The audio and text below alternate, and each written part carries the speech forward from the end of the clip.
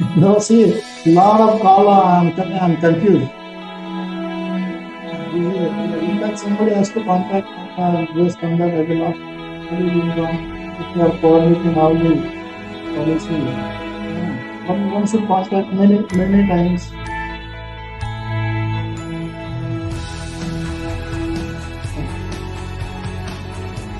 Yeah.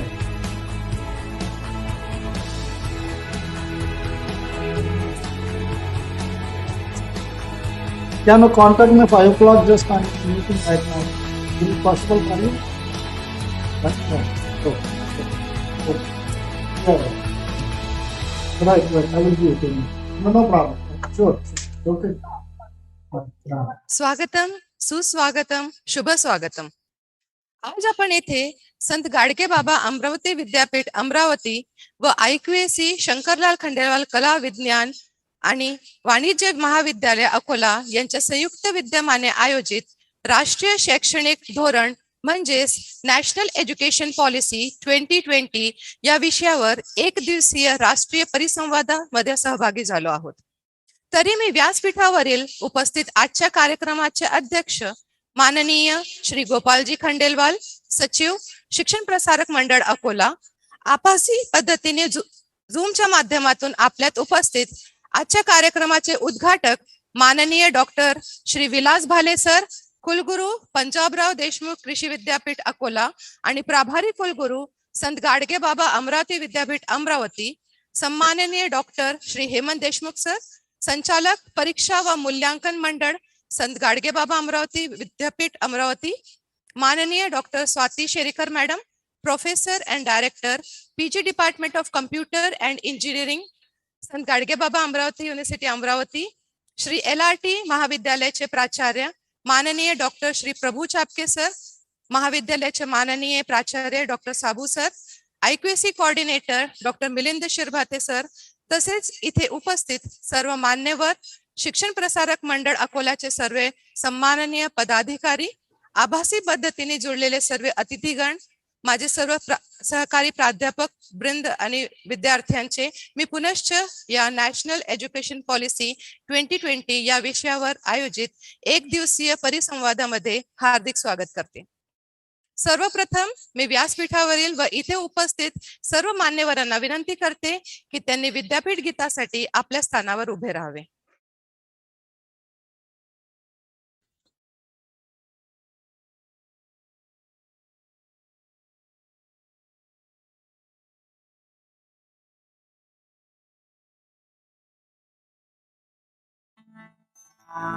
नित्यं हि विद्याचिन्तनं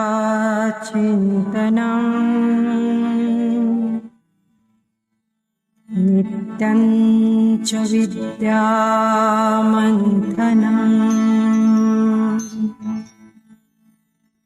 नित्यं हि विद्यासर्जनम्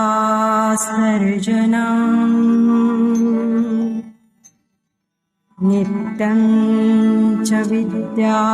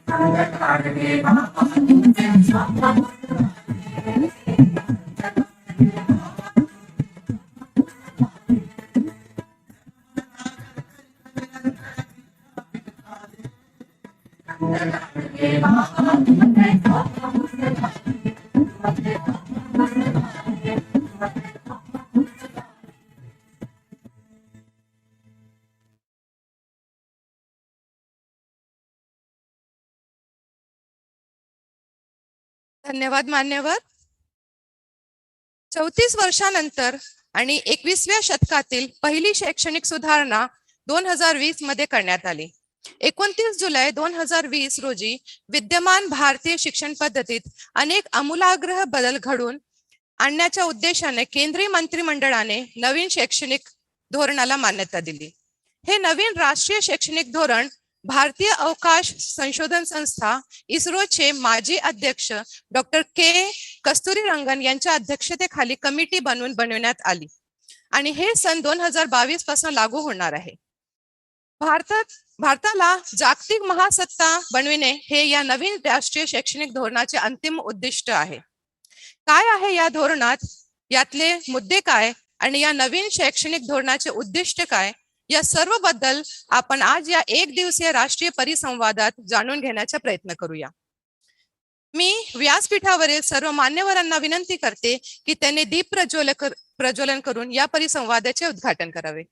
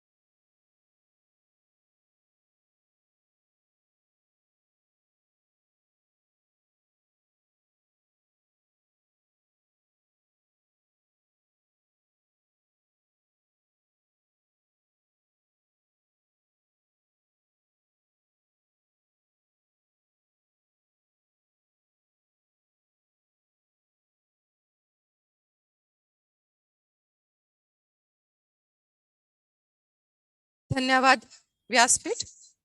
यानंतर मी महाविद्यालयाचे प्राचार्य माननीय डॉक्टर जगदीश साबू सर यांना त्यांचे स्वागतपर भाषण करण्याकरिता मंचावर आमंत्रित करते. Very warm good morning to all of you. Today, all of us have gathered over here for this national seminar on national education policy.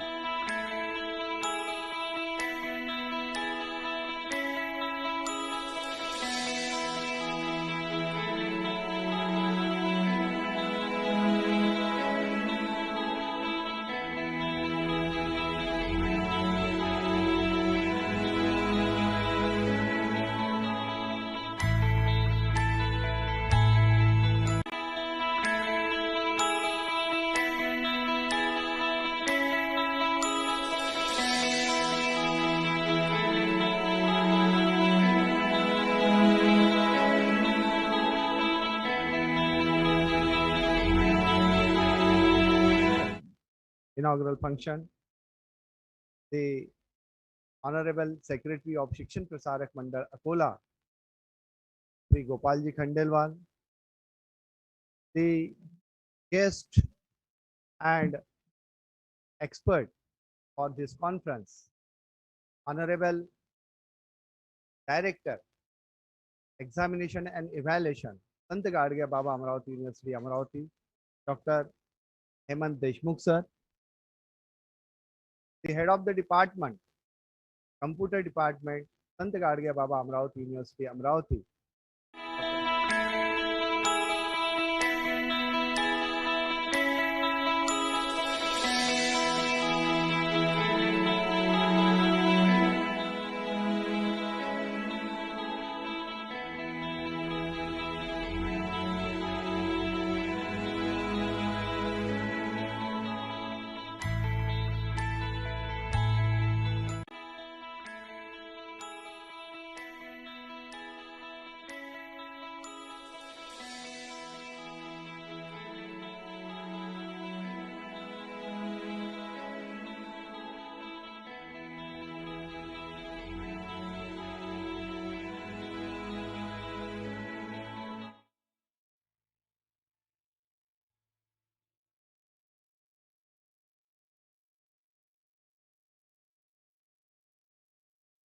One thousand registrations are done up till now for this live online conference on YouTube mode and Facebook mode.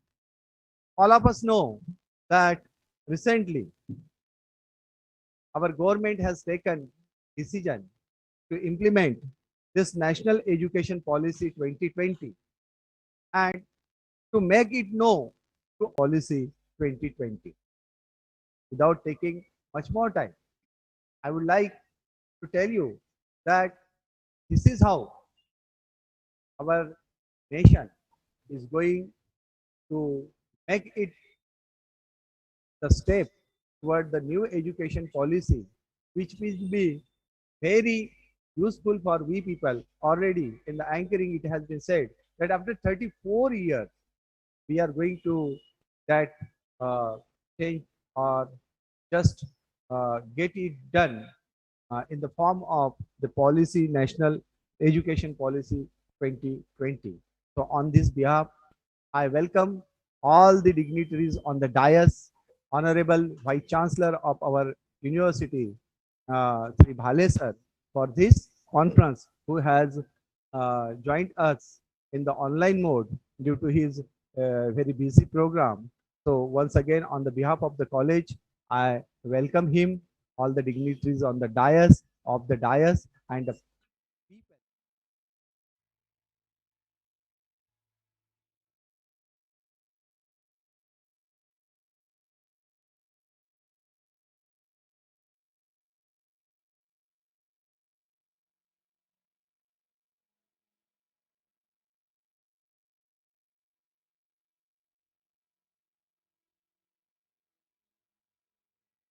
करते की त्यांनी आजच्या कार्यक्रमाचे अध्यक्ष आदरणीय श्री गोपालजी खंडेलवाल, सचिव शिक्षण प्रसारक मंडळ अकोला यांचे स्वागत करावे.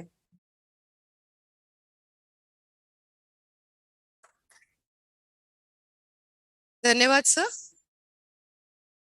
आज आपल्याला पंजाबराव देशमुख कृषी विद्यापीठ अकोला व संत गाडगे बाबा अमरावती विद्यापीठ अमरावती यांचे माननीय कुलगुरू श्री विलास भाले सर उद्घाटक म्हणून लाभले आहे. तरी मी या ठिकाणी सरांचा परिचय करून देते. आदरणीय डॉक्टर विलास भाले सर हे सध्या पंजाबराव देशमुख कृषी विद्यापीठ अकोला चे कुलगुरू असून संत गाडगे बाबा अमरावती विद्यापीठाच्या प्रभारी कुलगुरूचा पदभार सुद्धा सांभाळत आहे. शिक्षण, संशोधन आणि विस्तार या क्षेत्रामध्ये सरांचे भरीव योगदान असून त्यांना अध्यापनाचा तब्बल 24 व संशोधनाच्या 31 वर्षाचा प्रदीर्घ अनुभव आहे. सरांनी विद्यापीठाच्या विविध समित्यांवर व प्राधिकरणांवर विविध सन्मानाची पदे भूषविलेली आहेत. त्यांनी 31 MSc व 12 PhD च्या विद्यार्थ्यांना मार्गदर्शन केले आहे. त्यासोबतच त्यांनी राष्ट्रीय व आंतरराष्ट्रीय स्तरावर 32 रिसर्च पेपर्स प्रकाशित केले असून 6 पुस्तके लिहिली आहेत. त्यांनी प्रिन्सिपल इन्व्हेस्टिगेटर म्हणून 11 रिसर्च प्रोजेक्ट्स पूर्णत्व नेले आहेत. त्याचबरोबर टीव्ही, रेडिओ व इतर माध्यमांच्या मधून सरांची प्रकट मुलाखत नेहमीच प्रसारित करण्यात येत असते. त्यांनी विविध देशांच्या त्यांच्या संशोधनाच्या माध्यमातून भेटी दिल्या आहेत. त्यांच्या या भरीव कामगिरीबद्दल व उल्लेखनीय कार्याबद्दल त्यांना विविध सन्मानने व पुरस्कारांनी सन्मानित करण्यात आले आहे. जसे doctor Abdul Kalam life time achievement national award 2014, national recognition award of fellow of Indian agriculture society agronomy 2010, Marathwada Bhushan award 2014 व इतरही अनेक. असे बहुआयामी व्यक्तिमत्व आज इथे त्यांच्या कामाच्या व्यग्रतेमुळे प्रत्यक्षात जरी येऊ शकले नाही तरी सुद्धा ते आभासी पद्धतीने झूमच्या माध्यमातून या कार्यक्रमाचे उद्घाटक म्हणून आपल्यात उपस्थित आहे.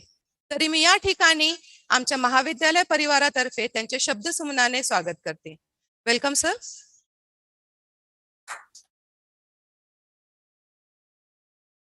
आज माननीय डॉक्टर हेमंत देशमुख सर, संचालक परीक्षा व मूल्यांकन मंडळ, संत गाडगेबाबा अमरावती विद्यापीठ अमरावती हे आपल्यात प्रमुख पाहुणे म्हणून उपस्थित आहेत.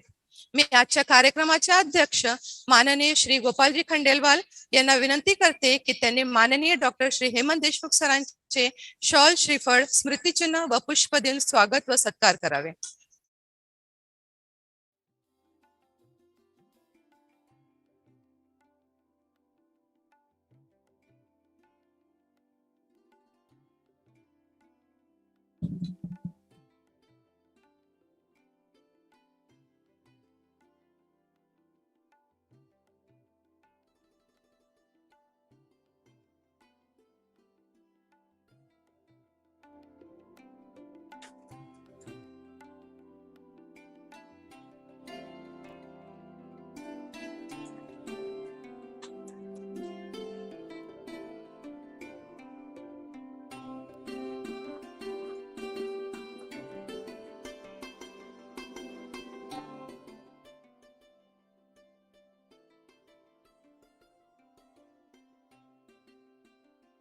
धन्यवाद सर.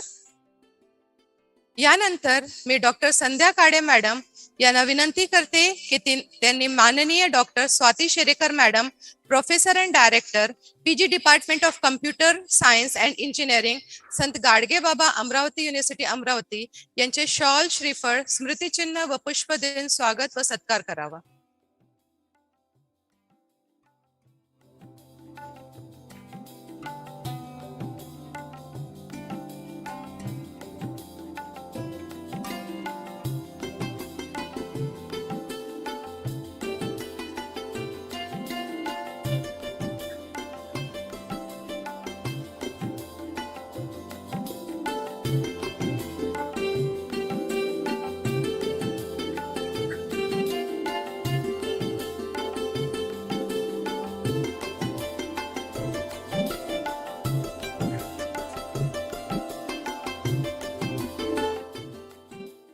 धन्यवाद मॅडम.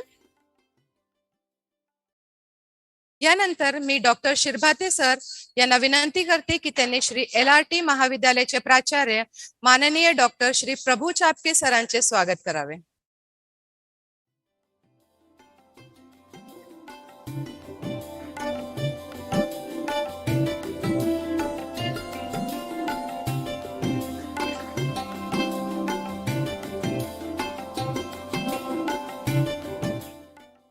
धन्यवाद सर.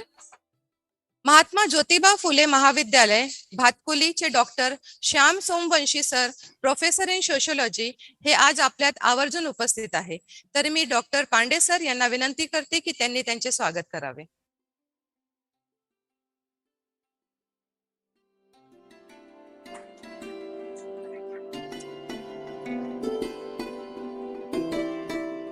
धन्यवाद सर. यानंतर मी आजच्या कार्यक्रमाचे उद्घाटक माननीय डॉक्टर विलास भाले सर यांना विनंती करते की त्यांनी आम्हा सर्वांना मार्गदर्शन करावे. Doctor Vilas Bhale sir. Hello, good morning. It's audible? Yes sir. Yeah, okay. Good morning, one and all. Good At morning. the outset, I must pay my homage to Sant Baba and also Dr. Panjabrao Deshmukh. On this occasion of this one day National Seminar on National Education Policy 2020. The president of this one-day seminar, Honorable Gopalji Khandelwal. Gopalji, namaste. I'm sorry I could not attend present because simultaneously there is a conference which is being addressed by the Honorable Prime Minister on natural farming. I'm attending both of these, but as the invitation coming from your college, I could not avoid that. So that's why I could not present, though it is in Akola itself.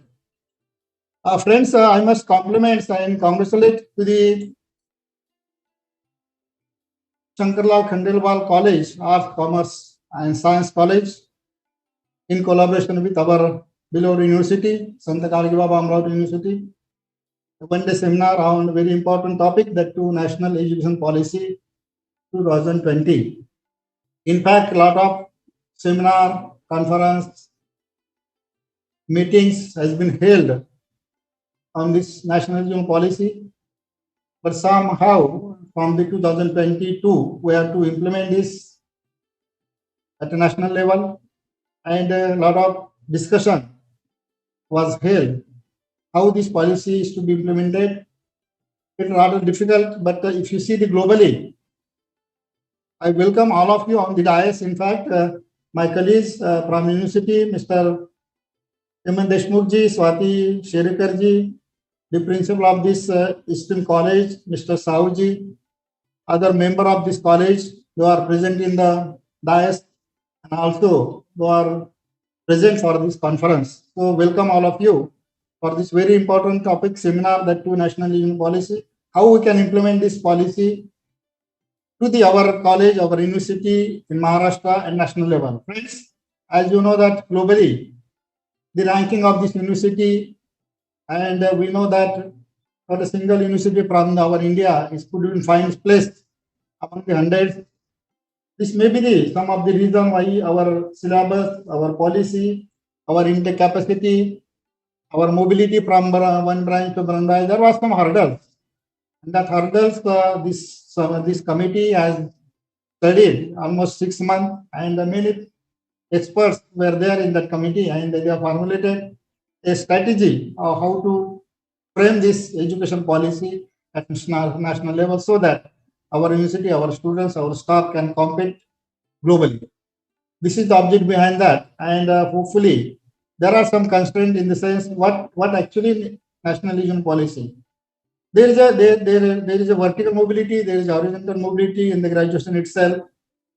Some of the few points just I would like to highlight here, which has the practical relevance with our college who are organizing this seminar today, and the other colleges existing in Akola itself and other cities, which related to this university and also the Amravati University. What we needed, what are the hurdles? How can break this hurdle with this new education policy? Just few example I will just set up before you, and that benefited to the students, that benefited to the even staff also.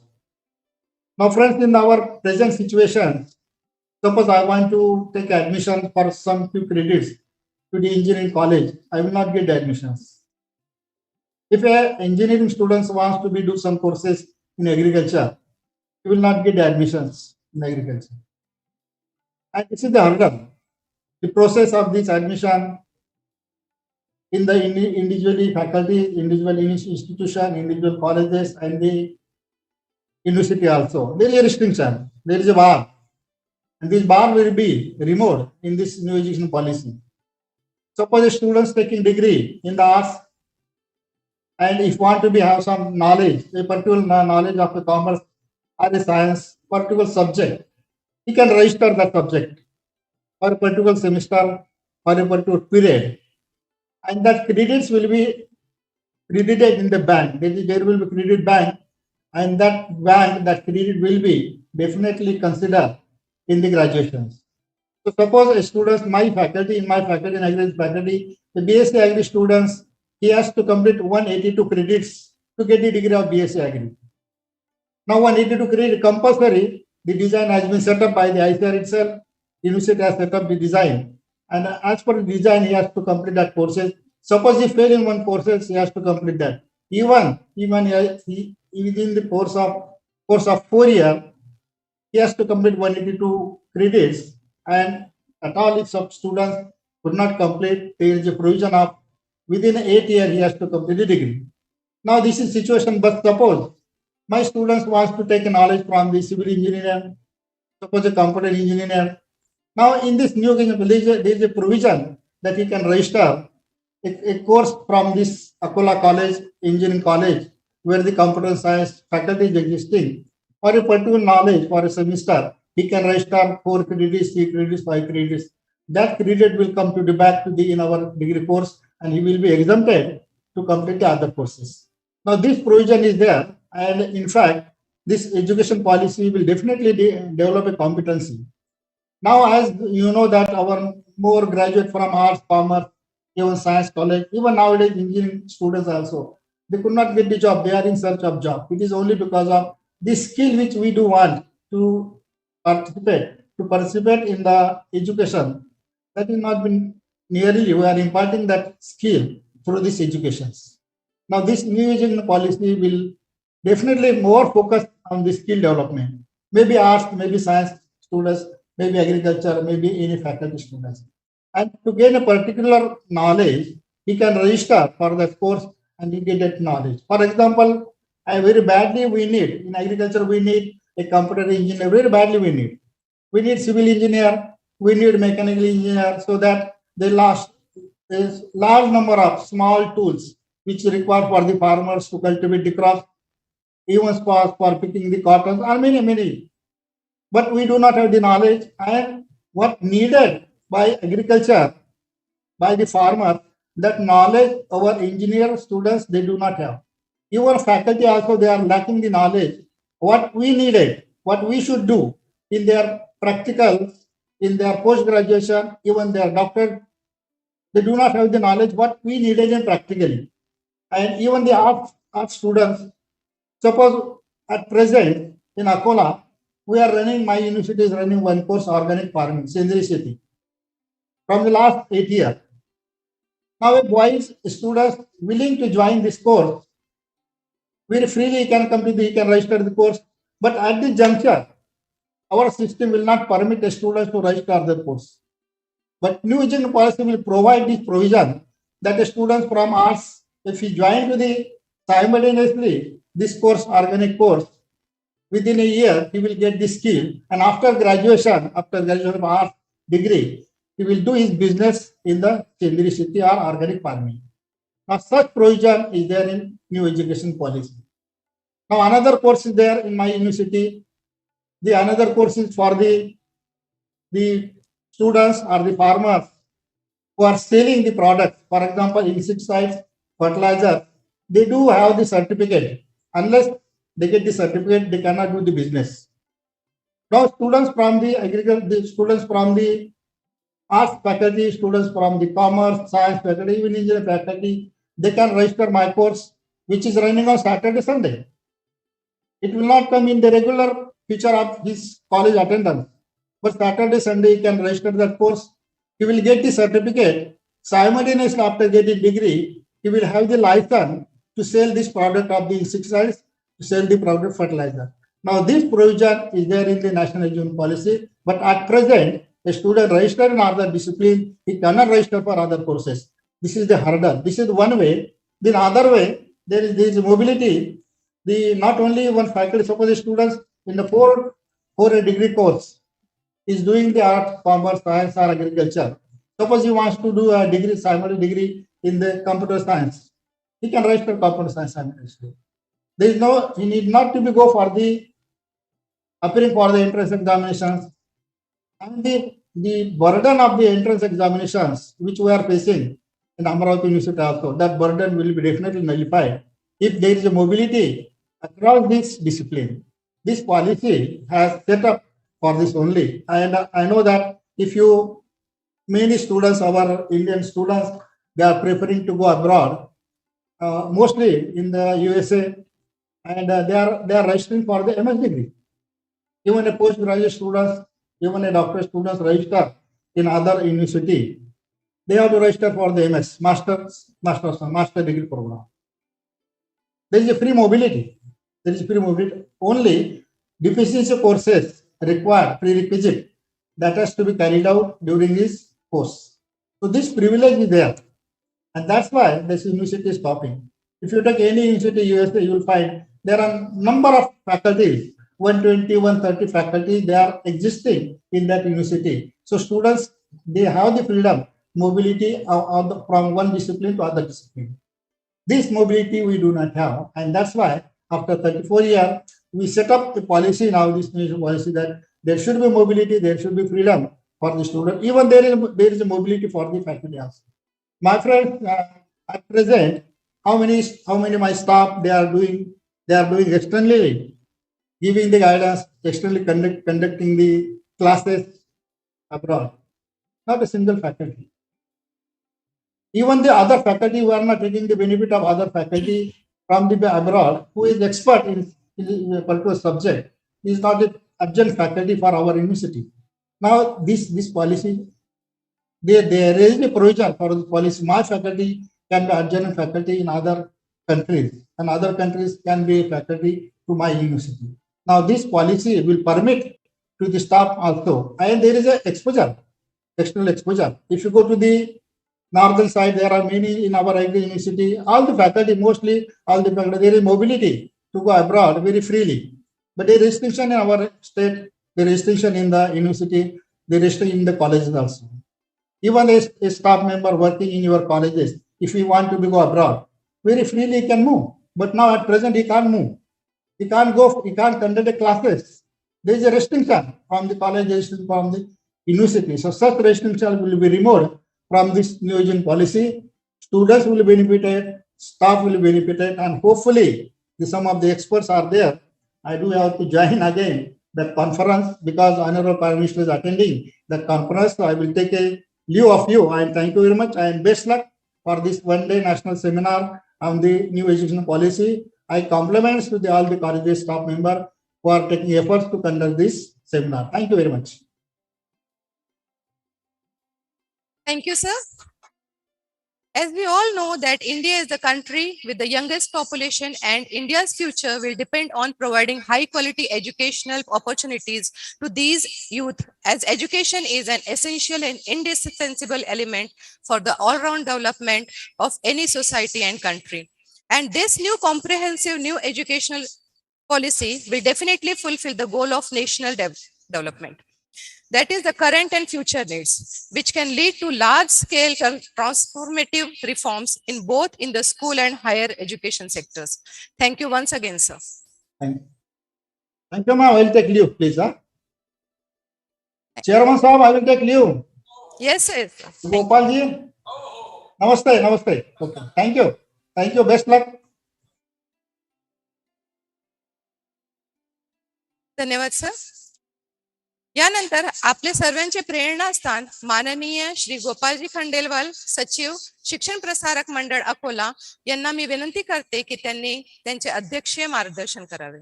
माननीय गोपालजी.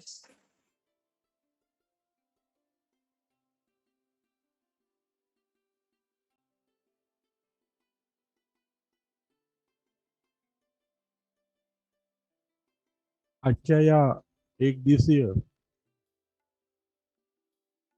राष्ट्रीय परिसंवादासाठी उपस्थित असलेले आता ज्यांनी आम्हाला मार्गदर्शन केलं असे डॉक्टर विलासजी भाले सर, व्हाईस चान्सलर पंजाबराव कृषी विद्यापीठ, आमच्यामध्ये उपस्थित असलेले doctor Hemantji Deshmukh sir, doctor Swati Sherekar madam, आपल्या इथे LRT कॉलेजचे प्राचार्य श्री प्रभू चापके सर, प्राचार्य महोदय, आणि IQACचे आमचे शिरभाते सर. नवीन राष्ट्रीय शैक्षणिक धोरण 2020 एक विषय मागच्या वर्षापासून सुरू झालाय. पूर्ण भारतभर त्याचं अवेअरनेस निर्माण करण्याचं सुरू आहे. त्या अनुषंगाने आजची ही आपली कॉन्फरन्स किंवा सेमिनार आपण आज आयोजित करतो आहे. पुष्कळशे पैलू भाले सरांनी समजून सांगितले आपल्याला. एक छोटीशी गोष्ट सांगेल. जेव्हा एखाद्या व्यक्तीला आपला आत्मविस्तार होतो तेव्हा त्याच्या प्रगतीला मोठा धोका निर्माण होतो. तीच केस बहुतेक आपल्या देशासोबत घडली आहे. आपल्या देशाचा पूर्व इतिहास, आपल्या देशाची जी सर्वांगीण प्रगती होती ती आज आम्ही सगळे विसरून गेलो. आमचे वेद पुराण, आमची सगळी भारतीय संस्कृती, आमचे सगळं वैज्ञानिक दृष्टिकोन जो मागे होता, त्यांनी अनेक गोष्टींचं संशोधन करून ठेवलेलं होतं. पण 800 वर्षाच्या आपल्यावर जे परकीय जे आपल्यावर शासन झालं, मुस्लिम असो की ब्रिटिश असो, त्याच्यामध्ये आम्ही सगळं आमच्या संस्कृतीला विसरून गेलो. आमचे जे शक्तिस्थान होते त्याला विसरून गेलो आणि आज आम्ही एक भरकटून गेलो आणि पाश्चिमात्य देशाकडनं येणाऱ्या सगळ्या तंत्रज्ञानावर आम्ही विश्वास ठेवण्यास लागलो आणि त्याचे मग दुष्परिणाम सुद्धा आपण भोगतो आहोत. कुठेतरी पुन्हा आपल्या जुन्या तत्वज्ञानावर, आपल्या भारतीय संस्कृतीवर आपला विश्वास निर्माण व्हावा. शिक्षण प्रणालीमध्ये ती जी सगळी मूल्य आहेत ती परत प्रस्थापित व्हावी, ही खरोखर काळाची गरज आहे. आणि कुठेतरी नॅशनल एज्युकेशन पॉलिसी 2020 मध्ये ह्या गोष्टीवर सुद्धा भर दिला गेला आहे की आपली इथे जे आपली जी शिक्षण प्रणाली होती, आपलं जे कार्य होतं, आपलं शैक्षणिक प्रगती होती, ती कुठेतरी ह्या सगळ्या याच्यात 800 वर्षामध्ये संपून गेली.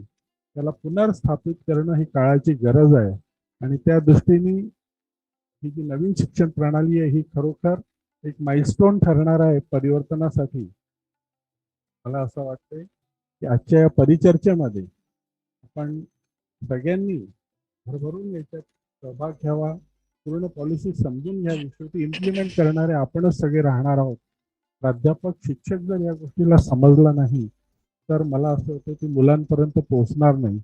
तर आजच्या या वर्कशॉपमधनं आपण सगळ्यांनी त्याचा भरपूर त्याचा मूळ उद्देश समजून घ्यावा, त्याच्या मागची कारणं समजून घ्यावी आणि ती आपल्या सगळ्या याच्यात इम्प्लिमेंट जर आपण करू शकलो तर मला असं वाटतं की त्याचा एक चांगला परिणाम येणाऱ्या काळामध्ये होईल. तर मी आपल्या सगळ्यांना शुभेच्छा देतो की आजच्या या वर्कशॉपमधनं आपण निश्चित काही ना काही इथनं घेऊन जाल आणि येणाऱ्या काळामध्ये तो बदल आपल्या सगळ्या शैक्षणिक जीवनात आणावा, हीच माझी शुभेच्छा राहील. धन्यवाद. धन्यवाद सर. यानंतर मी IQAC coordinator doctor Shirbhate sir यांना ऋणनिर्देश करण्याकरिता मंचावर आमंत्रित करते. Doctor Shirbhate sir.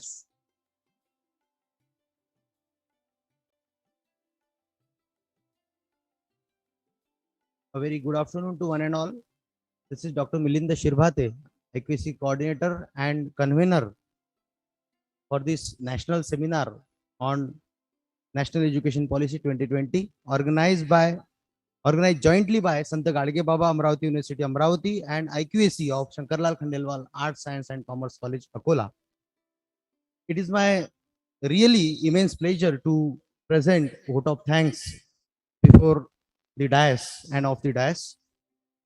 First of all, I would like to thank Honorable Shri Gopalji Khandelwal sir, who is Secretary of Shikshan Prasarak Mandal, Akola, for accepting our invitation as the chairman for this inaugural session. Thank you, sir. I would like to thank Honorable Vice Chancellor Dr. Vilasji Bhale sir, Dr. Panjabrao Deshmukh Krishi Vidyapith Akola and Sant Gadge Baba Amravati University Amravati for accepting our invitation as a chief inaugurator of this national seminar and also for his inaugural guidance. Thank you, sir. I feel my deep sense of gratitude to Honorable Dr. Hemant Deshmukh sir, who is Director, Board of Examination and Evaluation, Sant Gadge Baba Amravati University Amravati, for accepting our invitation as a guest of honor for this inaugural session and also for his honorable talk.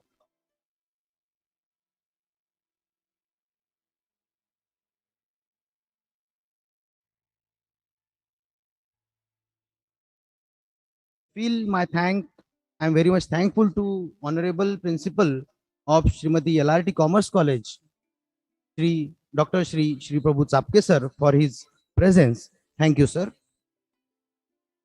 I'm very much thankful to Dr. Jagdish Sabu sir, who is principal of our college, for his welcome note on NEP. Thank you, sir. I'm very much thankful to all of the delegate professors, administrative staff, and all the student friends who joined this inaugural program offline as well as on online mode. We have received total 911 registrations for this national seminar on NEP. So thank you all. And also I'm thankful to Dr. Agrawal madam, who is ex IQAC coordinator of RLT Science College, and along with her, yes, yes, sir. And along with her, Dr. Heda madam, for their presence. I am also thankful to Dr. Patil sir, Professor Karade sir, Professor Wankhade sir, and other sister concerned faculties for coming over here. Thank you, sir. Now, with the permission of chairman, I declare this function is over. I hand over this session to Dr. Nisha Varade madam. Thank you. Thank you very much. Thank you sir. यानंतरच्या पुढील session म्हणजे technical session first हे आता लगेचच आपण सुरुवात करणार आहोत. तरी मी पुढच्या सत्राचे सूत्रसंचालन करण्याकरिता आदिती मानकर मॅडम यांना आमंत्रित करते.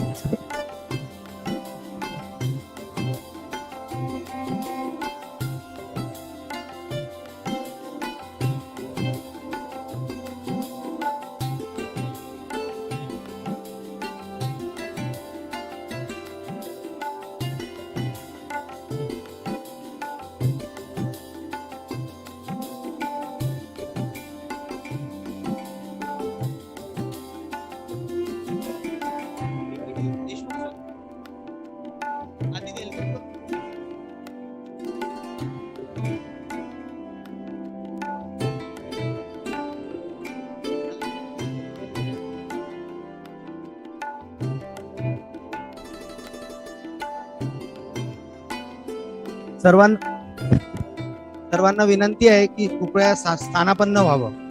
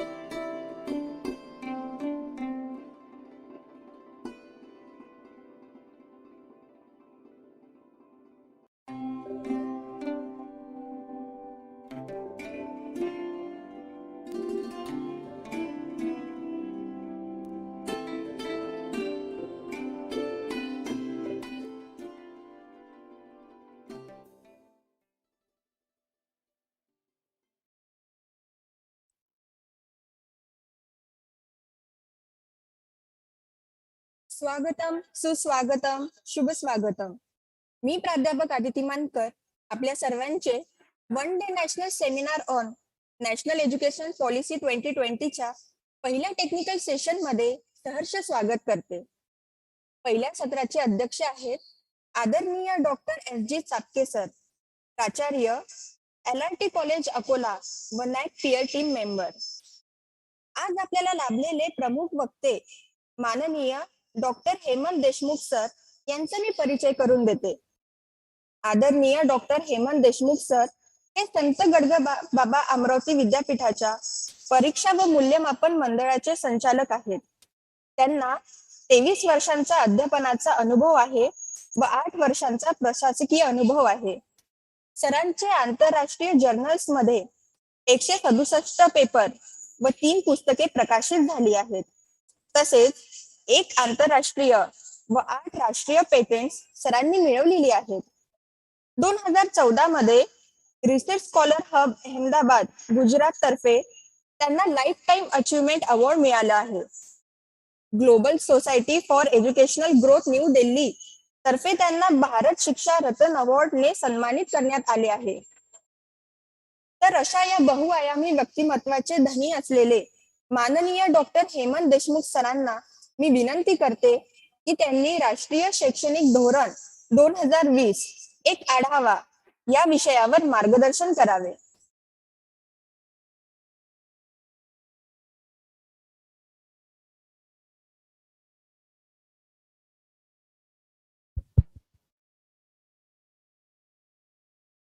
वैराग्यमूर्ती गाडगे बाबा,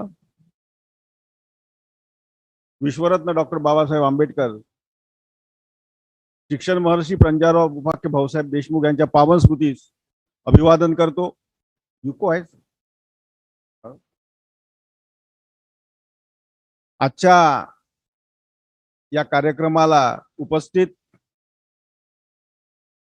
संत गाडगे बाबा अमरावती विद्यापीठाचे प्रभारी कुलगुरू डॉक्टर VS भाले सर,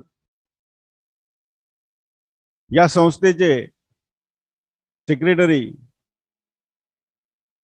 सन्माननीय गोपालजी खंडेलवाल साहेब, या महाविद्यालयाचे प्राचार्य डॉक्टर जाजू सर, आमचे मित्र प्राचार्य डॉक्टर चापके सर, आमच्या सहकारी संत गाडगे बाबा अमरावती विद्यापीठाच्या कम्प्युटर सायन्स अँड इंजिनिअरिंग या विभागाच्या वरिष्ठ प्राध्यापिका केरेकर मॅडम, आमचे मित्र श्यामभाऊ सोमवंशी, उपस्थित शिक्षक शिक्षकेतर कर्मचारी बंधूंनो आणि भगिनींनो, आज आपण या ठिकाणी संत गाडगे बाबा अमरावती विद्यापीठ व खंडेलवालजी कला वाणिज्य महाविद्यालय अकोला यांच्या संयुक्त विद्यमानं न्यू एज्युकेशन पॉलिसी 2020 याचा प्रचार आणि प्रसार करण्याच्या हेतूनं हा कार्यक्रम आपण या ठिकाणी आयोजित केलेला आहे. आणि हा कार्यक्रम करण्यामागची जी ऊर्जा होती, ती ऊर्जा संत गाडगे बाबा अमरावती विद्यापीठाचे मान्य कुलगुरू डॉक्टर दिलीपजी मालखेडे सर व प्रभारी कुलगुरू डॉक्टर भाले सर यांच्या मार्गदर्शनाखाली आणि यांनी जी ऊर्जा या आम्हाला दिली, त्या ऊर्जेतून हा कार्यक्रम आपण या ठिकाणी आज आयोजित करत आहोत. संत गाडगे बाबा अमरावती विद्यापीठाच्या 5ही जिल्ह्यामध्ये नवीन एज्युकेशन पॉलिसी तळागाळापर्यंत पोहोचावी या हेतूनं मल्टिपल वर्कशॉप्स या 1-2 महिन्यामध्ये आपण आयोजित करत आहोत. मित्र, असं म्हणतात कि नजर को बदलो तो नजारे बदल जाते हैं, नजर को बदलो तो नजारे बदल जाते हैं, सोच को बदलो तो सितारे बदल जाते हैं, कश्तियां बदलने की जरूरत नहीं है, अगर दिशा को बदलो तो किनारे अपने आप मिल जाते हैं, किनारे अपने आप मिल जाते हैं. तर खरोखर देशाला दिशा देण्यासाठी, खरोखर देशाची दिशा आणि दशा ठरवण्याचं काम ही त्या देशातली एज्युकेशन पॉलिसी जी आहे ती ठरवत असते. लक्षात घ्या, एज्युकेशन पॉलिसीला फार मोठं महत्व आहे की त्या देशाची जडणघडण कशी असायला पाहिजे, त्या देशाची प्रगती कुठल्या मार्गाने व्हायला पाहिजे, किती प्रगती व्हायला पाहिजे, या गोष्टी ज्या आहेत त्या देशातल्या एज्युकेशन पॉलिसीवर अवलंबून असतात. आजपर्यंत या देशामध्ये 3 एज्युकेशन पॉलिसी आल्या आहेत. 1968 मध्ये आली, 1986 मध्ये आली आणि आता 2020 मध्ये येते आहे. जवळजवळ 34 वर्षानंतर ही नवीन एज्युकेशन पॉलिसी या देशामध्ये आता उदयास येत आहे. आता आपण जर बघितलं की स्वातंत्र्यपूर्व काळामध्ये कुठल्या पद्धतीची एज्युकेशन पॉलिसी होती, जेव्हा इंग्रजांचं राज्य भारतामध्ये होतं तेव्हा कुठल्या पद्धतीची एज्युकेशन पॉलिसी या देशामध्ये होती, आपल्याला स्वातंत्र्य मिळालं तेव्हा आपल्याकडे कुठल्या पद्धतीची एज्युकेशन पॉलिसी होती, याच्यावर सुद्धा आपल्याला या ठिकाणी प्रकाश टाकायचा आहे. स्वातंत्र्यपूर्व काळामध्ये जी एज्युकेशन पॉलिसी होती ती कशी होती, चांगली होती, वाईट होती, कशा पद्धतीची होती, हे सुद्धा आपल्याला या ठिकाणी जाणून घ्यायचं आहे. मी जेव्हा अभ्यास केला तेव्हा मला असं दिसतंय की स्वातंत्र्यपूर्व काळाच्या अगोदर, इंग्रज भारतामध्ये यायच्या अगोदर ज्या पद्धतीचे कन्सेप्ट त्या पॉलिसीमध्ये होते, गुरुकुल सिस्टम आपलं होतं,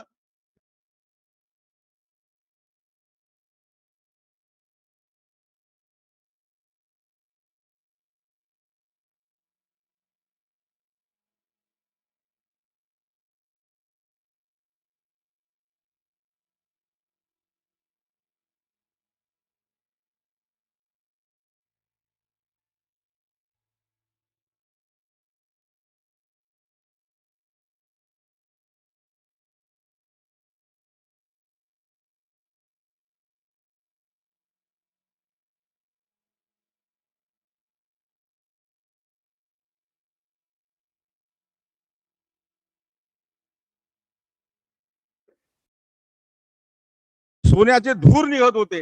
मग असं काय झालं की आपण नंतर, मी दुसरी गोष्ट सुद्धा तुम्हाला सांगणार आहे की आपल्याला 2दा 3दा 4दा एज्युकेशन पॉलिसी बदलवायचं काम पडलं. आपण जर बघितलं की जवळजवळ 17व्या 18व्या शतकामध्ये इंग्रज आपल्याकडे होते. इंग्रजांचं राज्य गुरुकुल पद्धती आपल्याकडे होती. तर गुरुकुल पद्धती कशा पद्धतीची होती आणि इंग्रज आल्यानंतर त्यांनी ती का बदलवली, याचं कारण असं आहे. आपल्याला माहिती आहे की 1832 मध्ये इंग्रजांचं राज्य आपल्याकडे तेव्हा होतं. 1832 मध्ये लॉर्ड मॅकेले नावाचा शिक्षण तज्ञ इंग्रजांनी भारतामध्ये पाठवला. पुन्हा सांगतो, 1832 मध्ये लॉर्ड मॅकेले नावाचा शिक्षण तज्ञ इंग्रजांनी या देशामध्ये पाठवला. या देशामध्ये कशा पद्धतीचं शिक्षण आहे याचा विचार करण्यासाठी, याचा अभ्यास करण्यासाठी लॉर्ड मॅकेले ह्या भारतामध्ये 1832 मध्ये आला. लक्षात घ्या. आणि त्याला सांगितलं, तुला अभ्यास करायचा या देशामध्ये कशा पद्धतीचं शिक्षण आहे आणि या अभ्यासातून आपल्याला नवीन एज्युकेशन पॉलिसी या देशामध्ये आणायची आहे की जेणेकरून या देशावर आपण यानंतर कमीत कमी 300 ते 400 वर्ष आपण राज्य करू शकू. या लोकांना 300 ते 400 वर्ष आपण गुलामगिरीत ठेवू शकू. या पद्धतीचा रिपोर्ट तुला द्यायचा आहे. काय झालं, 1832 मध्ये लॉर्ड मॅकेले भारतामध्ये आला. 1600 अधिकारी त्याच्यासोबत दिले. 1600 अधिकारी. 17 महिने लॉर्ड मॅकेले हा पूर्ण भारतामध्ये फिरला. पूर्वेपासून पश्चिमेकडे, उत्तरेपासून दक्षिणेकडे सगळ्याकडे फिरला आणि त्याने एक रिपोर्ट तयार केला. एक रिपोर्ट लॉर्ड मॅकेलेनं तयार केला. लॉर्ड मॅकेलेनं रिपोर्ट तयार केल्यानंतर 2 फेब्रुवारी 1835 मध्ये हाऊस ऑफ कॉमन्स, जसं आपल्याकडे आपण पार्लमेंट म्हणतो त्या ठिकाणी हाऊस ऑफ कॉमन्स आणि हाऊस ऑफ लॉर्ड्स हे 2 सभागृह आहे. तर त्या ठिकाणी त्यानं रिपोर्ट ठेवला. लॉर्ड मॅकेलेनं 2 फेब्रुवारी 1835 मध्ये इंग्लंडच्या संसदेमध्ये म्हणा तुम्ही, ज्याला आपण हाऊस ऑफ कॉमन्स म्हणतो, त्या ठिकाणी रिपोर्ट ठेवला आणि रिपोर्टवर भाषण दिलं. भाषण देताना त्यांनी सांगितलं की मी या देशामध्ये जवळजवळ 17 महिने फिरलो. सर्व देश मी पादाक्रांत केला. एक एक भाग मी या देशातला पाहिला आणि मला असं आढळलं की या देशामध्ये कोणीही बेरोजगार नाही. या देशामध्ये कोणी बेरोजगार नाही. या देशामध्ये कोणी पराश्रित नाही. या देशामध्ये कोणी चोर नाही. या देशामध्ये कोणी उचक्का नाही. या देशामध्ये इतकी संपत्ती आहे की त्याची आपण गणना करू शकत नाही. त्यांना सांगितलं या देशामध्ये चोर का नाही, कारण या देशामध्ये कामच इतकं आहे की त्याला चोरी करायला वेळ नाही. या देशामध्ये प्रत्येकाकडे पैसा इतका आहे की त्याला चोरी करायची गरज नाही. कोणीही कोणावर डिपेंड नाही. हे त्यावेळी त्यांनी सांगितलं. तर तेव्हा त्याला प्रश्न केला की हे कशामुळे आहे. इतका सधन देश हा भारत कशामुळे आहे, तर त्यांना हे सांगितलं का इतका सधन देश हा भारत असायच्या मागचं कारण आहे तिथली जी गुरुकुल पद्धतीची शिक्षण व्यवस्था आहे आणि त्यामुळं हा देश इतका सधन आहे. म्हणजे जसं मगाशी मी तुम्हाला ते सांगितलं ना का या देशामध्ये सोन्याची धूल पर डाल डाल पर सोने की चुडिया करती थी बसेल असं गाणं आहे. आपले पूर्वज आपल्याला सांगायचे इतकं मोठं वैभव या देशामध्ये होतं. तेव्हा लॉर्ड मॅकेलेनं सांगितलं की या देशावर खूप काळ राज्य करणं, या देशाला खूप काळ गुलामगिरी ठेवणं मला थोडस कठीण वाटते आहे, अशक्य नाही. कठीण वाटते आहे, अशक्य नाही. तर मग आपल्याला जर खूप एका पुन्हा त्याला खासदाराला प्रश्न विचारला की या देशावर जर 300 वर्ष राज्य करायचं असेल तर आपल्याला काय केलं पाहिजे, तेव्हा त्यांनी सांगितलं की या देशावर जर 300 वर्ष राज्य करायचं असेल तर इथली पहिली जी आहे ती आपल्याला शिक्षण व्यवस्था ही मोडकळीत आणली पाहिजे. म्हणजे शिक्षण व्यवस्था मोडकळीत आणायची आणि शिक्षण व्यवस्था जर या देशातली मोडकळीस झाली तर निश्चितपणाने या लोकांना आपण गुलाम बनवू शकू, हे तेव्हा लॉर्ड मॅकेलेनं सांगितलं. मग त्याला प्रश्न केला की या देशामध्ये साक्षरतेचं प्रमाण किती आहे. 1835 ची गोष्ट सांगतोय मी काही माझ्या मनानं स्टोरी लिहून आणली नाही, मी कुठेतरी वाचलं आहे ते सांगतोय तुम्हाला. 1835 ची गोष्ट मी सांगतोय की तेव्हा एका खासदारानं प्रश्न विचारला की या देशामध्ये साक्षरता किती आहे, तर त्यानं सांगितली की या देशामध्ये साक्षरता ही 97% आहे. आणि दुसरा प्रश्न त्याला विचारला की मी आपल्या इंग्लंडमध्ये साक्षरता किती आहे, त्यानं सांगितलं का 17% म्हणजे 17% साक्षरता ही तेव्हा 1835 मध्ये इंग्लंडमध्ये होती की 97% साक्षरांवर 17% ज्या देशाची साक्षरता आहे त्यांनी राज्य केलं. लक्षात घ्या, 17% साक्षरता म्हणजे तो इंग्लंडमध्ये आहे, इथं 97% साक्षरता ही भारतात आहे. पुन्हा मग इथली एज्युकेशन सिस्टम कशी आहे, त्यांनी सांगितलं की इथं एज्युकेशन सिस्टम ही गुरुकुल पद्धतीची आहे. मग त्यांनी सांगितलं किती गुरुकुल या ठिकाणी आहे, ज्याला आपण आपल्या इंग्लंडच्या भाषेमध्ये शाळा म्हणतो, महाविद्यालय म्हणतो. तेव्हा त्यानं सांगितलं की या ठिकाणी जवळजवळ 7,35,000 ही राजस्व देणारी गाव आहे. 7,35,000 राजस्व देणारी गाव आहे आणि प्रत्येक गावामध्ये एक गुरुकुल आहे. लक्षात घ्या, जे राजस्व देत नाही ते गावं सांगितले नाही, पण तेव्हा 7,35,000 आपल्या इकडे असे गाव होते की ते राजस्व द्यायची. तर 7,35,000 राजस्व गाव आहेत आणि त्या 7,35,000 राजस्व गावामध्ये हे गुरुकुल आहे. मग गुरुकुलमध्ये किती विद्यार्थी असतात हा पुढचा प्रश्न त्याला विचारला, तर त्यानं सांगितलं की एका गुरुकुलामध्ये 200 पासून 20,000 विद्यार्थी त्या गुरुकुलामध्ये असतात. लक्षात घ्या, 200 पासून 20,000 विद्यार्थी त्या एका गुरुकुलामध्ये आहे. मग ते कशा पद्धतीचं अध्यापन त्या ठिकाणी होतं, तर तेव्हा त्यानं सांगितलं की 20,000 विद्यार्थ्यांवर जो त्याचा कंट्रोल आहे त्याला कुलपती असं म्हणतात. त्याला काय म्हणतात, कुलपती असं म्हणतात. कुलपती हे 50 लोकांना ट्रेन करतात, खालचे 50 लोक त्यांच्या खालच्या 50 ट्रेन करतात, त्याच्या खालचे लोक त्याच्यानंतरच्या 50 ट्रेन करतात आणि अशा पद्धतीनं या 20,000 लोकांना अध्यापनाचं कार्य हे त्या लोकांकडून केलं जातं. मग विषय कुठले शिकवतात, तर त्यांनी सांगितलं की विषय हे 18 पद्धतीचे विषय शिकवतात. किती पद्धतीचे, किती प्रकारचे विषय, 18 प्रकारचे विषय शिकवतात. आणि कुठले विषय शिकवतात, तर आपल्याला माहिती आहे आपल्याकडे तेव्हा आपण 12 बलुतेदार समाज जो म्हणतो की त्यामध्ये कोळी होते, माळी होते, चांभार होते, कलार होते, चांभार होते, म्हणजे असे वेगवेगळे न्हावी होते, सोनार होते. तर ह्या सगळ्या पद्धतीचं शिक्षण म्हणजे व्होकेशनल ट्रेनिंग जे म्हणू त्या व्होकेशनल ट्रेनिंग त्या गुरुकुलामध्ये तेव्हा व्हायचं. हा एक विषय त्या ठिकाणी होता की तुम्हाला ज्या विषयाची आवड असेल त्या विषयाचं ट्रेनिंग त्या ठिकाणी दिलं जात होतं. यासोबतच वेगवेगळ्या पद्धतीचे ट्रेनिंग सुद्धा होते. त्यांनी तेव्हा सांगितलं की इथली शल्यचिकित्सा इतकी चांगली आहे की आपल्याला ओळखू येणार नाही की या ठिकाणी काही म्हणजे प्लास्टिक सर्जरी झाली आहे की नाही. या ठिकाणची इंजिनिअरिंग इतकी जबरदस्त आहे की आपण त्या पद्धतीचं इंजिनिअरिंग आपण आपल्या देशामध्ये सुद्धा निर्माण करू शकलो नाही. म्हणजे 18 पद्धतीचे सब्जेक्ट त्या गुरुकुलामध्ये शिकवायचे. मग त्याला प्रश्न विचारला की किती वर्ष विद्यार्थी हा गुरुकुला मध्ये गेल्यापासून तर बाहेर पडायला किती वर्ष लागतात, तर त्यानं सांगितलं की 15 वर्ष विद्यार्थी हा त्या गुरुकुलामध्ये असतो. 5व्या वर्षी त्याचा प्रवेश होतो. वयाच्या 21व्या वर्षापर्यंत जवळ 15-16 वर्ष तो या गुरुकुलामध्ये असतो. मग मग त्यानंतरची म्हणजे 16 वर्ष त्यानं गुरुकुलामध्ये अध्ययन केलं. त्यानंतर त्यांना विचारलं की परीक्षा कुठल्या पद्धतीची त्या ठिकाणी होते. तर त्यांनी सांगितलं की या गुरुकुलामध्ये परीक्षेची जी पद्धत आहे, परीक्षेची पद्धत कशी आहे, त्यानं जे स्किल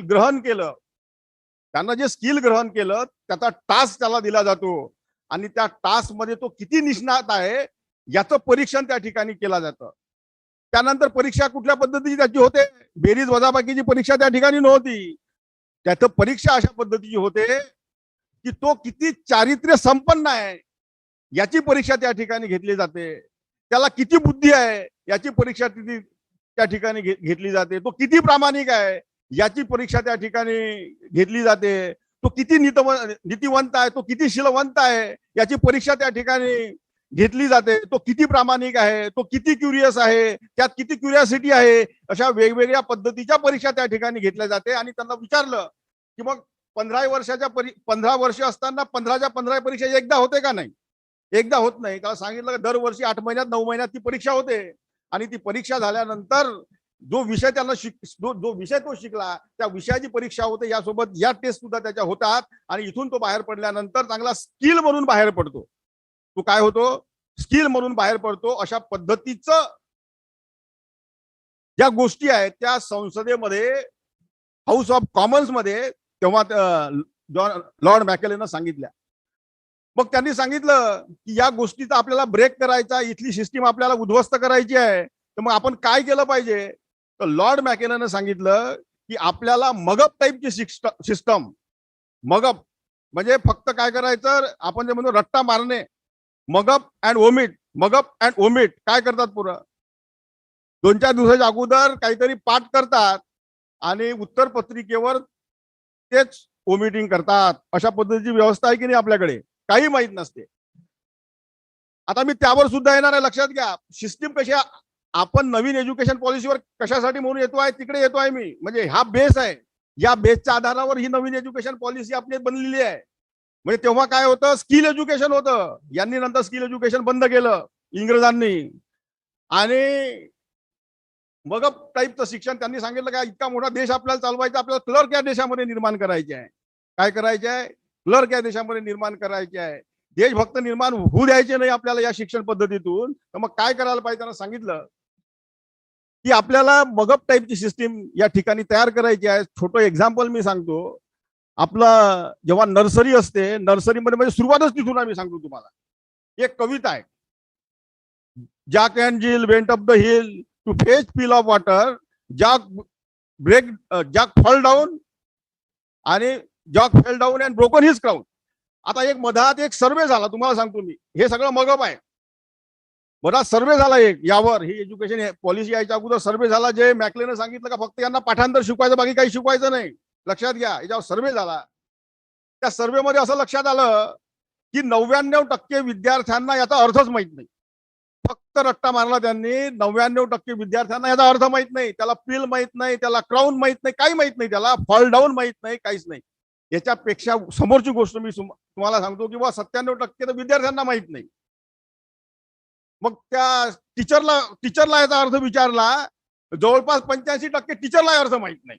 लक्षात घ्या, आपण एखाद्या घरी जातो आणि तो पालक मोठ्या आनंदाने सांगतो, बाबा बाहेर आहे, आणि काकाला कविता म्हणून दाखव, तो कविता म्हणतो, पामध्ये किती इंग्रजी माझ्या मुलाला येतं, है ना. तर ही सुरुवात तिथून झाली. म्हणजे बघा, आपण म्हणजे लॉर्ड मॅकेले, टीव्ही मॅकेले चा इतका मोठा पगडा आपल्या देशावर, म्हणजे जवळपास 200-225 वर्ष झाली असं 1835 पासून आजपर्यंत, तरी सुद्धा लॉर्ड मॅकेले अजूनही आपल्या डोक्यात घुसलेला आहे. त्याच्या बाहेर आपण यायला तयार नाही. आपण जॅक अँड जिलच त्याला शिकवतो, पण त्याचा अर्थच माहित नाही. तर मग त्याला सांगितलं का अशा पद्धतीचं शिक्षण आपल्याला या ठिकाणी द्यायचं आहे. म्हणजे घोकमपट्टी, रट्टा मारणे, मगअप करणे आणि बाहेर काढणे, या पद्धतीचं शिक्षण आपल्याला द्यायचं आहे. मग त्याला सांगितलं की या पद्धतीचं शिक्षण आपल्याला द्यायचं आहे. 1835 मध्ये हा कायदा भारतात आला. तेव्हा त्यानं पुन्हा एक गोष्ट सांगली की आता मी कशा पद्धतीचं शिक्षण तुम्हाला देणार आहे. माझ्या शिक्षणामध्ये जो जास्त शिकेल, जो जितका जास्त शिकेल, तो तितका जास्त सेल्फ सेंटर्ड होईल. आपण उदाहरण आपल्या आजूबाजूने सुद्धा बघतो. त्यांना काय सांगितलं की जो जितका जास्त शिकेल तो तितका सेल्फ सेंटर्ड होईल, म्हणजे आत्मकेंद्रित होईल. आता बघा, एखादा हायस्कूलचा टीचर बघा, कॉलेजचा प्राध्यापक बघा, कलेक्टर बघा, कमिशनर बघा, वरवर जर गेले तुम्ही तर तुम्हाला माहित आहे की तो स्वतःशीच गुरफटलेला आहे. तो तो इतका असा समजतो की मला खूप ज्ञान आहे, मला खूप बुद्धी आहे, त्यामुळे तो समाजाशी आपला संपर्क तोडतो. लक्षात घ्या, समाजाशी त्याचा संपर्क तुटलाय. मोठी मोठी लोक बोलता का? इथले लोक बोलत असतील, पण मला डाऊट आहे की तो त्याला इतका हुशार, बाजू काय चाललाय हे त्याला माहित नाही, अजून काय चाललंय हे माहित नाही. इतकंच काय की तो इतका सेल्फ सेंटर्ड झालाय की बाजूच्या घरामध्ये जर कोणी मारलं ते सुद्धा माहित नसतं, त्या समोर जाऊन सांगतो. त्याला वडिलांशी घेणं नाही, त्याला आईशी घेणं नाही, देणं नाही. म्हणजे त्याचं तितकंच आहे सेल्फ सेंटर. तो इतका, जो जितका जास्त शिकला तो तितका जास्त सेल्फ सेंटर झाला. त्याच्यामध्ये काय आहे की माझीच गाडी माझीच माळी, माझीच गाडी माझीच माळी, माझ्याच बायकोची गोलगोल साडी, याच्या समोर जायला तो तयार नाही. लक्षात घ्या, तिथंच आहे अडकला. आई वडिलांना सुद्धा तो विसरलाय. आणि म्हणून या देशामध्ये तुम्ही जर बघितलं तर वृद्धाश्रमाची संख्या इतकी जास्त आहे. लक्षात घ्या, किती वृद्धाश्रम या देशामध्ये आहे. वृद्धाश्रमाची संख्या का वाढली? ह्या जॉन मॅकेलीमुळे वाढली. त्याला सेल्फ सेंटर बनवलं तुम्हाला. मुलगा, बायको, आपण याच्या समोर तो विचार करायला तयार नाही. आईलाही ओळखत नाही, बापालाही ओळखत नाही, कारण हे जॉन मॅकेलीने त्याला शिकवलं सेल्फ सेंटर्डपणा. आणि म्हणून तुम्ही जर बघितलं, वृद्धाश्रमामध्ये जा, वृद्धाला विचारा तुमचा मुलगा काय करते, तो मोठ्या अभिमानाने सांगतो माझा मुलगा वकील आहे, डॉक्टर आहे, इंजिनियर आहे, प्राध्यापक आहे. पण कोणी असं सांगणार नाही की माझा मुलगा हा अळानी शेतकरी आहे, कारण अळानी शेतकऱ्यानं मॅकेली शिकला नाही म्हणून त्याचे वडील त्याच्या जवळ आहे. आणि याचे वडील कुठे आहे? याचे वडील जे आहे ते वृद्धाश्रमात आहे. म्हणजे मॅकेलीची शिकवण आहे, मॅकेलीची शिकवण आहे. आणि म्हणून आजपर्यंत आपल्याला 1966 मध्ये बदल करण्याची गरज भासली, 1986 मध्ये बदल करण्याची गरज भासली. आणि आपण आता 2020 मध्ये 29 जून 2020 मध्ये कॅबिनेटने जे पास केलं नवीन एज्युकेशन पॉलिसी, ती आपण आणतोय. त्यानं हे सुद्धा सांगितलं की आपल्याला इथं शिक्षित करायचे आहे, सुशिक्षित करायचे नाही लोक. त्यानं मग एका खासदारानं विचारलं त्याला की शिक्षित आणि सुशिक्षित मध्ये अर्थ काय? त्यांना सांगितलं की शिक्षित म्हणजे काय, की ज्याला लिहिता येते आणि वाचता येते तो शिक्षित. लक्षात घ्या, ज्याला लिहिता येते, वाचता येते तो शिक्षित. सुशिक्षित म्हणजे कोण? ज्याला लिहिता येते, वाचता येते, काय लिहिलाय, काय वाचलाय याच्यावर ज्याला विचार करता येते आणि विचार करून स्वतःच्या हितासोबत समाजाचं हित साधता येते, तो सुशिक्षित. लक्षात घ्या, ज्याला असा माणूस तयार करायचा नव्हता. त्यानं समाजाचं हित साधलं असतं यांना केव्हाच बाहेर काढलं असतं ना. यांनी जर काय केलं, त्याला सेल्फ सेंटर बनवून ठेवलं की बा आम्ही राज्य केलं पाहिजे, मी माझा पगार माझं बरोबर आहे सगळं, मला काही घेणं देणं नाही, आणखी किती वर्ष इंग्रजांना राज्य करू द्या. म्हणजे त्यांना सांगितलं की आपल्याला या ठिकाणी लोक शिक्षित करायचे, फक्त सुशिक्षित करायचे नाही. आणि म्हणून आपण काय म्हणतो, एखादा क्लर्क असला की लकीर का फकीर आहे म्हणतो ना. तो जे लिहिलाय तेवढंच वाचतो, तो त्याचं डोकं चालवत नाही, कारण तो सुशिक्षितच नाही आहे. लक्षात घ्या. तुम्ही जर हे दाखले जोडले ना, तुम्हाला बरोबर लक्षात येईल की जॉन टीव्ही मॅकेले आपल्या डोक्यामध्ये अजूनपर्यंत किती घुसलेला आहे. त्यानंतर त्यानं सांगितलं की याला सुसंस्कृत सुद्धा करायचं नाही, याला सृजनशील सुद्धा करायचं नाही. सुसंस्कृतची व्याख्या अशी आहे की ज्याला लिहिता येतं, वाचता येतं, ज्याला विचार करता येतं आणि आपली संस्कृती ज्याला घडवता येतं आणि समाजाची संस्कृती घडवण्यासाठी ज्याला मदत करता येतं, त्याला सुसंस्कृत असं म्हणतात. ह्या तर म्हणे तो बिलकुल घडू द्यायचा नाही. त्याच्या समोर जाऊन त्यांना सांगितलं इथं सृजनशील बनवायचा नाही. सृजनशीलचा अर्थ असा आहे की ज्याला लिहिता येतं, वाचता येतं, त्याच्यावर विचार करता येतं, इतिहासात काय झालाय याच्यावर तो विचार करून आपल्याला स्वतःचा इतिहास निर्माण करता येतं, असा माणूस सुद्धा घडवायचा नाही, कारण तो सृजनशील आहे. म्हणजे आपल्याला काय घडवायचे आहे, 4 पैकी एकच माणूस घडवायचा. यामध्ये त्याला काय करायचं, आपल्याला फक्त शिक्षित करायचं आहे, सुशिक्षित करायचं नाही, सुसंस्कृत करायचं नाही आणि सृजनशील सुद्धा करायचं नाही. हे तेव्हा त्यांना सांगितलं. त्यानं हे सुद्धा सांगितलं की आम्ही बघतो की शिक्षणाची व्याख्या अशी आहे जी महात्मा ज्योतिबा फुलेंनी आता सांगितली, त्या अगोदर मा जिजाऊंनी सांगितली, आणि त्याच्या अगोदर गौतम बुद्धांनी सांगितली. त्यांनी असं सांगितलं की जो व्यक्ती खऱ्याला आणि खोट्याला वेगळं करू शकते त्याला आपण काय म्हणतो, सुशिक्षित बनतो. लक्षात घ्या, जो व्यक्ती खऱ्याला आणि खोट्याला वेगळं करू शकते त्याला आपण सुशिक्षित बनतो. जिजाऊंनी हे सांगितलं, जो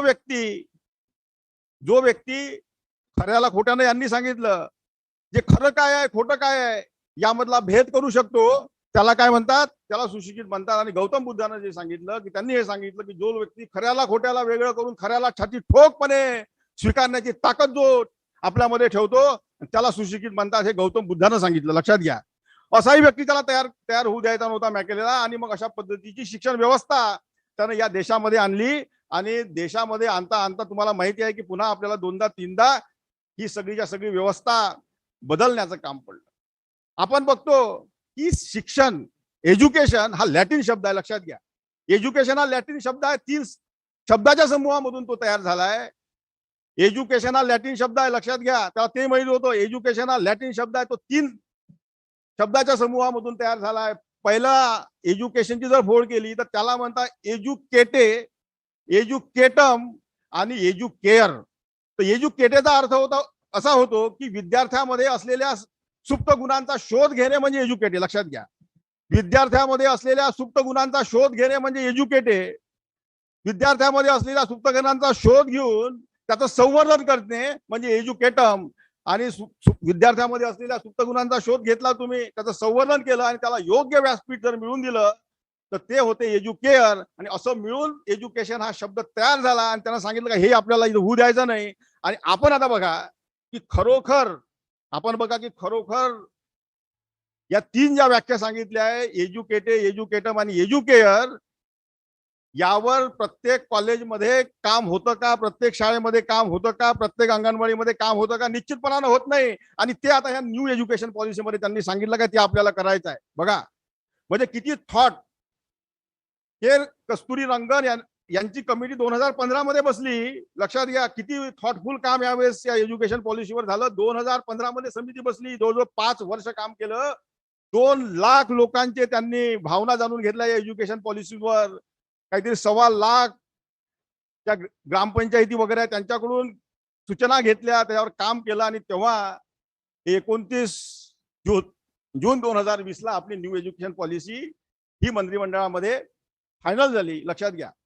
आणि हे करत असताना मी आता ज्या काही गोष्टी सांगितल्या या गोष्टीचा या एज्युकेशन पॉलिसीमध्ये सारासार विचार केला. विद्यार्थ्यामध्ये असलेले कला, विद्यार्थ्यामध्ये असलेले गुण याचा शोध घेतला गेला पाहिजे, याचं संवर्धन झालं पाहिजे, त्याला योग्य असं व्यासपीठ आपल्याला मिळवून देता आलं पाहिजे. यासाठी म्हणून ही जी नवीन एज्युकेशन पॉलिसी आहे ही आपल्या समोर ही आता या ठिकाणी आली आहे. त्याचं इम्प्लिमेंटेशन आपल्याला करायचं आहे. तर नेक्स्ट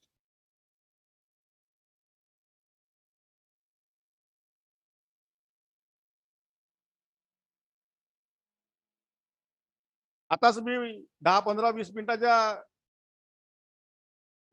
मिनिट जो प्रकाश टाकला त्यामध्ये या गोष्टी मी सांगितल्या की 29 जुलै 2020 ला ही new education policy union cabinet of India यामध्ये त्याला मान्यता मिळाली. या अगोदर 1986 मध्ये जेव्हा स्वर्गीय राजीव गांधी प्राईम मिनिस्टर होते तेव्हा ती पॉलिसी आली. त्यानंतर 1968 मध्ये डीपी कोठारी यांच्या अध्यक्षतेत इंदिरा गांधींनी एक समिती बनवली होती. त्यांचे जे रिकमेंडेशन आहे ते अप्रूव्ह झाले आणि ती पॉलिसी नंतर आपल्याकडे आली. आता आता जी नवीन एज्युकेशन पॉलिसी आहे याचं एम काय लक्षात घ्या. नवीन एज्युकेशन पॉलिसीचं एम असं आहे की मगाशी मी सांगितलं होतं की तेव्हा आपल्या भारतामध्ये काय होतं, तेव्हा आपल्या भारतामध्ये आपण तेव्हा नॉलेज गुरु होतो. कारण पैसा इतका होता, इतकं ज्ञान आपल्याकडे होतं. आताही आपल्याला तुम्ही जर बघितलं की आपल्याला ग्लोबल नॉलेज सुपर पॉवर व्हायचं आहे, म्हणजे ज्ञानाच्या क्षेत्रामध्ये आपल्याला सुपर पॉवर व्हायचं आहे. लक्षात घ्या. ज्ञानाच्या क्षेत्रामध्ये आपल्याला सुपर पॉवर व्हायचं आहे. हे एक व्हिजन, हे जे व्हिजन आहे हे आपल्या या नवीन एज्युकेशन पॉलिसी आहे. पण कसं आहे की कुठलंही जेव्हा आपण धोरण आखतो, आपण स्वतः धोरण आखतो, गव्हर्नमेंट जेव्हा धोरण आखते त्यामध्ये काहीतरी उद्देश असतात, काही ध्येय असतात. तर काय ध्येय आहे या नवीन एज्युकेशन पॉलिसी मागं, की या नवीन एज्युकेशन पॉलिसी मागं ध्येय असं आहे की आपल्याला ज्ञानाच्या क्षेत्रामध्ये सुपर पॉवर व्हायचा आहे. लक्षात घ्या. आपल्याला ज्ञानाच्या क्षेत्रामध्ये सुपर पॉवर व्हायचा आहे. आणि सुपर पॉवर जर व्हायचं असेल तर त्यांनी ह्या एज्युकेशनचं स्ट्रक्चर कसं असायला पाहिजे, एज्युकेशनचं स्ट्रक्चर कसं असायला पाहिजे ते त्यांनी सगळं सांगितलं आहे. 4 पिलर या नवीन एज्युकेशन पॉलिसीचे त्यांनी सांगितले. 4 पिलर्स आहे नवीन एज्युकेशन पॉलिसीचे. ते पिलर असे आहे की क्वालिटी एज्युकेशन आपल्याला द्यायचं आहे. लक्षात घ्या, क्वालिटी एज्युकेशन आपल्याला द्यायचं आहे.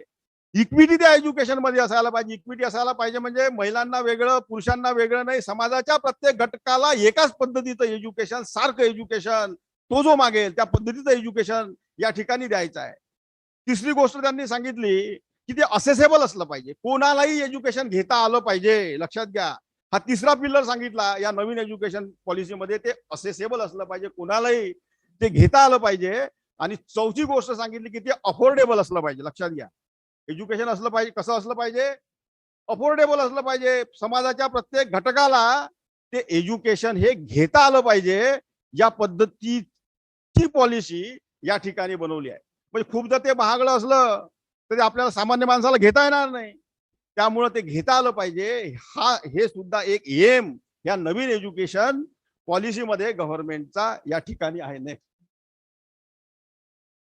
आता जर बघितलं की अगोदरचा पॅटर्न काय होता आपला, 10+2 + 3+2. लक्षात घ्या, 10+2 अगोदरचा पॅटर्न सांगतोय मी तुम्हाला. अगोदरचं पॅटर्न काय होतं, 10वा वर्ग, नंतर 2 वर्ष, 3 वर्षाची डिग्री, नंतर 2 वर्षाचं पीजी, एमफिल, पीएचडी, असं पॅटर्न आपल्या देशामध्ये होतं. लक्षात घ्या, म्हणजे अगोदरच्या पॅटर्न मध्ये तुम्ही जर बघितलं तर विद्यार्थ्यावर जो कंट्रोल होता तो वयाच्या 6व्या वर्षापासून तर वयाच्या 18व्या वर्षापर्यंत गव्हर्नमेंटचा कंट्रोल होता. लक्षात घ्या, म्हणजे पहिल्या वर्गापासून तर 12व्या वर्गापर्यंत प्रत्येक विद्यार्थ्यावर कंट्रोल हा सरकारचा होता. सिलेबस आम्ही नव्हतो तयार करत, ते बोर्डाचं सिलेबस होतं, राज्य सरकारचं सिलेबस होतं. पहिल्या वर्गापासून तर 12व्या वर्गापर्यंत सिलेबस हे राज्य शासनाचं होतं. कुठं कुठं केंद्र सरकारचं होतं, पण कुठंही ऑटोनॉमस बॉडीचं होतं का, नव्हतं. लक्षात घ्या, ऑटोनॉमस बॉडीचं कुठून सुरू झालं, आपण जेव्हा आलो, आपण विद्यापीठ जेव्हा आली तेव्हा ते ऑटोनॉमस सुरू झालं. म्हणजे 12व्या वर्गापर्यंत पूर्ण कंट्रोल हा त्या सरकारचा राहायचा, की काय त्या मुलांना शिकवलं गेलं पाहिजे त्या राज्यामध्ये. केंद्राचा राहायचा की त्या मुलांना कुठल्या पद्धतीचं शिक्षण आपण दिलं पाहिजे.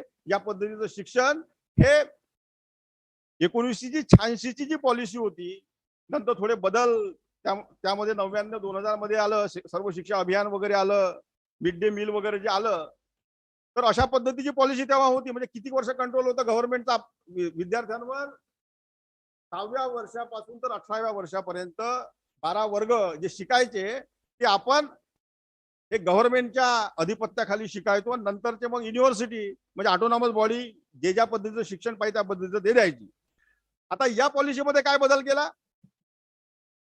या पॉलिसीमध्ये बदल असा केला की मुलाला वयाच्या 3ऱ्या वर्षी, लक्षात घ्या, अगोदर काय करायचो आपण, शाळेत कधी टाकायचो, गव्हर्नमेंटच्या कंट्रोलमध्ये आपल्या पाल्याला कधी द्यायचो, वयाच्या 6व्या वर्षी. हा बदल आहे, मी सांगतो, सुरुवात आहे ही.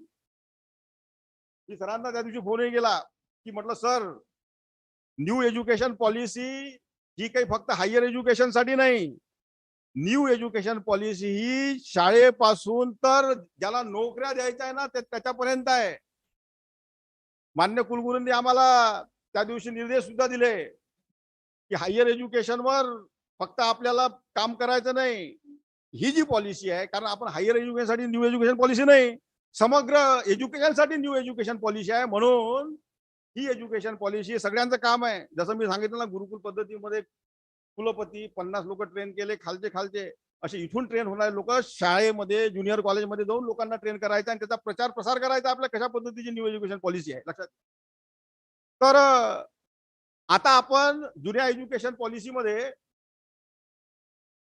वयाच्या 6व्या वर्गापासून, वयाच्या 6व्या वर्षापासून तर वयाच्या 18व्या वर्षापर्यंत, म्हणजे स्टँडर्ड 1 टू स्टँडर्ड 12 हा कोणाच्या अंडरमध्ये होता, सरकारच्या अंडरमध्ये होतो. आपण राज्य सरकार केंद्र सरकारचं सिलेबस होतं. नवीन एज्युकेशन पॉलिसीमध्ये पहिला बदल आहे की तुम्हाला कधी टाकायचं आहे, मुलाला 3ऱ्या वर्षी टाकायचं आहे. लक्षात घ्या, 3ऱ्या वर्षापासून, मुलाच्या 3ऱ्या वर्षापासून तर 12व्या वर्षापर्यंत, म्हणजे 12व्या क्लासपर्यंत. म्हणजे पहिले आपण मुलाला जे आहे ना, आपण किती वर्ष द्यायचो गव्हर्नमेंटकडे, 12 वर्ष द्यायचो, 1 ते 12 वर्ग. आता आपण 15 वर्ग गव्हर्नमेंटच्या अधिपत्याखाली देणार आहोत आपल्या पाल्याला, लक्षात घ्या. 12 कारण 3 ऍड झाले. पहिले सुरुवात कधीपासून व्हायची 6व्या वर्गात. आपण आपल्या सगळ्याला माहिती आहे, आपण जेव्हा शाळेत नाव टाकायला जायचो तेव्हा एक मापदंड होता वयाचा. आपण हे असं पाहायचो ना की बा 6 वर्षाचा तो आहे. आता तसं नाही, आता तो 3ऱ्या वर्षीच गेला पाहिजे. 3ऱ्या वर्षी तो शाळेत गेला पाहिजे. तर त्याला काय म्हटलं आहे, फाउंडेशन स्टेज म्हटली आहे. किती वर्षाची फाउंडेशन स्टेज आहे ती? 5 वर्षाची फाउंडेशन स्टेज आहे. लक्षात घ्या, किती वर्षाची फाउंडेशन स्टेज आहे? ती स्टेज आहे 5 वर्षाची. म्हणजे वयाच्या 3ऱ्या वर्षी तो शाळेत जाईल. लक्षात घ्या, वयाच्या 3ऱ्या वर्षी तो शाळेत जाईल. फाउंडेशन स्टेज मध्ये किती वर्ष राहील तो? 5 वर्ष राहील. म्हणजे 8व्या वर्गापर्यंत तो कुठे राहील? फाउंडेशन स्टेज मध्ये राहील, 8व्या वर्गापर्यंत. मग पहिले 3 वर्ग काय आहे?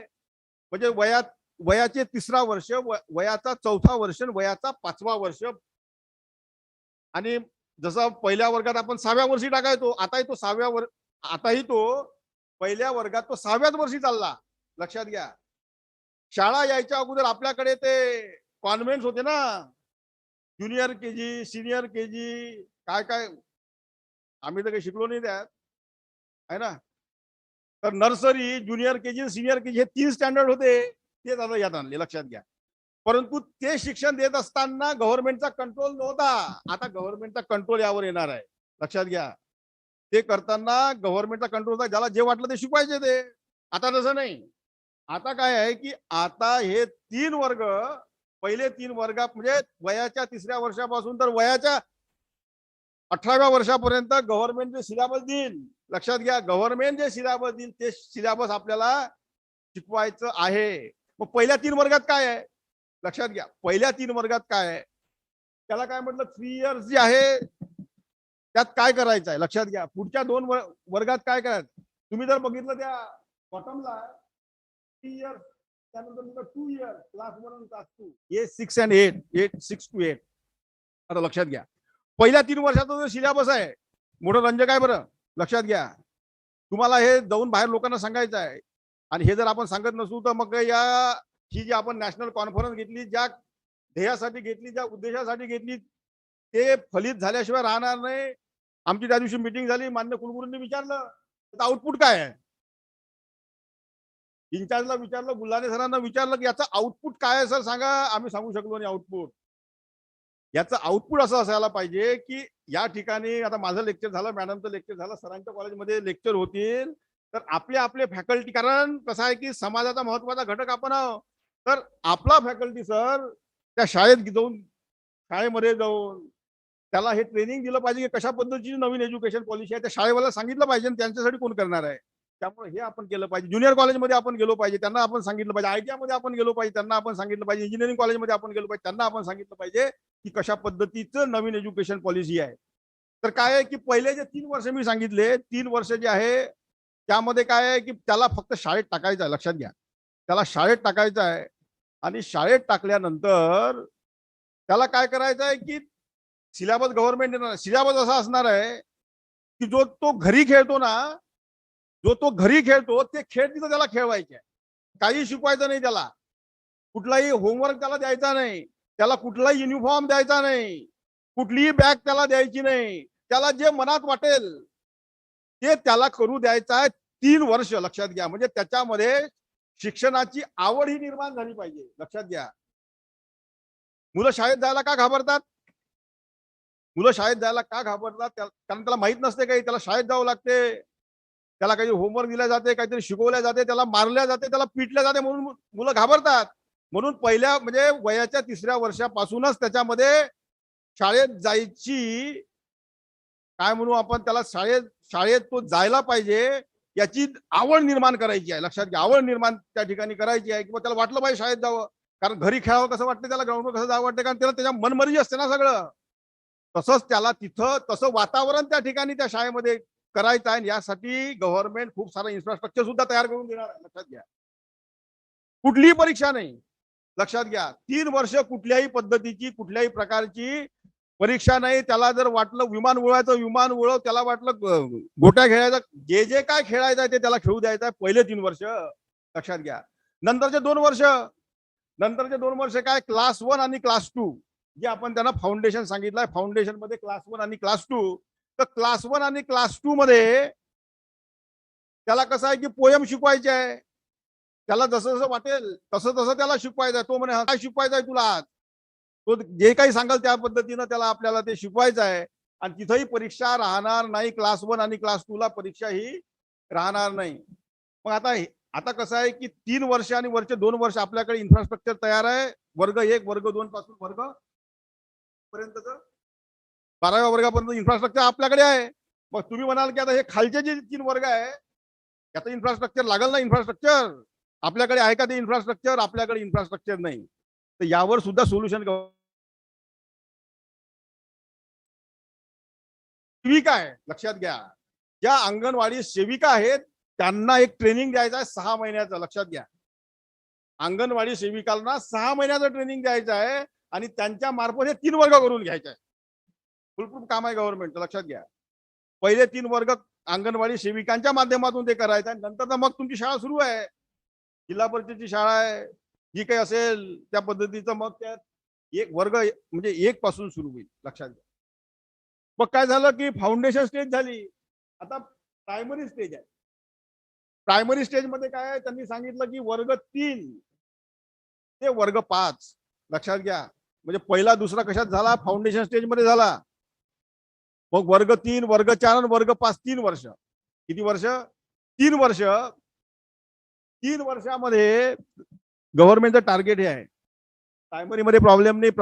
प्रायमरी मध्ये आपला म्हणजे जो आपण ग्रॉस एनरोलमेंट रेशो म्हणतो तो बरोबर आहे, जवळपास 99-98-100% आसपास आहे. तर यामध्ये काय करायचं आहे, वर्ग 3 ते वर्ग 5 मध्ये त्याला जी स्थानिक भाषा आहे, त्याची जी मातृभाषा आहे त्यामध्ये त्याला शिकवायचं आहे. लक्षात घ्या, त्याच्यावर इंग्रजीची जबरदस्ती नाही आहे ना. त्याच्यावर इंग्रजीची जबरदस्ती नाही. त्याला त्याच्या स्थानिक भाषेमध्ये, बोली भाषेमध्ये ते त्या ठिकाणी शिकवायचं आहे.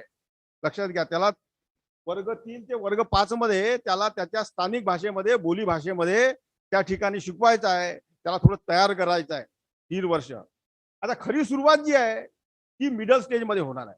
आणि इथं फार मोठे बदल गव्हर्नमेंटने केले आहे मिडल स्टेज मध्ये. लक्षात घ्या, आता तो वर्ग 6 ते वर्ग 8, वर्ग 6 ते वर्ग 8 लक्षात घ्या तुम्ही, वर्ग 6 ते वर्ग 8 फार महत्वाचे आहे. आता वर्ग 6 ते वर्ग 8 मध्ये त्यांनी 3 लँग्वेज फॉर्म्युला आणलाय. कसा आहे 3 लँग्वेज फॉर्म्युला? म्हणजे 3 लँग्वेज पैकी 2 भाषा या भारतीय असाव्या. एक भाषा ही तुम्ही फॉरेन घेऊ शकता, ज्यात इंग्रजी येते. पण इंग्रजी शिकणं काही कंपल्सरी नाही आहे. लक्षात घ्या, तुम्हाला फ्रेंच पाहिजे तुम्ही फ्रेंच घेऊ शकता, है ना. आपल्याला इन्फ्रास्ट्रक्चर आपल्याला तयार करावं लागेल, फ्रेंच वाले लागेल. चायनावर फक्त बंदी टाकली आहे. चायनाचे आपले संबंध चांगले नसल्यामुळं चायनावर बंदी आहे. चायना भाषा आपण शिकवणार नाही. बाकीच्या कुठल्याही भाषा तुम्ही या शिकू शकाल, है ना. मग काय 2 भाषा आहे, पोरगा मराठी शिकेल, हिंदी शिकेल. पोरगा मराठी शिकेल, उर्दू शिकेल. पोरगा हिंदी शिकेल, तामिळ शिकेल. तामिळचा असला तामिळ शिकेल, हिंदी. म्हणजे 2 भाषा या भारतातल्या असाव्या आणि एक भाषा ही फॉरेन असावी, असं यामध्ये आहे. त्यापेक्षा समोर जाऊन जे आहे ते फार मजेशीर आहे. जसं मी सांगितलं होतं, त्या गुरुकुलामध्ये 18 विषय शिकवले जायचे, है ना. स्किल एज्युकेशन त्या ठिकाणी दिलं जायचं. स्किल एज्युकेशन, व्होकेशनल एज्युकेशन त्या ठिकाणी दिलं जायचं. असं या ठिकाणी आपल्याला करायचं. या ठिकाणी काय सांगितलंय की वर्ग 6 मध्ये, 6 पासून तर 8 मध्ये त्याला कोडिंग शिकवायचं आहे. कम्प्युटरचं कोडिंग त्याला करता आलं पाहिजे. लक्षात घ्या, कम्प्युटरचं कोडिंग त्याला शिकवायचं आहे. त्याला एखादं सुतार काम जर त्याला आवडलं तर ते त्याला शिकवायचं आहे. त्याला सोनार काम जर आवडलं तर ते त्याला शिकवायचं आहे. म्हणजे वेगवेगळे चॉईसेस आपल्याला त्या ठिकाणी निर्माण करायचे. त्याला जे वाटल, म्हणजे पण कंपल्सरी आहे ते व्होकेशनल स्किल एज्युकेशन त्या ठिकाणी आणलंय. आणि त्यासोबत कोडिंग, कम्प्युटरचं कोडिंग त्याला आलं पाहिजे. ही गोष्ट जी आहे ती वर्ग 6 ते वर्ग 8 मध्ये काय केली आहे, कंपल्सरी केली आहे. म्हणजे हा फार मोठा बदल आहे. आतापर्यंत नव्हता. आतापर्यंत होता का? आतापर्यंत नव्हता. तो बदल हा क्लास 3 टू क्लास 8 मध्ये या ठिकाणी आणलाय. लक्षात घ्या, त्याला कोडिंग आलं पाहिजे. इतकंच नाही, आता काय लिहितो, आता आपला पेपर कसा असतो, भारताला स्वातंत्र्य कधी मिळालं? आहे ना. त्यानंतर इंग्रज भारतात कधी आले, पोस्ट ऑफिस कधी आलं, हे शिक्षण आता आहे. आता तसं शिक्षण राहणार नाही. आता म्हणतात बघ क्रिटिकल थिंकिंग विद्यार्थ्यांमध्ये निर्माण झालं पाहिजे. लक्षात घ्या, क्रिटिकल थिंकिंग विद्यार्थ्यांमध्ये निर्माण झालं पाहिजे. क्युरियासिटी विद्यार्थ्यांमध्ये, क्युरियस माइंड आपल्याला तयार करायचे आहे. क्रिटिकल थिंकिंग, क्युरियस माइंड हे विद्यार्थ्यांमध्ये निर्माण करायचे आहे. तर मग प्रश्न कसे होणार आहे, प्रश्न कसा होणार आहे की हा फॉर्म जर हा फॅन आहे तो क्लॉकवाईज फिरतो आहे, तो कशामुळे फिरतो आहे, याला जर अँटी क्लॉकवाईज फिरवायचा असेल तर काय करावं लागेल, अशा पद्धतीचे प्रश्न. गांधीजी नरम स्वभावाचे होते त्यामुळे असं झालं, ते जर गरम स्वभावाचे असते तर काय झालं असं, असा निबंध त्याच्यावर लिहायचा तुम्हाला. लक्षात घ्या, म्हणजे क्रिटिकल थिंकिंग, भोकमपट्टी नाही, असा पेपरही राहणार नाही. लक्षात घ्या, म्हणजे क्रिटिकल थिंकिंग वर या ठिकाणी क्लास 6 टू क्लास 8 मध्ये या गोष्टीचा अंतर्भाव त्यांनी केला आहे की क्रिटिकल थिंकिंग असले पाहिजे, क्युरियस माइंड असलं पाहिजे. कारण क्युरियस माइंडला इतकं महत्व आहे की डॉक्टर सी व्ही रमन असं म्हणतात. लक्षात घ्या, डॉक्टर सी व्ही रमन असं म्हणतात, good research cannot be produce by spending plenty of money. Good research cannot be produced by spending lot of money, but it is produced by spending dedicated, smart and curious minds.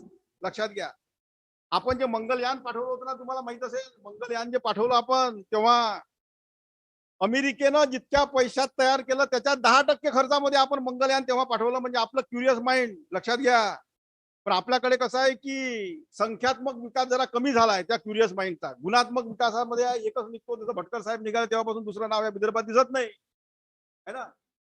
म्हणजे गुणात्मक विकासामध्ये जो आहे तो problem आहे. लक्षात घ्या, म्हणजे तशा पद्धतीचं म्हणजे क्युरियस माइंड त्यांना तयार करायचे आहे.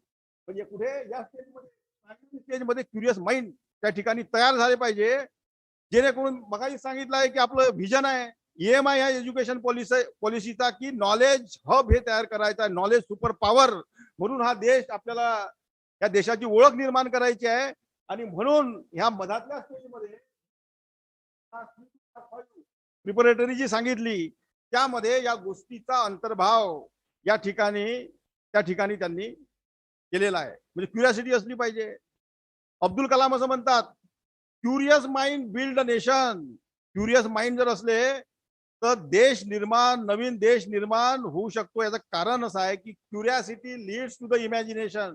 क्युरियासिटी असली तर imagination, imagination leads to the knowledge, knowledge leads to the blossom, blossom leads to the innovation, innovation leads to the research and research build a nation. लक्षात घ्या, म्हणजे आपण क्युरियासिटी आपल्यामध्ये असली पाहिजे, क्युरियासिटीच नाही आपल्या पोरांमध्ये. लक्षात घ्या, कारण ते जॅक अँड जिल मुळे क्युरियासिटी संपली. लक्षात घ्या, जे लिहिलं ते पाठ केलं काही माहित नाही. आणि म्हणून क्लास 3 टू क्लास 5 मध्ये, एज 8 टू एज 11 मध्ये या पद्धतीचं करिक्युलम हे त्या ठिकाणी डेव्हलप होणार आहे. आणि हे करिक्युलम कोण डेव्हलप करणार, NCERT जे आहे ते हे करिक्युलम डेव्हलप करणार आहे. त्यानंतर मिडल स्टेज जे आहे, मिडल स्टेज जी सांगितली आहे, मिडल स्टेज काय सांगितली आहे, 6 ते 8 ही एक मिडल स्टेज आहे. नंतर सेकंडरी सांगितली आहे 9 ते 12. आता यामध्ये कसं आहे की सध्या 6 ते 8 मध्ये वर्ग 8 यामध्ये आपला जो GER आहे तो 56% आहे. लक्षात घ्या, 56% GER आहे. 2030 पर्यंत त्याला 100% करायचं आहे. लक्षात घ्या, करायचं आहे त्याला 100% करायचं आहे. त्याला ग्रॉस एनरोलमेंट रेशोची व्याख्या अशी आहे, साध्या सोप्या भाषेत सांगतो, मला जर 4 मुलं असेल, 4च्या 4 प्रायमरीत गेले म्हणजे माझ्या घरचा GER झाला 100%. नंतर ते प्रिपरेटरी मध्ये गेले, 4ही गेले, तो झाला 100%. त्यातले 2च, लक्षात घ्या, त्यातले 2च समजा मिडल मध्ये गेले म्हणजे तो GER आला 50%वर. मग ते ड्रॉप झाले ना, 4ही झालं पाहिजे होते, गेले नाही. म्हणजे GER किती झाला, माझ्या घरचा GER झाला 50%. आता सध्या देशाचा GER किती आहे, 56% आहे. त्या मिडल मध्ये तो 100% करायचा आहे आपल्याला. कधीपर्यंत, 2030 पर्यंत. तो 9 ते 12 आहे. 9 ते 12 आहे. 9 ते 12 मध्ये हाच प्रॉब्लेम आहे, तिथे आपण 56%च्या आसपास जाऊ. आणि हायर एज्युकेशन मध्ये जे आहे, हायर एज्युकेशन मध्ये आपला सध्याचा GER आहे 26%, 26 पॉईंट काहीतरी GER आपला आहे. तो गव्हर्नमेंटला 2030 पर्यंत 50% करायचा आहे. लक्षात घ्या, 50%वर पोहोचायचं. आता 50% जर करतो म्हणजे डबल करायचं आहे. म्हणजे या शहरामध्ये जर 10 महाविद्यालय असेल तर इथं पुन्हा 10 करावं लागेल ना तयार. पोरांना बसवायला जागा लागेल ना. आता 100 पोरं झाले नंतर या शहरात 200 पोरं येतील. म्हणजे आपल्याला इन्फ्रास्ट्रक्चर सुद्धा या ठिकाणी वाढवायचं आहे. त्यासाठी सुद्धा या सरकारचं काम सुरू आहे की कशा पद्धतीनं. पुन्हा सांगितलं आहे की प्रत्येक जिल्ह्यामध्ये विद्यापीठ असावं. लक्षात घ्या, प्रत्येक जिल्ह्यामध्ये विद्यापीठ असावं. त्यानंतर ऑटोनॉमी 2045 पर्यंत ते सांगितलं की प्रत्येक जिल्ह्यामध्ये विद्यापीठ असावं. कारण या पॉलिसीचा एमच असा आहे की या भारताला 2040 पर्यंत ट्रान्सफॉर्म करायचं आहे. कशामध्ये? या भारताला ट्रान्सफॉर्म करायचं आहे नॉलेज सुपर पॉवर म्हणून. आणि त्यासाठी हे सगळं इन्फ्रास्ट्रक्चर वगैरे जे आहे हे यामध्ये बदल करायचं काम हे या ठिकाणी सुरू आहे. आता सेकंडरी पर्यंत कसं होतं की आपण 6वी ते 8वी पर्यंत ज्या पद्धतीचं एज्युकेशन आहे त्यात थोडे बदल झाले. आता होणार आहे. म्हणजे जसं मी सांगितलं कोडिंग येणार आहे, तुम्हाला क्रिटिकल थिंकिंगचे पेपर वगैरे वगैरे वगैरे असणार आहे. आता 9 ते 12 पहिले पहिले काय होतं पॅटर्न 10+2 होतं ना. आता काय झालं 5+3+3+4 असं पॅटर्न आहे. बरं, पहिले 10+2 इज नाव रिप्लेस बाय 5. हे खालचं 5 मी सांगितलं तुम्हाला 3 वर्ष काहीच नाही त्याला खेळवायचं, 2 वर्ष त्याला थोडंसं शिकवायचं, त्यानंतर पुढचे 3 वर्ष त्याला प्रवाहात आणायचं, त्यानंतर जे 6 ते 8 वर्ष आहे त्याला टेक्निकल नॉलेज वगैरे परिपूर्ण करायचं. आणि 8व्या वर्गापर्यंत त्यांनी सांगितलं आहे की भाषा जी असायला पाहिजे ती आपली मातृभाषेमध्येच शिक्षण असायला पाहिजे. कारण मातृभाषेमध्ये असलेल्या गोष्टी या लवकर आपल्याला हृदयापर्यंत भेटतात, लवकर त्याचं ग्रास्पिंग होतं. म्हणून ते शिक्षण हे त्यांनी सांगितलं की आपल्या रिजनल लँग्वेजमध्ये मदर टंग मध्ये ते असावं. आता 9वी ते 12वी मध्ये पुन्हा बदल केलाय. 9वी ते 12वी मध्ये पुन्हा त्यांनी बदल केलाय. 9वी ते 12वी मध्ये बदल काय केलाय? 9वी ते 12वी पासून सेमिस्टर सुरू झाले. 9व्या वर्गापासून 12व्या वर्गापर्यंत सेमिस्टर. आम्ही जेव्हा महाविद्यालयामध्ये सेमिस्टर आणले तेव्हा हे सगळे भिडले, सेमिस्टर बंद करा, सेमिस्टर बंद करा, सेमिस्टर बंद करा. हो सर, आता 9वी पासूनच सेमिस्टर आहे. आणि का सेमिस्टर आहे 9वी पासून? कारण कसं आहे की इयरली जर एक्झाम असली तर पोरगा कसा करते की 9 महिन्यात आपलं सेशन असते, 8 महिने काहीच करत नाही, शेवटचे 15 दिवस अभ्यास करून तो काहीतरी जमवते. लक्षात घ्या. आणि म्हणून विद्यार्थ्यानं हे वर्षभर अभ्यास केला पाहिजे, त्याचा रेग्युलर असेसमेंट असलं पाहिजे, रेग्युलर असेसमेंट त्याचं असलं पाहिजे. म्हणून हे सेमिस्टर पॅटर्न मध्ये परीक्षा आणल्या. आणि परीक्षेचे निकाल सुद्धा 9वा सेमिस्टर 1, 9वं सेमिस्टर 2 मिळून लागणार आहे. यात काय मार्क मिळाले, त्यात काय मार्क मिळाले, मिळून तुमचं मार्क तुम्हाला मिळणार आहे. आता तुम्ही म्हणाल की परीक्षेचा पॅटर्न कसा आहे? पुण्यासारखं परीक्षेचा पॅटर्न नाही. लक्षात घ्या, त्याच्या मागे सुद्धा कारण आहे.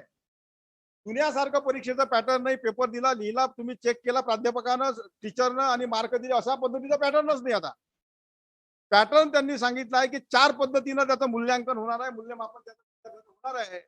एक तर पेपरच्या माध्यमातून झालं, टीचरनं केलं, जे त्यानं लिहिलं त्याच्यावर मूल्यमापन त्याचं झालं. म्हणजे पहा किती चांगली, म्हणजे सगळ्यात चांगली जी एज्युकेशन पॉलिसी आहे ना स्वातंत्र्य मिळाल्यानंतर ती आताची आहे. पहिल्या पद्धतीचं म्हणजे 4 पद्धतीचे त्याचं मूल्यमापन होणार आहे. पहिले विद्यार्थ्यांना काहीतरी लिहिलं वगैरे वगैरे त्याच्यावर मूल्यमापन, त्यानंतर त्याच्या मित्रांनी केलेलं मूल्यमापन. लक्षात घ्या, याच्या मागचं कारण सुद्धा आहे. म्हणजे तुमच्या मुलाचं मूल्यमापन हे त्याच्या क्लासमध्ये जे 60 विद्यार्थी आहे, 61 जर विद्यार्थी असेल, तुमचा मुलगा एक आणि बाकीचे 60, असे 60 विद्यार्थी त्याचं मूल्यमापन करणार आहे, ते मार्क देणार आहे त्याला. लक्षात घ्या, याच्या मागचं कारण काय आहे? जसं मी मगाशी सांगितलं ना, मगाशी जे मी भाषण दिलं तुम्हाला, असं भाषण दिलं की तो सेल्फ सेंटर्ड झाला नाही पाहिजे. त्याला चांगले रिलेशन प्रत्येकासोबत प्रस्थापित केले पाहिजे. कुठला जर वाह्यात असेल, बदमाश असेल, मारापिटी का, त्याला मार्क देणार नाही. त्याला माहिती आहे आपण जर भांडणं केले क्लासमध्ये तर मार्क मिळणार नाही. आणि म्हणून म्हणजे सांगतोय मी की किती चांगल्या पद्धतीची ही एज्युकेशन पॉलिसी जी बनवली की किती चांगल्या पद्धतीने बनवली. आपण सूक्ष्म अभ्यास केला पाहिजे. म्हणजे जे काय लिहिलं आहे ना त्याच्यावर नाही, पण तुम्ही त्याच्यावर विचार करून जर तुम्ही बघितलं तर तुम्हाला ते सगळे मी जे दाखले दिले ना ते तुम्हाला लक्षात येईल. म्हणजे विद्यार्थी कसा आहे की तो सामाजिक झाला पाहिजे, है ना. त्याला मैदाना मार्ग पाहिजे सगळ्याशी रिलेशन हे आपले चांगले झाले पाहिजे. एकदा ती सवय पडली की तो जेव्हा बाहेर पडेल तेव्हा तो सगळ्याशी चांगले संबंध प्रस्थापित होईल. नंतर स्वतःचं इव्हॅल्युएशन स्वतःला करायचं आहे. तिसरी पद्धत, 4 पद्धतीचं मूल्यांकन त्याचं होणार आहे की स्वतःचं मूल्यमापन स्वतःला करायचं आहे. आता कसं असते, विद्यार्थ्याला माहिती असते आपल्याला 35% मिळाले, आपण सायन्सला नाही जायचं, त्याचं नाव स्वतःचं मूल्यमापन. हे मूल्यमापन आहे ना, तो सांगते ना, नाही बाबा सायन्सला नाही जायचं, मी आर्ट वगैरेच करतो टाइमपास, आहे ना. म्हणजे त्यानं त्याचं मूल्यमापन आता तो करणार आहे. आता कंपल्सरी आहे की त्याला त्याचे मार्क द्यायचे आहे. आणि एक मूल्यमापन त्याचे टीचर करणार आहे किंवा त्याचं बिहेवियर कसं होतं वर्षभर वगैरे वगैरे. हे मी मगाशी सांगितलं की गुरुकुलामध्ये मी सांगितलं ना तुम्हाला, बेरीज वजाबाकीची परीक्षा नव्हती. गुरुकुलामध्ये तो किती प्रामाणिक आहे मी मगाशी सांगितलं. किती त्याचं देशप्रेम आहे हे याचं टेस्टिंग व्हायचं. किती तो धाडशी आहे, तो किती तो नम्र आहे, या सगळ्या पॅरामीटरवर त्याचं मूल्यमापन व्हायचं. तसंच इथे मूल्यमापन आता टीचर करणार आहे. लक्षात मगाशी म्हणूनच सांगितलं का बाबा ती जुनी सिस्टीम आहे ती आपल्याला इथं आता, कारण का चालू करायची आहे, तेव्हा जर आपण भिकारतोड असतो तर ती सिस्टीम आणली नसती. सांगितलं ना, आपण नाही सांगितलं, लॉर्ड मॅकेलेने सांगितलं का काय या देशामधले वैभव आहे ते यांनी बर्बाद केलं, आहे ना. आणि म्हणून ती सिस्टीम पुन्हा ते वैभव आपल्या देशामध्ये आणायचं आहे. आणि म्हणून ती सिस्टीम आपल्याला या पद्धतीनं त्या ठिकाणी राबवायची आहे. मग क्लास 9 ते क्लास 12 सांगितलं ना, 2 परीक्षा. आता बोर्ड पॅटर्न गेलं का? बोर्डाचं जे पॅटर्न आहे, बोर्ड पॅटर्न असणार की नसणार? बोर्ड पॅटर्न असणार आहे. 10व्या वर्गाची परीक्षा बोर्ड घेईल, 12व्या वर्गाची परीक्षा बोर्ड घेईल, पण मी सांगितलं त्या पद्धतीने, आहे ना. 10वीची परीक्षा बोर्ड घेईल, 12वीची परीक्षा बोर्ड घेईल आणि याच पद्धतीनं त्याचंही सेमिस्टर होणार आहे. लक्षात घ्या, 9वी पासून सांगितलं मी 12व्या वर्गापर्यंत सेमिस्टर, आणि 9व्या पासून तर 12व्या पर्यंत एक मोठा बदल हा सांगितला आहे. लक्षात घ्या. आता कसं आहे की तुम्ही बदल हा आहे की विद्यार्थी आर्टला जातात, विद्यार्थी कॉमर्सला जातात, विद्यार्थी सायन्सला जातात, है ना. 10वी नंतर आर्ट कॉमर्स सायन्स आहे ना आपलं 10वी नंतर. आता तसं नाही, त्या विद्यार्थ्याला ज्या ज्या विषयामध्ये रुची असेल ते सब्जेक्ट तो विद्यार्थी सिलेक्ट करू शकेल 9वी ते 12वी. त्याला जर वाटलं की मी हिस्ट्री शिकावं, मी फिजिक्स शिकावं, बायोलॉजी शिकावं, एखादा कॉमर्सचा सब्जेक्ट शिकावा, ते सुद्धा तो शिकू शकेल. म्हणजे हार्ड बाउंड्री नाही इथं, आहे ना, सॉफ्ट बाउंड्री आहे. जे पाहिजे ते तुम्ही घ्या त्यातलं 9वी ते 12वी मध्ये. लक्षात घ्या, 9वी ते 12वी कसं होईल, सायन्स नाही, सायन्स आता कसं आहे, फिजिक्स, केमिस्ट्री, मॅथ, बायोलॉजी. त्याला जर वाटलं मला हिस्ट्री घ्यायचं, घेता येते का? हा बदल नवीन एज्युकेशन पॉलिसीमध्ये आहे की म्हणजे त्याला कुठलाही सब्जेक्ट घेता येईल. लक्षात घ्या, म्हणजे ही ब्युटी आहे त्या एज्युकेशन पॉलिसीची. हिस्ट्री घेईल, मॅथ घेईल, फिजिक्स घेईल आणि तिकडला आणखी कुठला तरी कॉमर्सचा सब्जेक्ट, अकाउंटिंग तुमचा घेईल तो, आहे ना. तर अशा पद्धतीचं एज्युकेशन हे या ठिकाणी आहे. आता 12वी संपली, आता गव्हर्नमेंटचा कंट्रोल संपला. लक्षात घ्या, आता गव्हर्नमेंटचा कंट्रोल संपला. आता चापके सरच्या ताब्यात आले ते, आहे ना. आता करा सिलेबस, आहे ना. आता पुढची स्टेज जी आहे ही फार मजेशीर आहे. आता समोरचं घे तू, अजून समोर चाल. हे आता मी सगळं सांगितलं, चला समोर. हे सांगितलं, थांबा थोडं, समोर जा.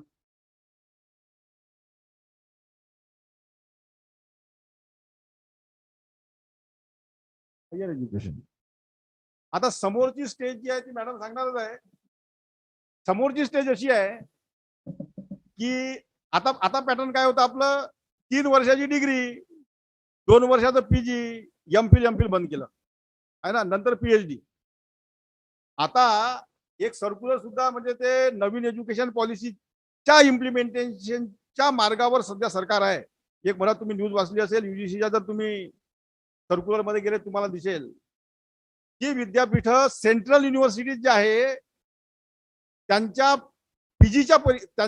पीजीचे ज्या ऍडमिशन आहे, लक्षात घ्या, पीजीच्या ज्या ऍडमिशन आहे त्यासाठी नॅशनल टेस्टिंग एजन्सी जी आहे ना, नॅशनल टेस्टिंग एजन्सीच्या मार्फत त्या परीक्षा होणार आहे.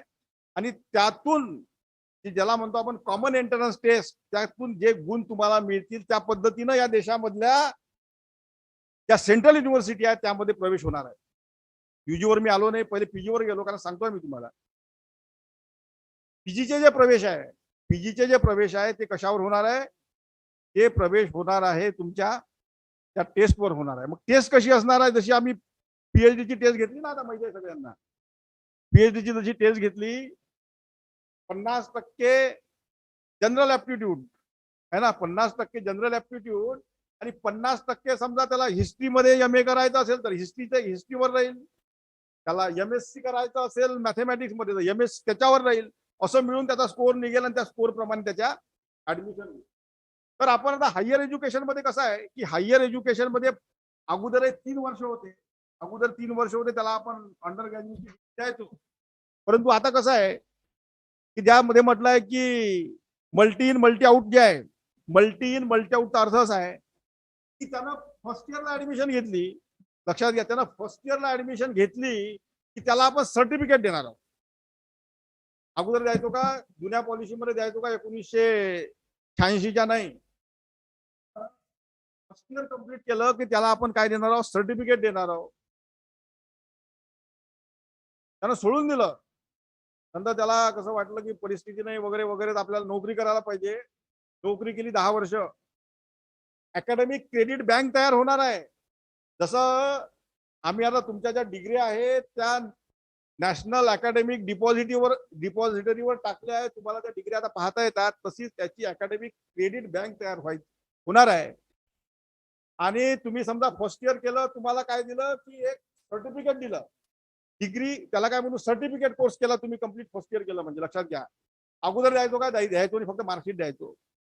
तुम्ही सेकंड इयर 10 वर्षानं केलं, सेकंड इयरला गेले तुम्ही, त्यातही वाटलं की तुम्हाला सब्जेक्ट वगैरे बदलावे, तुम्ही बदलू शकाल. सेकंड इयर केलं डिग्रीचं तर तुम्हाला काय मिळणार आहे, डिप्लोमा मिळणार आहे. लक्षात घ्या, काय मिळणार आहे, डिप्लोमा मिळणार आहे. म्हणजे पहिला वर्ग केला सर्टिफिकेट मिळणार आहे. एखादी गव्हर्नमेंटची ऍड आली की बुवा ज्याच्याकडे सर्टिफिकेट आहे दे कॅन अप्लाय, तर तो सर्टिफिकेट मला अप्लाय करू शकेल.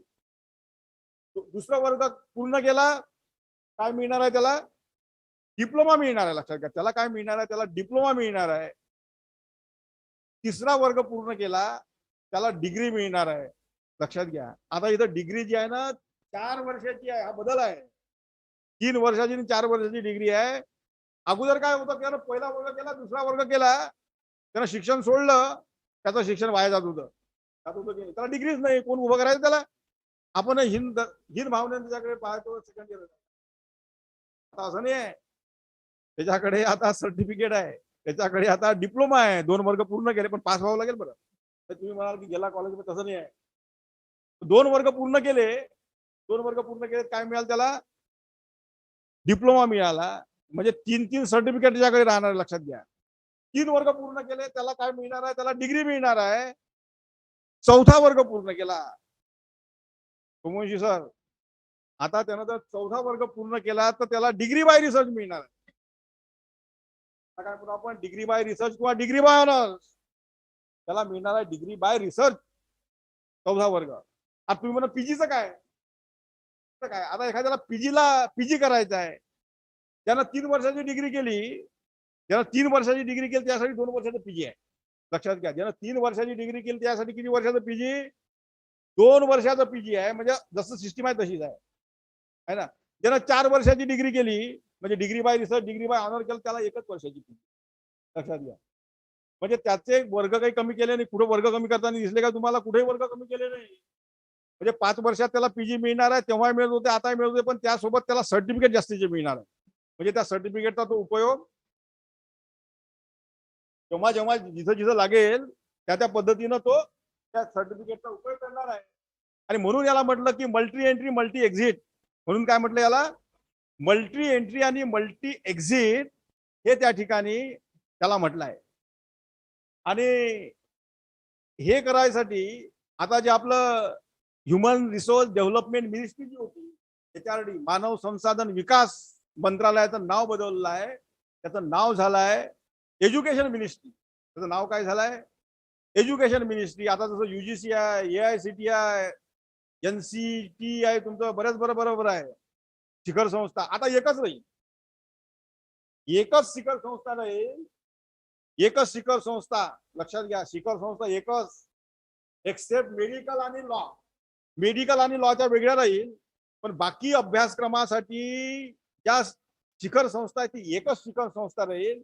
आणि त्यांच्या अंडरमध्ये, लक्षात घ्या, त्यांच्या अंडरमध्ये एक सिलेबसचा फ्रेमवर्क तयार करायसाठी एक समिती राहील, किंवा त्याला आपण सबसंस्था म्हणू. पण हेड कोण? एकच संस्थाची, एकच मुख्य संस्था जी आहे ती हेड राहील. म्हणजे तुमचं सिलेबस रिस्ट्रक्चरिंग, फ्रेमिंग वगैरे एकाकडे, त्यानंतर तुमचं अप्रुव्हल वगैरे जे आहे महाविद्यालयांना वगैरे युजीसीचं काम आहे त्या पद्धतीचं एकाकडे, त्यानंतर जर नॅक आहे, नॅक सुद्धा राहणार आहे एका एजन्सीकडे, ते राहील. आणि चौथ्या एजन्सीकडे तुम्हाला ज्या ग्रँट्स वगैरे द्यायच्या आहे ना, ग्रँट्स वगैरेचं काम ह्या चौथ्या एजन्सीकडे राहील. म्हणजे एका अमरेला खाली हे सगळं राहील, एक्सेप्ट लॉ आणि मेडिकल. लॉ मेडिकलच्या शिखर संस्था वेगळ्या राहतील, पण बाकीच्या AICT, NCERT वगैरे वगैरे काय काय आहे ते सगळं सगळं. त्यानंतर तुमचं फार्मसी काउन्सिल ऑफ इंडिया आहे, अखिल भारतीय तंत्र शिक्षण परिषद आहे, त्या स्पोर्ट्स वाल्यांचं आहे, हे सगळं आपण आता यामध्ये एकत्र करणार आहे. अशा पद्धतीची नवीन एज्युकेशन पॉलिसी ही आता भारतामध्ये उदयास येत आहे, आली आहे.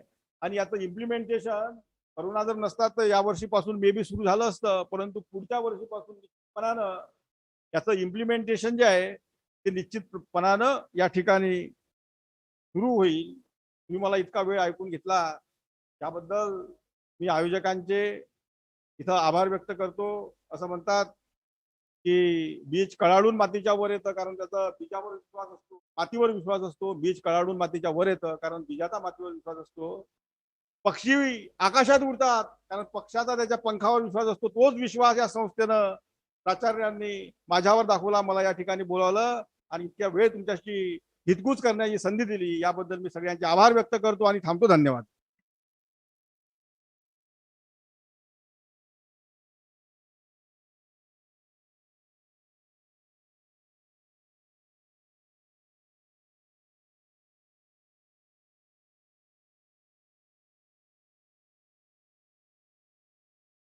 धन्यवाद सर.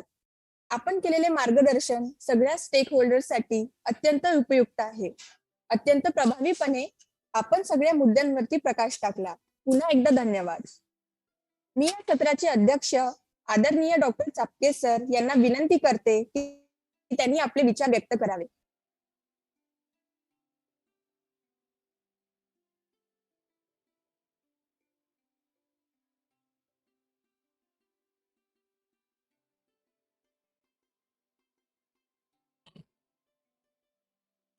संत गाडगे बाबा अमरावती विद्यापीठात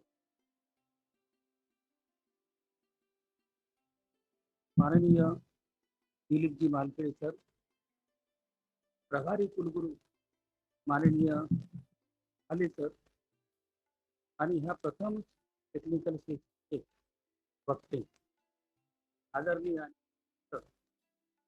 संबंधित सर, आणि इथे सर्व एक उपवंशी सर आलेले आहेत, सर्व प्राध्यापिका, मित्रमंडळी आणि शिक्षकेतर. आता हेमंत सरांना मला असं वाटतं हे एक्झामिनेशन आणि इव्हॅल्युएशनचे डायरेक्टर आहे की प्राध्यापक आहे असं वाटतं.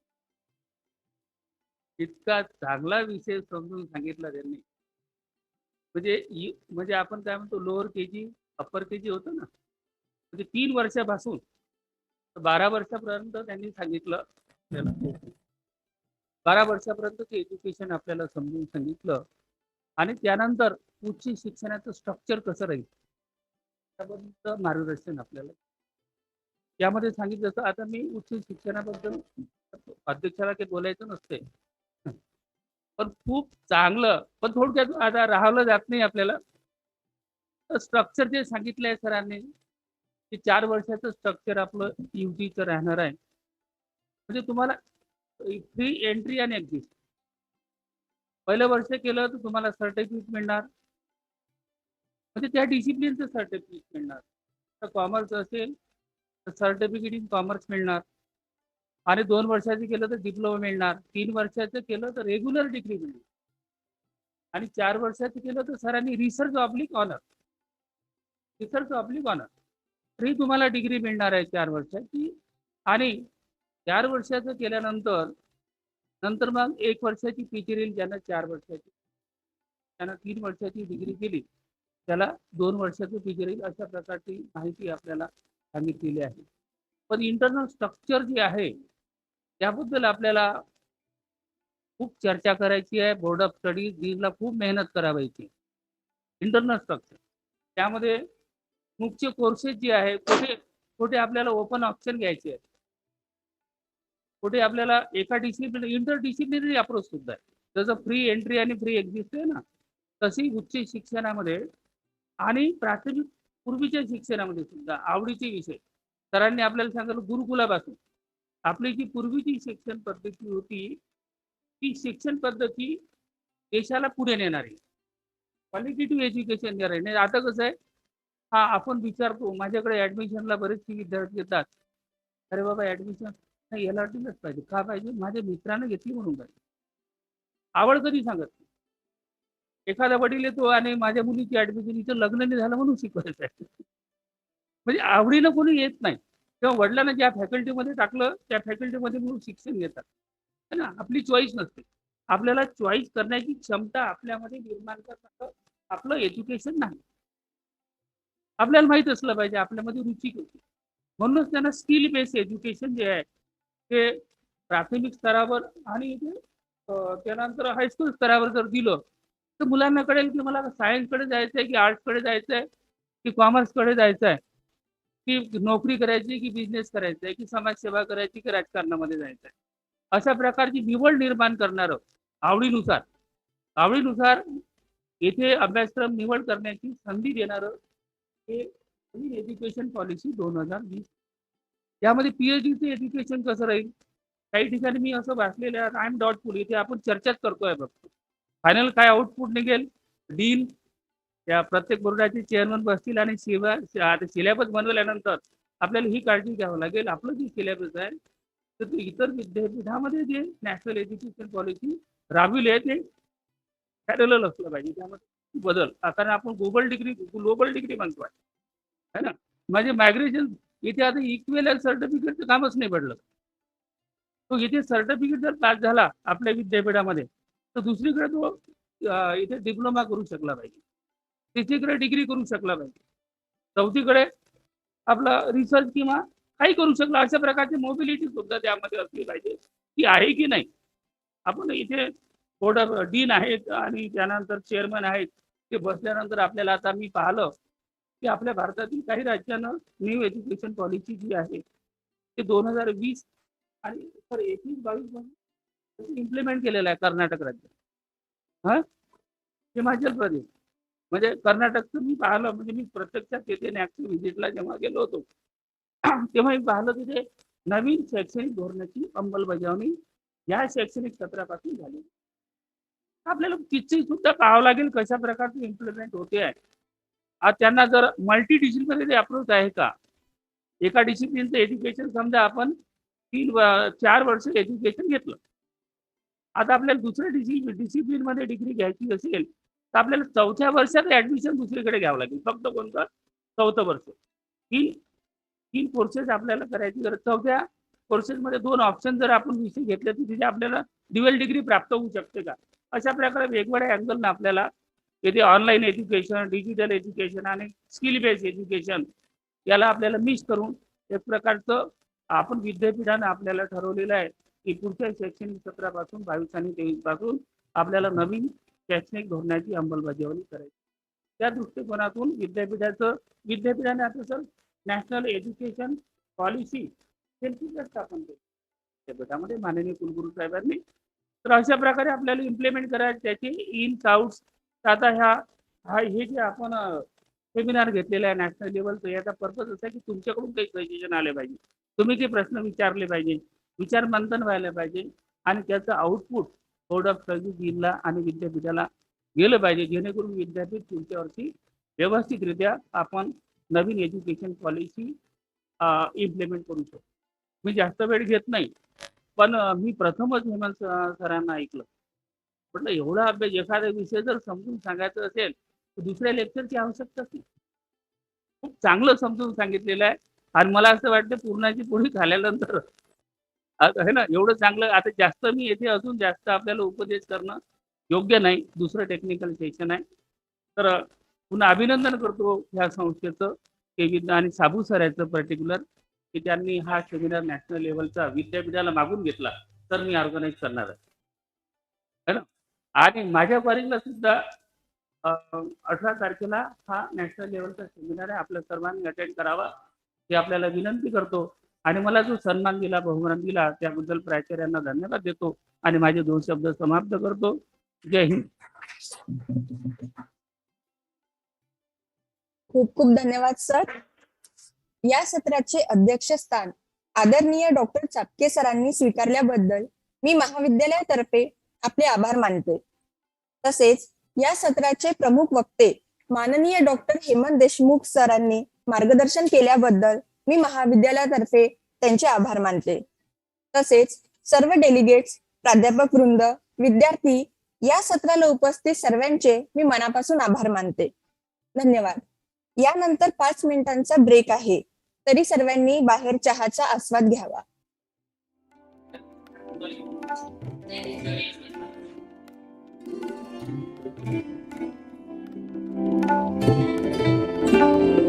एज्युकेशन पॉलिसी 2020 च्या या दुसऱ्या सत्रामध्ये पुन्हा एकदा मी सर्वांचे स्वागत करते. दुसऱ्या सत्राचे अध्यक्ष आहेत माननीय doctor Sanjay Vite sir, assistant professor, department of English and IQAC coordinator, RDG college Akola. व प्रमुख वक्ते आहेत आदरणीय doctor Swati Sherekar madam, professor, department of computer science, Sant Gadge Baba Amravati university, Amravati. Me doctor प्रसन्न पांडे सरांना विनंती करते की त्यांनी आदरणीय डॉक्टर संजय विटे सरांचे स्वागत करावे.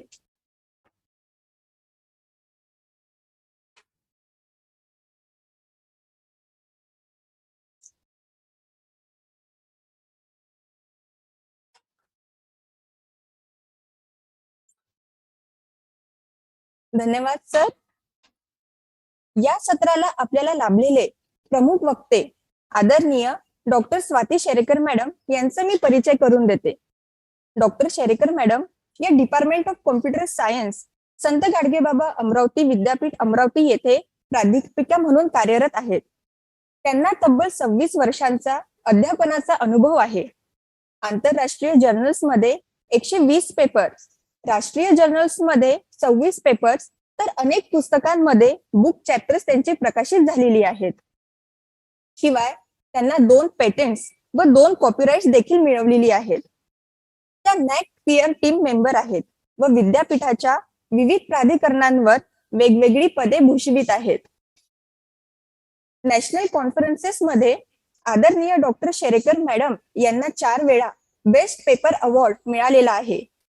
IETE चा आउटस्टँडिंग लेडी इंजिनियर अवॉर्ड त्यांनी मिळवलेला आहे. तसेच HRD ऑफ GOI चा हिंदी सेवी सारस्वत अवॉर्ड हा सन्मान त्यांनी देखील प्राप्त केलेला आहे. मी डॉक्टर आरती देशपांडे मॅडम यांना विनंती करते की त्यांनी आदरणीय डॉक्टर स्वाती शेरेकर मॅडम यांचे स्वागत करावे.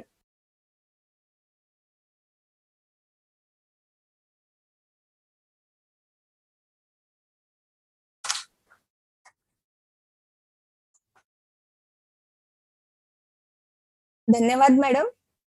तर अशा या बहुआयामी व्यक्तिमत्वाचे धनी असलेल्या आदरणीय डॉक्टर स्वाती शेरेकर मॅडम यांना मी विनंती करते की त्यांनी राष्ट्रीय शैक्षणिक धोरण 2020 ऑनलाईन व डिजिटल शिक्षण या विषयावर मार्गदर्शन करावे.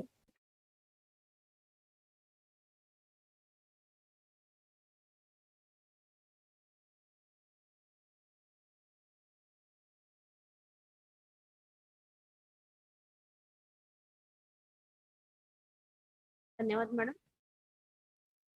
Good afternoon all of you.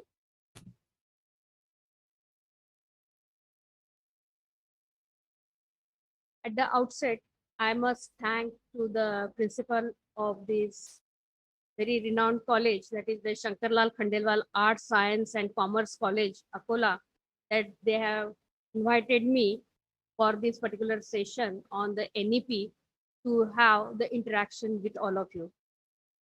This particular workshop, the awareness program, it is organized under the one particular motive, the drive, which is taken by the Amravati University in the leadership of our Honorable Vice Chancellor, that is Dilip Malkhede sir.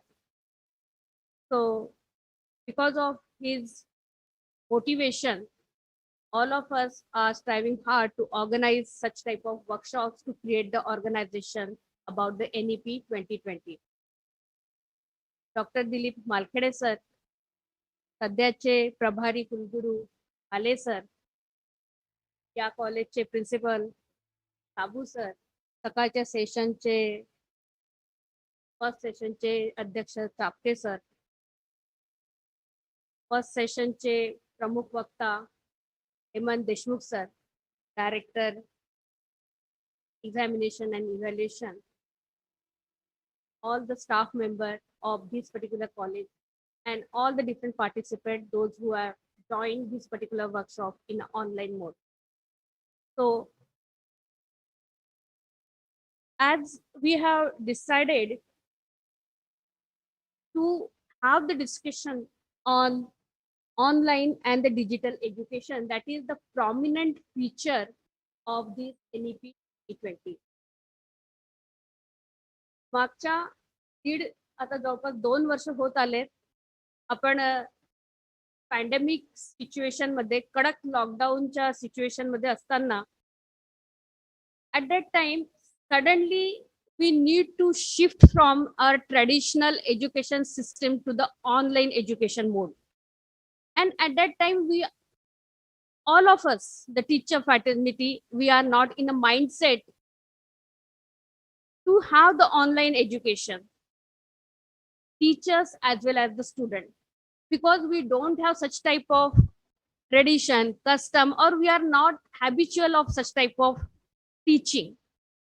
Therefore, at that time, that was a very drastic change, and a lot of different teachers, they are not able to shift in online mode immediately, because to have certain revolutionary thing, the customary what we are used to, and suddenly if there is any change, we need certain preparatory positions.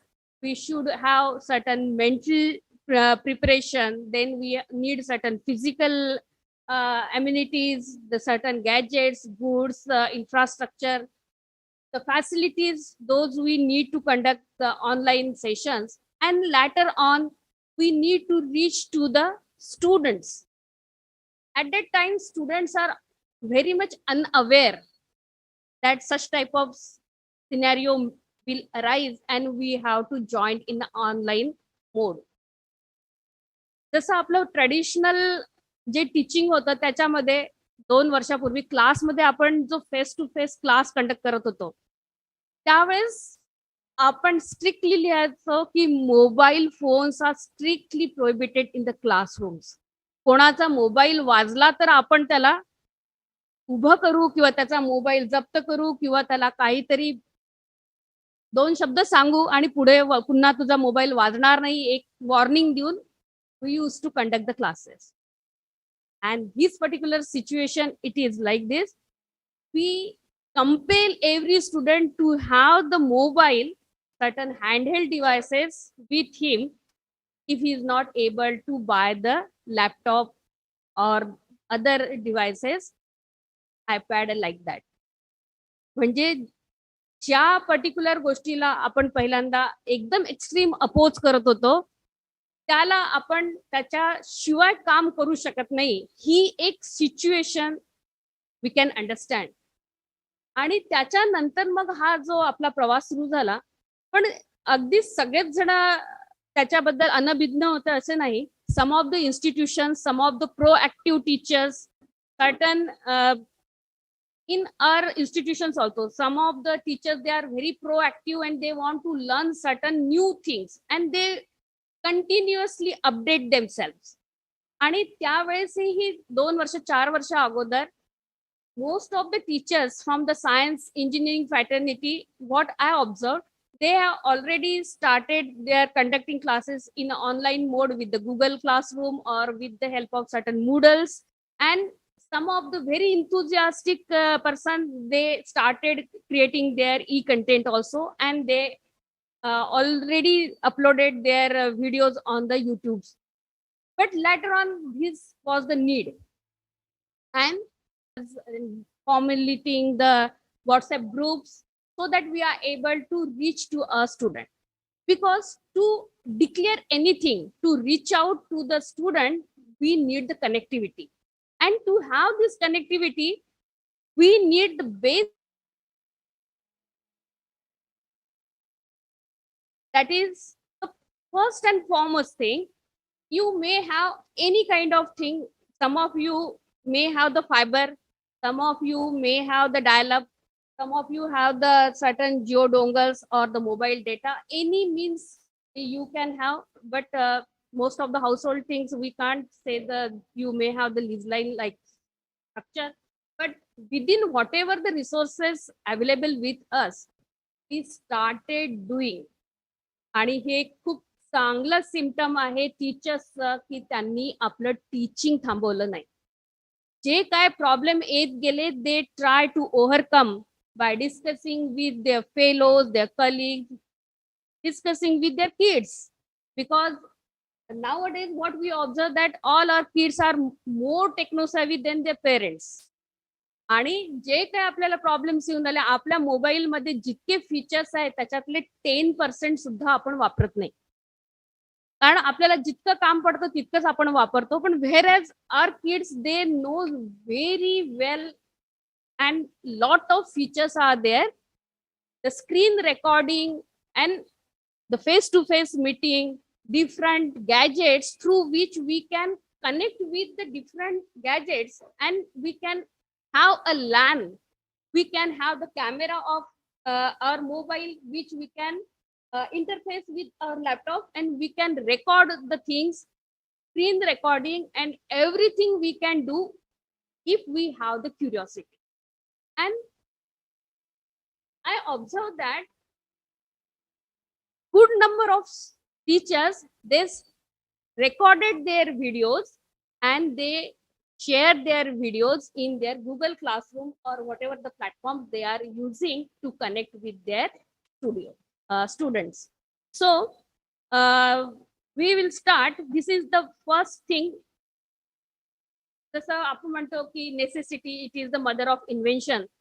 तर यावेळेस आपली necessity होती, पण NEP 2020 आपल्याला हे पहिलेपासून सांगत आलेली आहे. जेव्हापासून ड्राफ्ट बनला तेव्हापासून हे एक हायलाइटिंग फीचर आहे की technology use for integration and online digital education. म्हणजे हा आपण पॅन्डेमिक असल्यामुळे आपण जो फेस केला आणि सगळ्यांनी अडॉप्ट केला. पण हा बाय डिफॉल्ट आपला NEPचा पार्ट अँड पार्शल आहे आणि ते फ्युचर एज्युकेशनचा त्या अँगलनी आपल्याला मूव्ह करायचं आहे. आता याच्यामध्ये खूप सारे अँगल्स आहे. ऑनलाईन आणि technology integration will see step by step की NEP 2020 काय म्हणते, आपल्याला कुठल्या डायरेक्शननी जायचं आहे, कसं काम करायचं आहे, हे एक कम्प्लीट NEPने आपल्याला दिलेलं डायरेक्शन.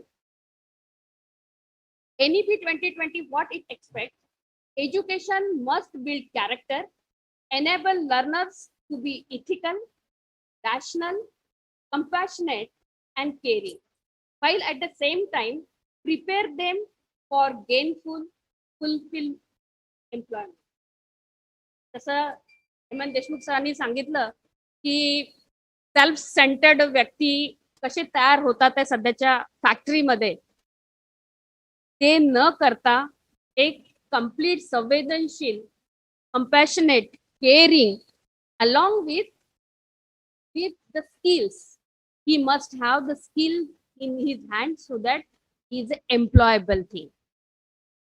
आज आपण NEP मध्ये खूप सारे बदल बघतो आहे की ज्याच्यामुळे आपण स्किल एम्बाईब करतो आहे स्टुडंट मध्ये from the 6th standard onwards. NEP म्हणते की त्यांना कोडिंग 6th स्टँडर्ड ऑनवर्ड शिका. आपण टीव्हीवर पण खूप सारे ऍडव्हर्टाइजमेंट बघतो की kids they started doing the coding and there are certain questions in some of the minds in some of the parents whether the kid of 6th standard is able to do the coding. But friend, it is very much possible. छोटे छोटे app development असो, web development असो, सुंदर websites छोटे छोटे student develop करतात. आणि app development तर सध्या इतकं डिमांडिंग आहे आणि त्याच्यामध्ये पोरांचा एक जर इंटरेस्ट निर्माण झाला तर एक कॉम्पिटिशन वी कॅन ऑर्गनाइज. आणि तुम्ही पाहता की ऍप हे dedicated for certain task it is there. For example text to speech and speech to text. These are the two different things. If you are typing something, the voice it is generated. Or जसं आपण WhatsApp मध्ये पाहतो की voice recording आहे, तुम्ही voice message पाठवू शकता किंवा व्हॉइस नी जे हे करतो ते टेक्स्ट म्हणून टाईप करतो. हे एक छोटे छोटे टूल्स आहे जे की तुम्ही एक ऍप म्हणून डेव्हलप करू शकता. And later on if you launch this particular app on the play store and if it is a sellable product and if it is your startup, you will be the multi-millionaire in few of the months. That is the thing. If you have the idea, an idea you need to convert it into the startups. आणि त्याच्यासाठी ICT plays the very important role. तुम्हाला ICTचं जर चांगलं knowledge आहे, backbone if you are using at the ICT, आणि हा पूर्ण जो सध्याचा what we can say the जमाना we can say in simple language की कम्प्लीट IT एनेबल्ड आहे. ज्याचा जो नॉलेज आहे he will be the super power. IT, ICT and ITES, that is IT enabled services. It is a service sector. Another domain, it is the service sector which provides you lot of different services. जसं आपण पाहतो की खूप सारे जे startups आहे जे आज खूप मल्टी मिलियनरी आहे. ओला कॅब आहे, ओयो आहे. ओयो 1-2 वर्षातलं त्याची जर्नी आहे, आज मल्टी मिलियनरी पर्सन आहे बिकॉज ऑफ द आयडिया. जसं तुम्हाला माहिती आहे ओला वाल्याची स्वतःची एकही कॅब टॅक्सी नाही. That is his business plan and he has converted that business plan into the reality and become the multimillionaire. Means if you have the idea, good knowledge of the IT sector and online trends, and you are able to convert it into the startup, and there are lot of different innovations we can say. And if your innovations are sellable, if you are able to make all these innovations into the finished products, and if it is a sellable thing, or there are certain mentors who will guide you to reshape, polish, and after polishing it should be a finished product.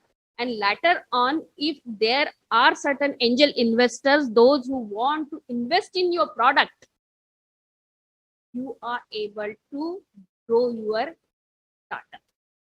जसं Olani start केल्यानंतर पहिल्यांदा city पुरतं मर्यादित केलं, मग त्यांनी 10 cities साठी आपली सर्व्हिस केली, मग स्टेट साठी केली, मग ती स्टेट वाढवता वाढवता आणि मग त्याचं नेटवर्क वाढत गेलं. नेटवर्क वाढताना त्यांनी त्याच्यामध्ये कंटिन्युअस अपग्रेडेशन्स आहे. तुम्ही पाहत असाल की त्याचं जे ऍप आहे, त्याची जी वेबसाईट आहे 2 महिन्यापूर्वीची आणि नंतरची, याच्यामध्ये continuous you are able to see the updations, the way of booking, the service, the billing, the driver, the communication, GPS location, everything he try to give you better and better and better service. That is the thing. What I want to say, the online ICT, it is the backbone for the progress. आणि हे आपल्या NEP खूप चांगलं ओळखलं आहे आणि teaching साठी online किती आवश्यक आहे हे आपण पुढे पाहतोच आहे की टीचिंग मध्ये आपण ऑनलाईनचा किती चांगला उपयोग करून घेऊ शकतो for the teaching learning evaluation. Recognizing, identifying, fostering, and unique capabilities of each student by sensitizing teachers as well as the parents to promote each student's holistic development in both academic and non-academic. Holistic development, it is the prominent feature of the NEP 2020. तुम्ही नुसतं जे सरांनी अगोदर सांगितले की रट्टा मारून rote learning जे आजची मेथड आहे त्याच्यातून स्किल डेव्हलप होत नाही. Overall holistic development of the student, for that we need to take lot of effort starting from our curriculum, implementation, examination and the evaluation. And examination and evaluation, it is a continuous process which will be a task based, certain small project based.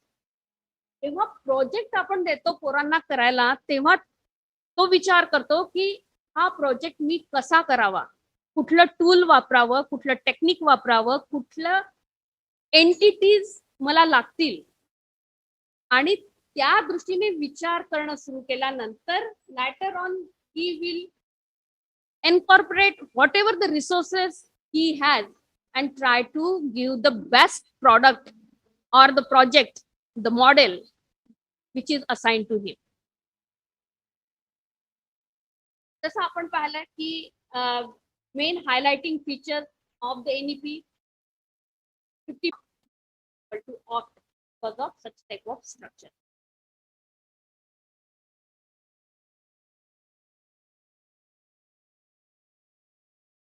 Graded autonomy is there. Then national mission on mentoring, it is again the very beautiful aspect. जसं आपण खूप सारे reforms आणतो आहे education system मध्ये. नॅक पण आपल्याला continuous NAAC मध्ये सुद्धा आपण पाहतोय की रिफॉर्म्स येत आहे. आता नॅक पुन्हा रिव्हिजन मध्ये आहे in accordance with the NEP. NEP चे जे बदल आहेत त्याच्याप्रमाणे नॅकचे रिफॉर्म पुन्हा होते. तुमचा SSR सबमिट झालाय, it is not applicable to. पण आता जे सबमिट करतात आहेत आणि एक कम्प्लीट ऑल ओव्हर इंडिया सगळीकडे awareness and the feedback, it is awareness type of workshop, it is continuously they are organizing to have certain feedback from the various different stakeholders to incorporate the different changes into this particular new structure in accordance with the NEP. जसं आपल्याला माहिती आहे की नॅक मध्ये ज्यांचे A+ grade आहेत ते institutions त्यांना एक वेगळा दर्जा दिला आहे नॅकनी. They can use as the mentorship for the rest of the colleges. They can provide the different services as the consultant to guide the rest of the institution. जेव्हा आपण नॅक फाईल करायला जातो आपल्याला खूप सारे क्वेश्चन्स येतात आपल्या डोक्यामध्ये की how I should file this particular data, whether this way of doing it is correct or this way of doing it is correct. At that time we need someone to tell us what is the perfect way of doing this so that I am able to secure the good marks in this particular criteria. Such type of advice or the paramarsh, it is given by such institute which are there under the banner of paramarsh. Same way for the engineering also, NBA, it is the accreditation. It's very tough to have the NBA accreditation. In the engineering also, in NBA also there are certain persons, those are the assessors. They used to give the mentorship for the rest of the institute, and all those assessors are called as the margadarshak.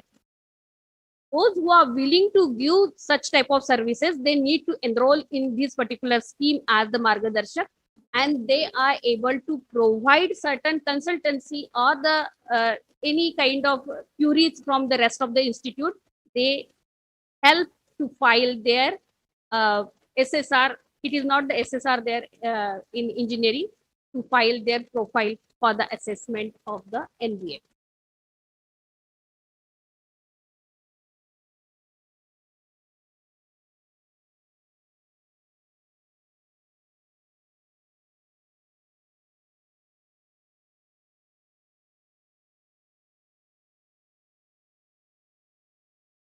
नंतर एक महत्वाचा aspect NEP मध्ये आपण पाहतो आहे की NRF it is the National Research Foundation, which is the body controlling the complete research aspect, research, funding, monitoring, controlling, all these things, it is governed by the NRF, that is the National Research Foundation. Then integration of vocational teachers and professional education, evolving the multidisciplinary approach, and along with that, for this online education, National Educational Technology Forum, which plays the important role on this technology integration and online education. That is National Educational Technology Forum, NETF. आणि जसं आपण पहिल्याच्या session मध्ये ऐकलं की MHRD now it will be renamed as the ministry of education, शिक्षा मंत्रालय. आणि या पूर्ण NEPचा फोकस आहे की give the education in the mother tongue. जसं गुरुकुल सिस्टीम वगैरे आपण त्याच्यातून आपली संस्कृती, आपलं कल्चर, आपलं डेसिमिनेशन ऑफ अवर नॉलेज, हे की आपलं सध्याच्या एज्युकेशन सिस्टीम मध्ये आपल्याला काहीही माहित नाही, आपल्याला आपले वेद माहिती नाही, आपलं काहीही आपले जे आहे त्याच्यातून एक चांगला ह्युमन बिंग घडवला जातो, आजच्या आपल्या मुलाला काहीही माहिती नाही. तर हे जी सिस्टीम आहे आपल्याला ती देणे गरजेचे आहे, आपल्या संस्कृती पुढे चालवणं गरजेचं आहे. आणि त्याच्या महत्वाचा घटक म्हणजे एक सुसंस्कृत नागरिक with ethics and the value. This new education policy giving continuously emphasis on the ethics, values and philanthropic way of dealing with the society. Caring nature. आज कुठे ऍक्सिडेंट झाला तर आपण त्याला उचलायचे भानगडीत पडत नाही, कारण आपल्याला इकडे कॉलेजला लेट होत असतं. म्हणजे ऍक्सिडेंट झाल्यानंतर त्याला हात लावावं की नाही आपण विचार करतो की नको कशाला भानगडीत पडता, उद्या पोलीस केसमध्ये पुन्हा आपल्याला विटनेस आणि पुन्हा हे करायला लागेल. म्हणजे आपल्या संवेदना किती कमी होतात. आज तर खूपच विचित्र चित्र आहे की काही जर कुठे इन्सिडेंट झाला त्याला मदत करण्याच्या ऐवजी त्याचं शूट करून ते आधी अपलोड किती फास्ट मी करतो त्याची रेस लागलेली. त्याला मदत करायच्या ऐवजी आपण कुठेतरी कटतोय, म्हणजे सेल्फ सेंट्रिक पेक्षाही पुढे कुठेतरी जातो आहे. ही मानसिकता बदलणं खूप गरजेचं आहे.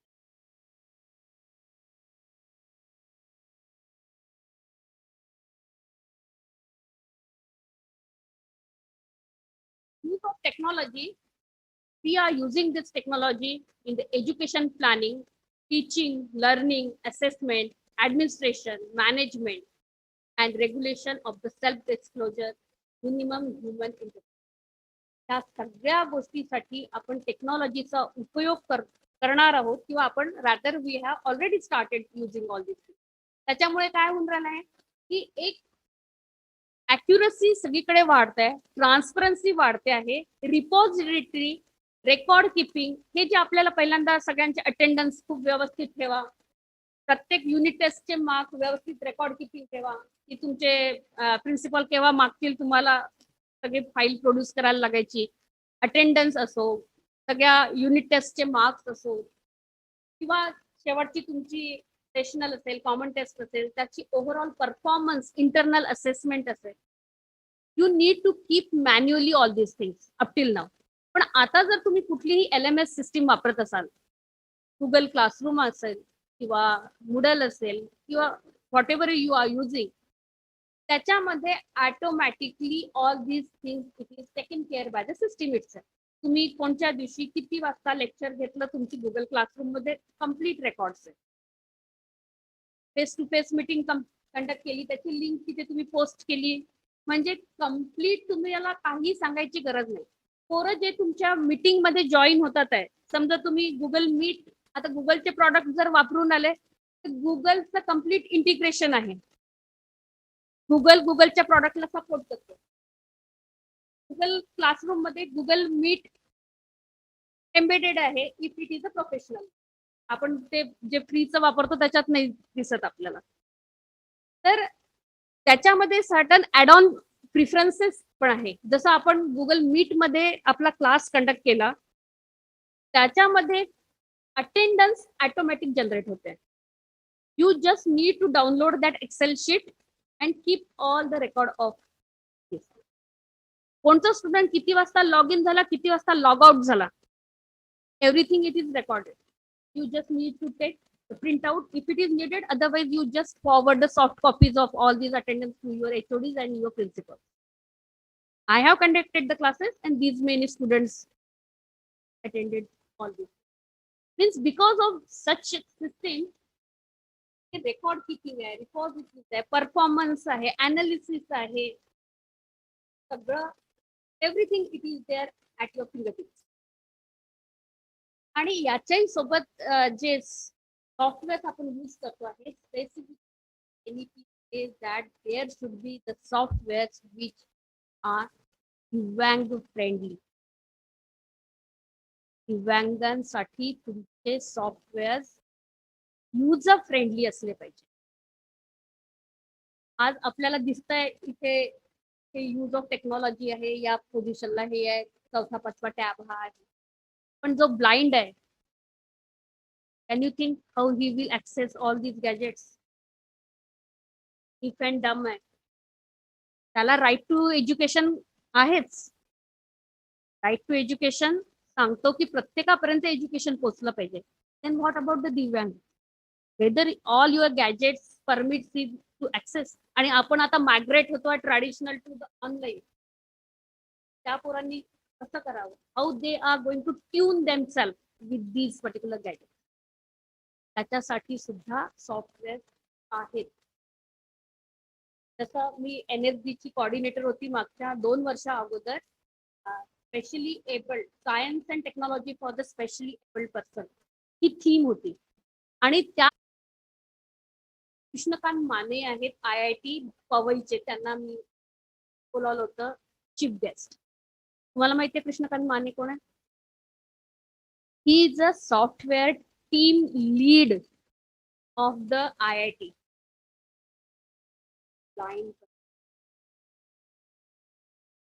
म्हणजे त्यांच्याकडे पाहिल्यानंतर आपल्याला प्रश्न पडतो की how he is able to recognise the bugs.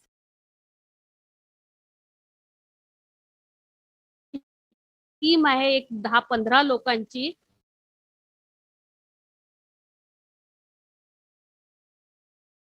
तर माईक ऑफ.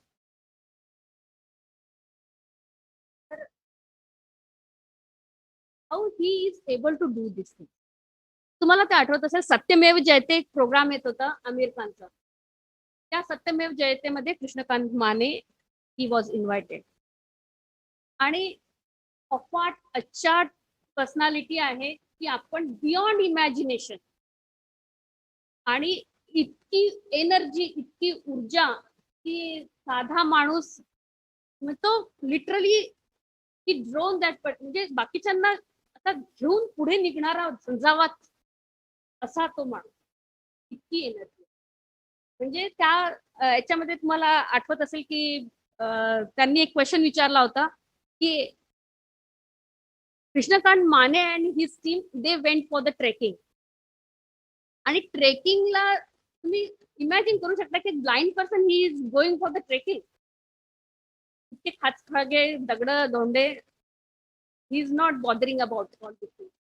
आणि तिथे मग त्या किल्ल्यावरती पहाडावरती गेल्यानंतर एक म्हातारी आजी ती म्हणते, अरे बाकीच्यांना म्हणते की तुम्हाला समजत नाही का, यांना इतका त्रास देताय, ते बिचारे आंधळे, त्यांना तुम्ही घेऊन येतात इतक्या पहाडावरती. तर ते बाकीचे त्यांचे जे सोबती होते ते म्हणाले, आजी आम्ही नाही आणलं यांना, यांनी आणलंय आम्हाला. म्हणजे सच type of energy, the personality. म्हणजे रडत बसण्यापेक्षा whatever the challenges there are converting all these things into the opportunities. आज पण आपण पाहतो की पॅन्डेमिक मध्ये जे चॅलेंजेस होते ते खूप लोकांनी ग्रॅब केले ऍज अपॉर्च्युनिटी, आणि काही लोक नुसतं रडत बसले की मी काहीच करू शकत नाही. आणि आपल्याकडे एक खूप चांगलं कल्चर आहे की इंडियन मेंटॅलिटी, आपण असं थांबत नाही. जे काय आलेले प्रॉब्लेम्स आहे, त्यावेळेस सडन लॉकडाऊन झाला त्यावेळेस आपल्याला मास्क म्हणजे काय होतं माहिती नव्हतं. पीपी किट 2-3 महिन्यानंतर आपल्यापर्यंत आल्यात, जे की माहिती नव्हत्या. आणि त्याच्यानंतर मग बाकीचे जे मेडिसिन्स असो, वॅक्सिनेशन तर खूप नंतर आले. पण आपण ती सिच्युएशन खूप सुंदर चांगल्या रीतीने हँडल केली आणि आपण स्वतःला त्या पर्टिक्युलर स्ट्रक्चरमध्ये स्वतःला सामावून घेऊन वी फेस, आणि त्याच्याही पुढे जाऊन जे अगदी इनोव्हेटिव्ह छोटे छोटे प्रॉडक्ट्स मार्केटमध्ये आले की टचलेस सेन्सर बेस्ड तुमचे हँड सॅनिटायझर्स असतील किंवा मग बाकीच्या खूप लेडीजनी त्याच्यातून रोजगार, आपल्या साधे मास्क कॉटनचे असो की त्याच्यातून त्यांना सुद्धा उभारी मिळाली की जे की अगदी भिकेला लागले होते लोक की घरातून बाहेर पडू शकत नव्हती आणि 2 पैसे कमावण्याचे तर चान्सच नव्हते. तर प्रत्येक गोष्टीमध्ये एक अपॉर्च्युनिटी आहे. चॅलेंजेस म्हणून जर आपण तिथे थांबतो तर we are not able to do the same way. आम्हाला कम्प्युटर हँडल करता येत नाही, ABCD येत नाही, आणि असे पण आपण पाहतो टीचर्स की आम्हाला नाही जमत, आमचा जो स्वतःचा मेल आयडी पण नाहीये. मी पाहते खूप सारे जण स्वतःचा मेल आयडी पण नाहीये, आणि suddenly we are boosting them to transfer on the online mode, तर ते त्यांना जड जात आहे. पण त्यावेळेस जी सपोर्ट सिस्टीम असते, त्यांचे कलिग्स आहेत, त्यांचे फ्रेंड्स आहेत, त्यांचे रिलेटिव्स आहेत, त्यांचे फॅमिली मेंबर्स आहेत, त्यांचे किड्स आहेत, all these are there the support system. With the help of all these support systems, we are able to conquer whatever the difficulties arise at certain time.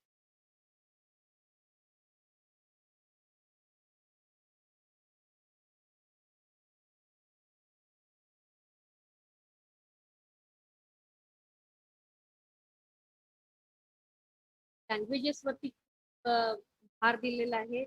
Home languages, mother language, mother tongue, regional, आणि त्याच्यामध्ये मग खूप लोकांनी असं म्हटलंय की mother tongue मध्ये तुम्ही टेक्निकल एज्युकेशन कसं सांगू शकाल. Physics, chemistry, mathematics mother tongue मध्ये शिकवणं it is more difficult than the English.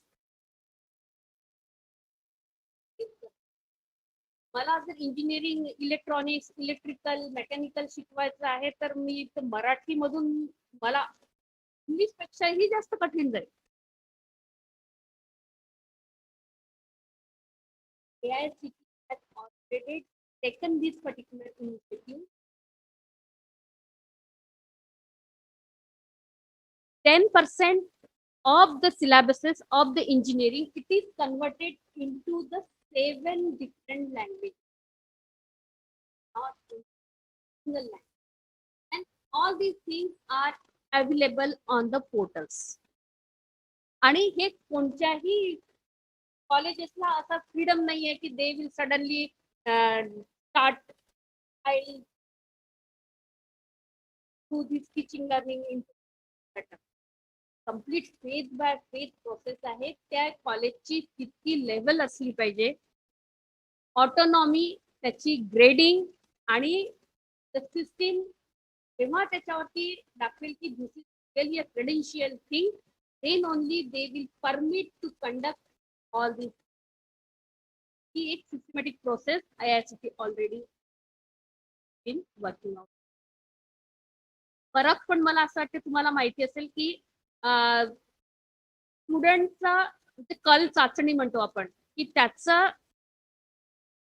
स्वतःचा काय इंटरेस्ट आहे त्याच्याप्रमाणे त्याची दिशा ठरवण्याचं काम फरक करणार आहे.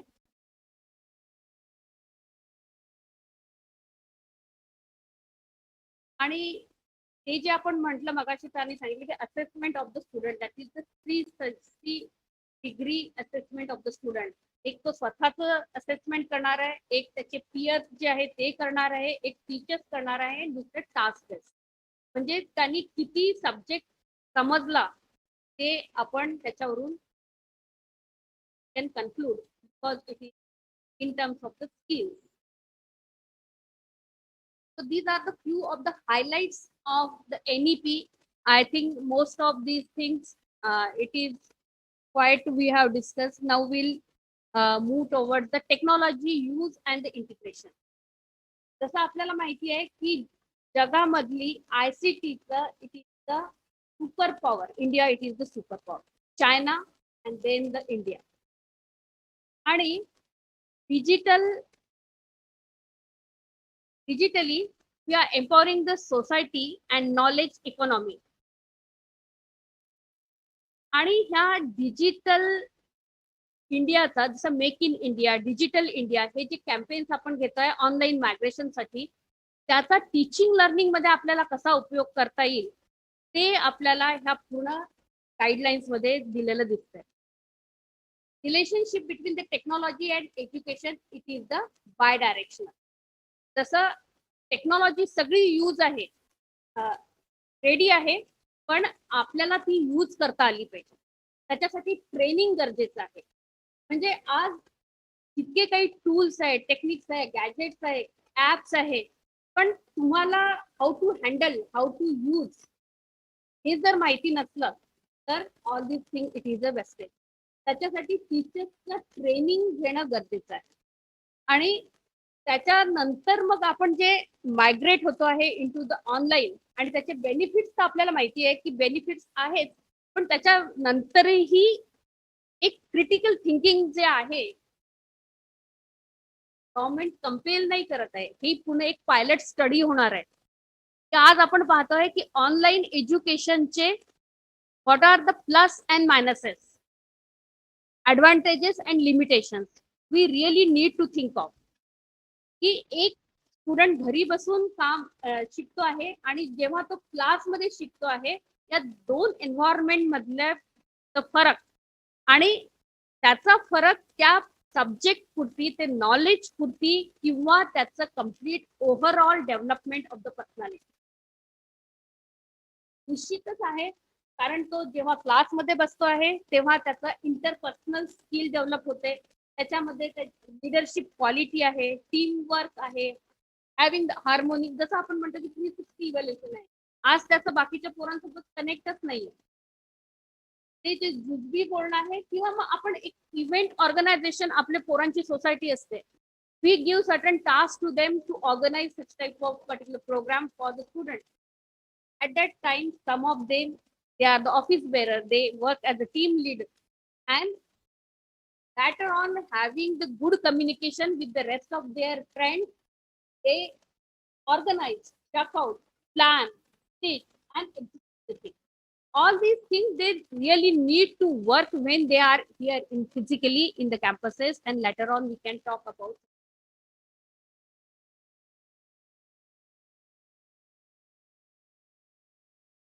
Now, trust of the technological intervention. याच्यामध्ये पॉलिसी काय म्हणते? Teaching, learning and evaluation processes we are able to do very well with the help of ICT tools and techniques. Supporting teachers preparation and professional development we can do with the help of technology integration. Enhancing educational excellence. आज नेटवरती आपल्याला खूप सारे चांगले videos पाहायला मिळतात, खूप सारे चांगले टॉक्स अवेलेबल आहेत, जे की समजा आपण कधी इंटरनेट जर नसतं, आपल्याला जर हा प्लॅटफॉर्म अवेलेबल नसता, we are able to communicate with each other, we are not able to conduct the classes. आणि जे टॉप नॉच स्टॉलवर्ड्स आहेत आपल्या सब्जेक्टचे, त्यांना ऐकण्याची संधी आज आपल्याला इंटरनेटमुळे अवेलेबल आहे. की जे वर्ल्ड वाईड फेमस स्टॉलवर्ड्स आहे belonging to your subject in each of the domain, आज त्यांना आपल्याला ऐकण्याची, त्यांचे सब्जेक्ट जे काही व्हेरियस टॉपिक्स आहेत त्यांच्याकडून समजून घेण्याची एक चांगली संधी, because of all these platforms what ever available with. खूप साऱ्या चांगल्या रिपॉझिटरीज आहे, खूप डेटाबेसेस आहे. तुम्ही रिसर्चच्या रिलेटेड जर जाल तर खूप सारे जर्नल्स आहे, डेटाबेसेस, जे की systematically organized आहे. Later on you can take certain permissions from the authorities and use all these databases for conduction of your research. Streamlining educational management and the administration. Streamlining management and administration into the teaching, learning and evaluation. Removing the language barriers. Language barriers निघायसाठी आपले जे softwares आहेत ते त्या particular languages मध्ये available असणं गरजेचं आहे.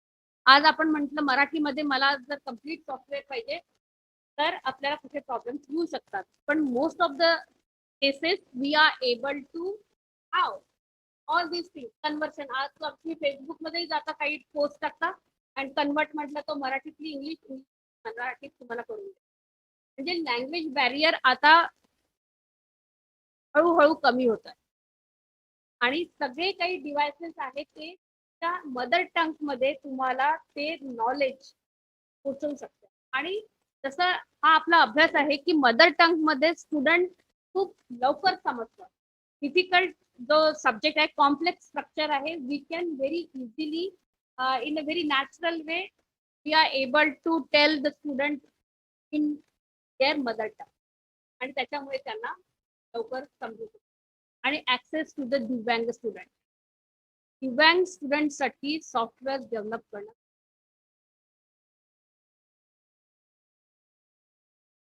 Trust of the technological inventions. Disruptive technologies just like the artificial intelligence, 3D to 7D, virtual reality. Not only these, the machine learning, augmented reality, and all these technology can take good help of to have the technology integration. आज तुम्ही Byju app पाहता, बायजूस त्यांनी पूर्ण जगावरती राज्य करतोय. इतके सुंदर modules develop केलेले आहे की पेरेंट्स आज सगळेजण त्या ऑनलाईन एज्युकेशन कडे शिफ्ट होतात आहे. Byju it is the best example. आणि त्याचं जे मग बाकीच्यांसोबत तो कोलॅबरेट करतोय, आकाश सोबत करतोय for the engineering and all this thing. त्याचे जर तुम्ही मॉड्यूल्स पाहिले असाल तर त्यांनी इतकं सुंदर इंटिग्रेशन केलेलं आहे. Not only and graphics, augmented reality, virtual reality, the student they are able to feel the environment, the virtual reality. The augmented reality and the virtual reality, what is the difference between these? Virtual reality म्हणजे तुम्ही जे पाहता की it is in virtual nature and you are not able to touch but you are able to feel.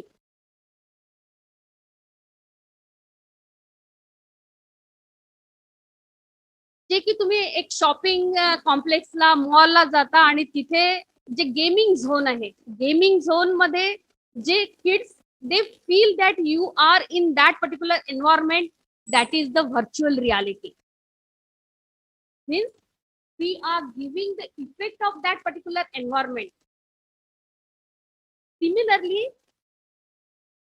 There is a mix mode, the blended thing of the real world with the virtual world. That is the augmented reality. If you are able to remember that particular game, that is the Pogo or something, that particular Pogo, it is hiding in behind certain bushes. Pogo है ना ते काय आता तो game PUBG नाही. So augmented reality सोबत that particular Pogo, it is hidden in certain bushes or the hiding certain buildings. Or not able to recall that game, but that is the best example of the augmented reality. It is the mixed mode reality and the virtual thing. Same way, we have certain apps which gives the best example. जसं आपल्याला GPS system मध्ये सांगतो की आपल्या या destination पासून त्या destination पर्यंत जायचं आहे, तर ट्रॅफिक कोणत्या रोड वरती जास्त आहे तर तो रेड देतो की instead of this particular road you should opt the another one because there is a heavy traffic on this particular route. That is the real situation with the virtual mode. And all these things in the real time mode, the data, it is continuously flowing. इथे 2 मिनिटांनी 5 मिनिटांनी जर traffic कमी झाला तर ती red line तुमची white होते, ब्लू होते. Means the real time data, it is uploaded, and accordingly your GPS system telling you what sort of decision you are able to take. That is the technology integration, and lot of different applications are available. Here we have the short of time, therefore we'll cut it, but you can think of virtual reality and augmented reality. It is the next phase of the teaching learning, and the best example, it is the Gadge. Because we need to create the interest of the student. There's the boring textual आपण असं टाकून ठेवलं तर nobody will pay attention towards your presentation. If you in your presentation there are certain graphics, certain animation, certain good music or something good, then you are able to retain the attention of the audience.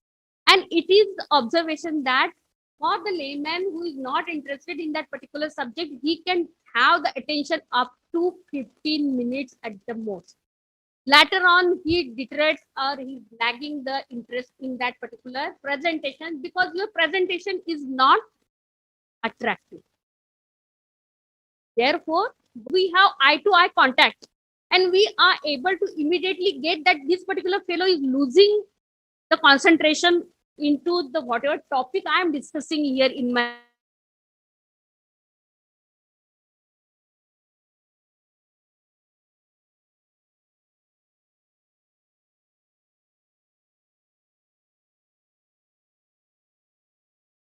certain guidelines. According to that guidelines, we need to work, and it is the need of the era.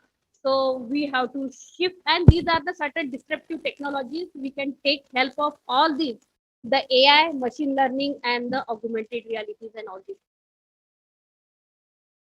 And extensive research is needed in this new technology. Not only this, the using of this technology, what NEP says that there should be the good research into these particular technology, just like the AI with certain domain, machine learning with certain domain. Likewise, there should be the research in these particular technology so that the better and better result for the ultimate layman. Again, help you. Simulation, it is the very good thing where we are able to carry out all our experimentation in a simulating way, simulators, with the help of simulators. I think a few of the person belonging to the electronics, they can understand the different simulators. And this is the role of the NETF, that is the National Education and Technology Forum, which is monitoring, controlling, advisory, research, controlling agency in between these particular categorizing emergent technology based on the potential. After that, the Ministry of Education, and ultimately that giving you the input to the NRF, that is the National Research Foundation. Again, this is the NETF in detail, what exactly the NETF is going to do. त्याचा role काय आहे आणि त्याच्याच अँगलनी हे जे आपण discuss केलं की टेक्नॉलॉजी कशी असली पाहिजे, काय केलं पाहिजे, त्याच्यासोबत दीक्षा आणि स्वयं सारखे पोर्टल्स अवेलेबल आहेत. आणि Diksha it is for the school education and Swayam it is for the higher education. And if you visit you are able to find out lot of different courses are available on the Swayam portal. आणि जसं आता नवीन education policy सांगते आहे किंवा अगोदरच्याच युजीसीच्या guidelines प्रमाणे 60-40चा ratio already सांगितला होता की you are able to incorporate the 40% MOOC courses in your syllabus. From that aspect also, the certain courses available on the portal itself. The research is needed into these domain, जो disruptive technologies है, to have just like the healthcare, agriculture, climate change, and all this.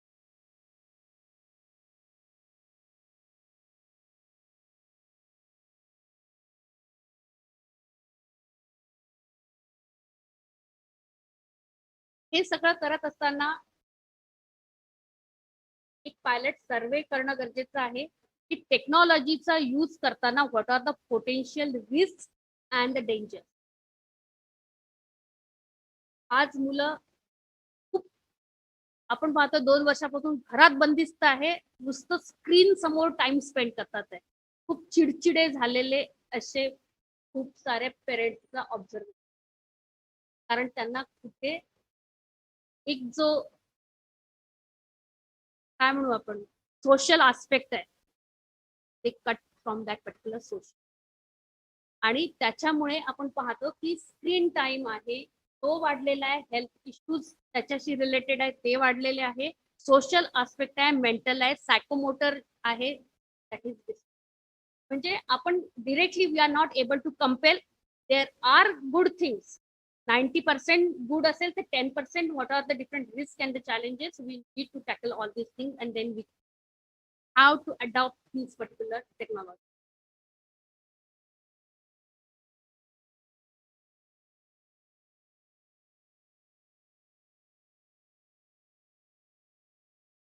And these are the certain digital education key initiatives.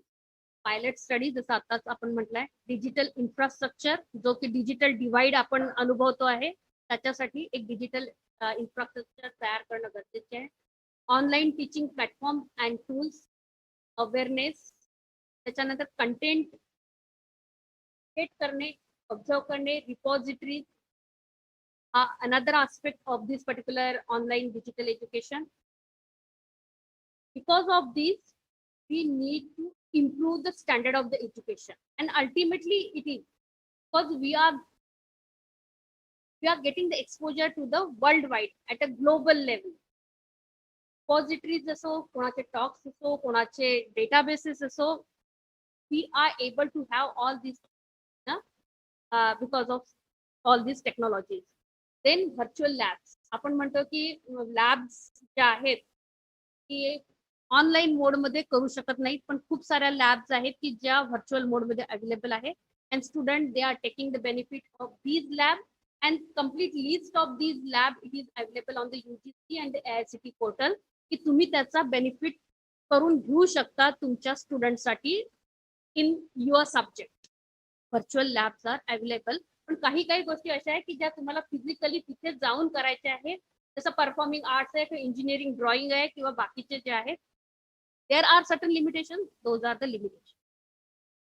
Online assessment and examination, all we have seen. All these things, the policy, it is very good. The thing it is, we need to have the good implementation of all these things. Disruptive technologies आहे, such in the disruptive technologies, आणि त्याचा उपयोग आपण आपल्या teaching learning मध्ये कसा करू शकतो हे सगळं आपण पाहिलंय.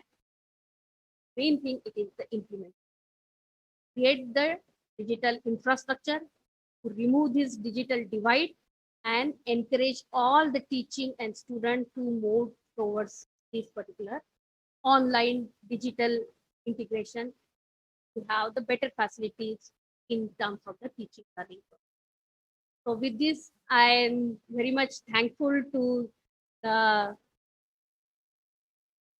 Shankarlal Khandelwal College. That's a very nice experience to be with all of you here in this particular college.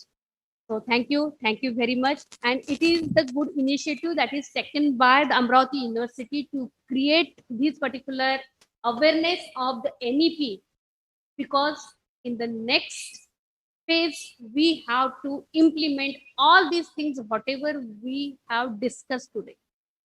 And because of this awareness, later on we'll start thinking the traditional thing up till now, what we have done, what we have experienced up till now, and what is the future.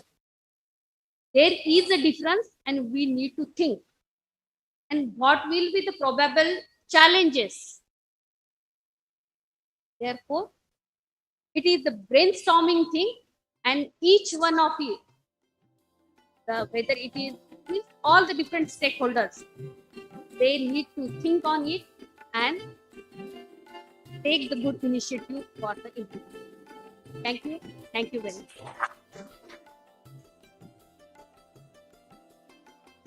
धन्यवाद madam. आपण केलेले मार्गदर्शन सगळ्या stake होल्डर्ससाठी अत्यंत उपयुक्त आहे.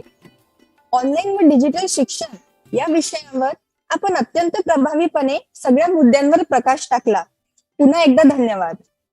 मी या सत्राचे अध्यक्ष माननीय डॉक्टर संजय विटे सरांना विनंती करते की त्यांनी आपले विचार व्यक्त करावे.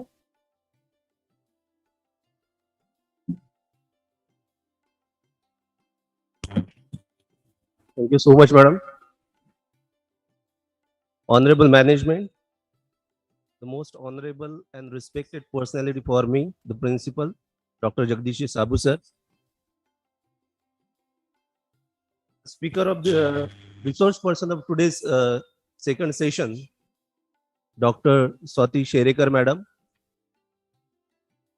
My dear friend and IQAC coordinator of this college, Dr. Milen Shirbate sir. And all the professors, participants, and dignitaries over here. We are talking on a topic that's a National Education Policy 2020, which is a vibrant topic nowadays in the educational fraternity or the teachers fraternity. Because we the people belonging to that community who has to make aware others about the national education policy. Guys, so far as the second session's topic is concerned, online and digital education, I would like to appreciate the way Dr. Swati Sherekar madam has explained it. She has been used the very lucid manner and the very illustrative examples she has given to explain the topic. Thank you so much, madam, for that. I would like to say one thing, that during the pandemic, we have witnessed the drastic change in the teaching and learning process.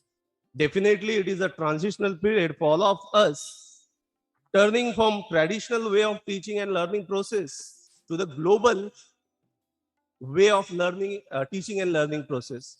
We have to connect to the global educational policies. That's why we are today talking about the national education policy, because we have to implement in the forthcoming days.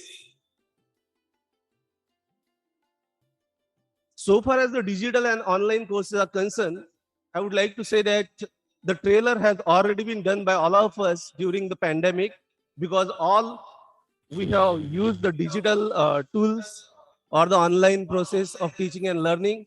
The 70mm scene or the movie will definitely become before us when we will implement this national education policy within few days. Every teaching policy or everything has pros and cons, whether it is a virtual teaching or whether it's a traditional teaching process. What to accept depend on us. We were feeling there should be a change in education, and it took almost 34 years to find out this NEP 2020. Der hai, durust hai, I think so. But definitely, the journey of this NEP 2020 is difficult one, but not impossible. I believe unitedly we, or all the stakeholders connected with it, will definitely achieve the goals of NEP. Thank you so much for giving me a dais here to share my opinion or to express myself. Again, I am very much thankful to the organizing committee for giving me the dais. Thank you so much, everyone. खूप खूप धन्यवाद sir. या सत्राचे अध्यक्षस्थान माननीय doctor Sanjay विटे सरांनी स्वीकारल्याबद्दल मी महाविद्यालयातर्फे आपले आभार व्यक्त करते. तसेच या सत्राचे प्रमुख वक्ते माननीय डॉक्टर स्वाती शेरेकर मॅडम यांनी मार्गदर्शन केल्याबद्दल मी महाविद्यालयातर्फे आपले आभार मानते. तसेच सर्व डेलिगेट्स, प्राध्यापक वृंद, विद्यार्थी, या सत्राला उपस्थित सर्वांचे मी मनापासून आभार मानते. येथे आपले दोन्ही तांत्रिक सत्रे संपन्न झालेली आहेत. तरी मी समारोपीय सत्राचे सर्व सूत्र डॉक्टर निशा वराडे मॅडम यांच्याकडे सोपविते.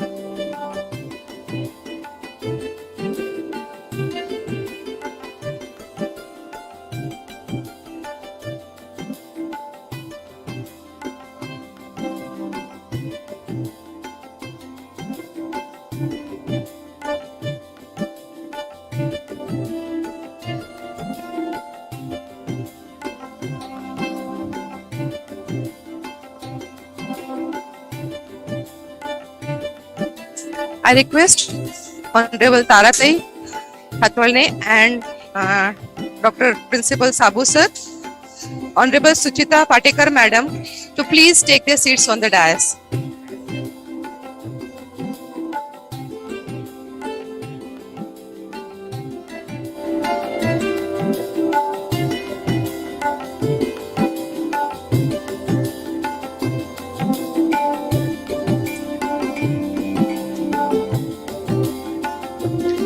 I request Dr. Sherkar madam to please take her seat on the dais. Sabu sir.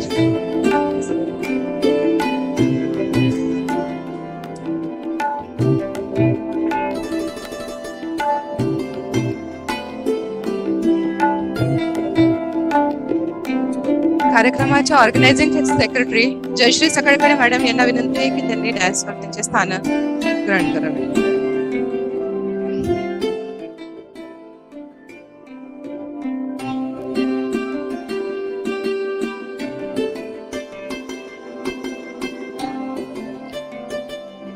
धन्यवाद.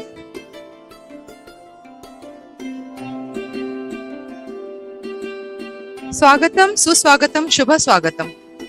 संत गाडगे बाबा अमरावती विद्यापीठ अमरावती व शंकरलाल खंडेलवाल कला विज्ञान व वाणिज्य महाविद्यालय अकोला यांच्या संयुक्त विद्यमाने आयोजित नॅशनल एज्युकेशन पॉलिसी 2020 या विषयावर एक दिवसीय राष्ट्रीय परिसमारोपीय सत्रामध्ये मी डॉक्टर निशा वराडे आपण सर्वांचे मनपूर्वक स्वागत करते.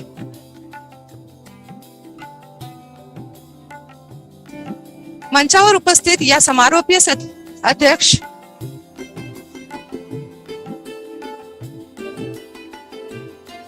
आदरणीय डॉक्टर ताराताई हतवले, अध्यक्ष शिक्षण प्रसारक मंडळ अकोला,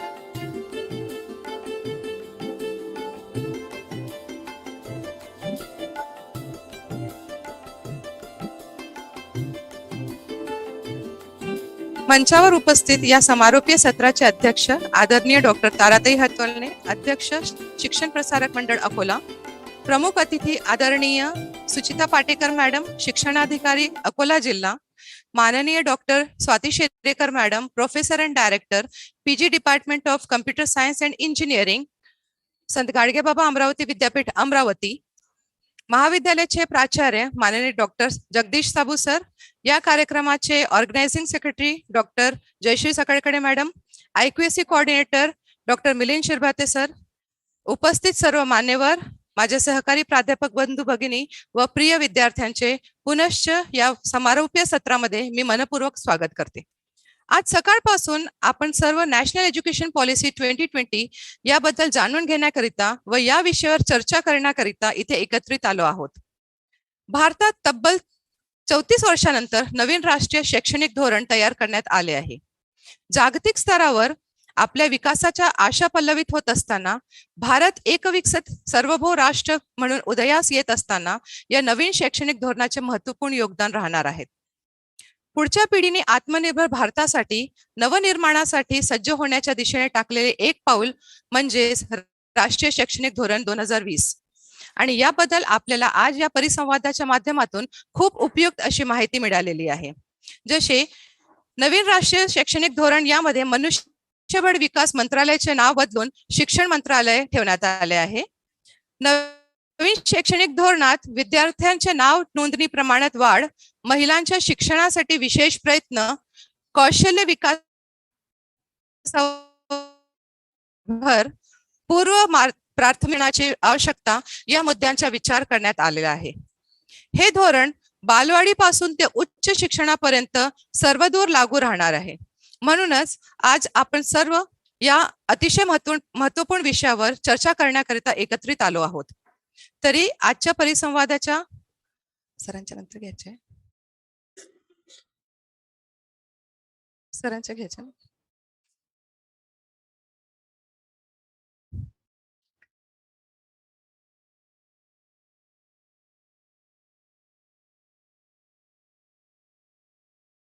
मी स्वागत घेऊ ना, तेच म्हटलं. पाहुण्यांचे स्वागत करणे ही आपली भारतीय संस्कृती आहे.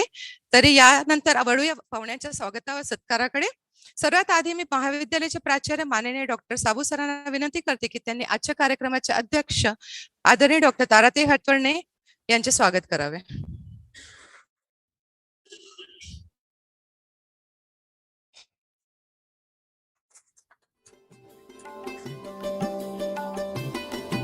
धन्यवाद सर. आज या समारोपीय सत्रामध्ये आपल्याला अकोला जिल्हा शिक्षणाधिकारी आदरणीय सुचिता पाटेकर मॅडम प्रमुख पाहुणे म्हणून लाभले आहेत. सुचिता पाटेकर मॅडम यांनी MA MEd केले असून मानखेड सारख्या अमरावती मधील एका खेड्यात त्यांनी बालपण घालवले आहे. त्यांनी 10वी पर्यंतचे शिक्षण तिथेच पूर्ण केले. गुणवत्ता यादीत त्यांच्या कामाला सुरुवात केली. चिखलदरा सारख्या ठिकाणी आदिवासी दुर्गम भागात त्यांनी शिक्षण क्षेत्रात खूप योगदान दिले. परभणी इथे शिक्षणाधिकारी म्हणून पहिल्यांदा त्या रुजू झाल्या व 100 विद्यार्थ्यांना विमान सफर घडविण्याचा अनोखा उपक्रमही त्यांनी राबविला. त्या तळामळातील विद्यार्थ्यांपर्यंत शिक्षण पोहोचावे असा उद्देश त्यांच्या नेहमीच असतो. कोरोना काळात जेव्हा सगळे जग थांबले तेव्हा त्यांनी 15,000 वर अभ्यास गट स्थापन करून त्याद्वारे त्यांचे शिक्षण सुरू ठेवले. अनेक वेबिनार आयोजित करून नवनवीन उपक्रमांना दिशा देण्याचे काम त्या अविरतपणे करत असतात. त्यांच्या अशा समाज उपयोगी उपक्रमाची दखल घेत त्यांना अनेक पुरस्कारांनी सन्मानित केले आहे. हसतमुख चेहरा, कमालीची नम्रता आणि जिज्ञासू वृत्ती त्यांच्या अशा व्यक्तिमत्वामुळे त्या सगळ्यांमध्ये लोकप्रिय आहेत. असे शिक्षणाधिकारी अकोल्याला लाभले आणि आज आपल्यात या कार्यक्रमाचे प्रमुख पाहुणे म्हणून उपस्थित आहे हे आपल्या सर्वांचे भाग्यच. तरी मी आजच्या कार्यक्रमाचे अध्यक्ष आदरणीय डॉक्टर ताराताई हटवळणे यांना विनंती करते की त्यांनी या समारोपीय सत्राचे प्रमुख पाहुणे माननीय सुचिता पाटेकर मॅडम अकोला जिल्हा शिक्षणाधिकारी यांचे शाल, श्रीफळ, स्मृतिचिन्ह व पुष्पगुच्छ देऊन स्वागत व सत्कार करावे.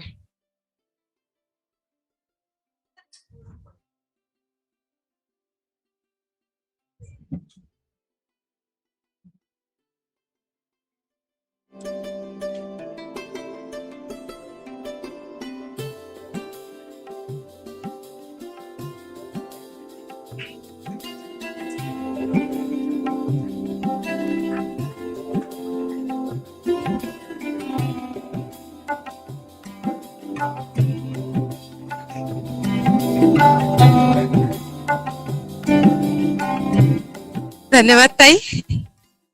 मी कार्यक्रमाचे ऑर्गनायझिंग सेक्रेटरी डॉक्टर जयश्री सकडकडे यांना विनंती करते की त्यांनी डॉक्टर स्वाती शेरेकर मॅडम यांचे या ठिकाणी पुष्प देऊन स्वागत करावे.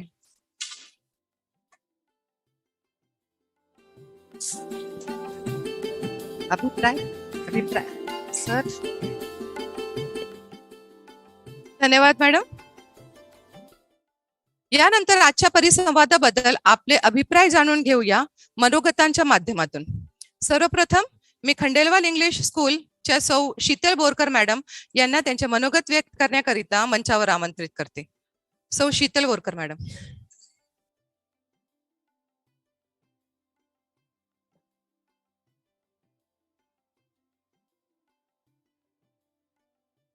मंचावर उपस्थित सगळ्यांना माझा प्रणाम. उपस्थित सगळ्यांना माझे कलिग्स आहेत त्यांना सुद्धा. आपण इथे सगळे NEP 2020च्या माध्यमातून आपल्याला भरपूर इथे गायडन्स मिळालं की आपण आपल्या मुलांपर्यंत आपल्या विद्यार्थ्यांपर्यंत पोहोचवू आणि खूप छान मार्गदर्शन केलं. त्यासाठी मनपूर्वक सगळ्यांना धन्यवाद. धन्यवाद मॅडम. यानंतर मोहरीदेवी खंडेलवाल विद्यालयाचे श्री प्रदीप चौखंडे सर हे या कार्यक्रमाबद्दलचे आपले विचार या ठिकाणी मांडतील अशी मी त्यांना विनंती करते.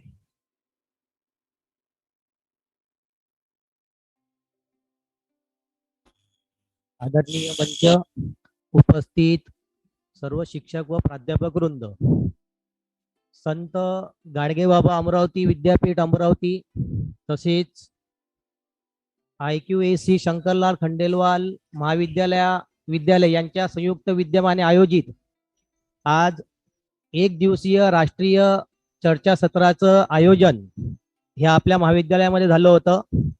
विषय होता राष्ट्रीय शैक्षणिक धोरण 2020. यामध्ये एकूण 2 सत्र झालेले होते.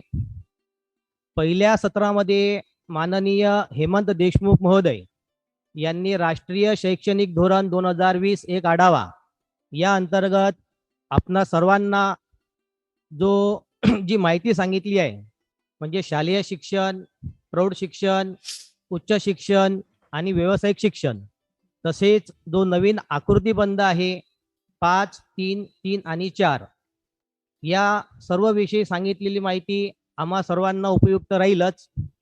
त्याचप्रमाणे या राष्ट्रीय चर्चासत्राचा जो दुसरा विषय होता आदरणीय डॉक्टर स्वाती शेरेकर महोदय यांचा ऑनलाईन आणि डिजिटल शिक्षण, या अंतर्गत यांनी त्यांच्या जे मुद्दे त्यांनी आपल्याला सांगितलेले आहेत त्याचा समग्र आढावा जो त्यांनी घेतलेला आहे त्या सर्वांची माहिती आम्हा सर्वांना उपयुक्त राहीलच.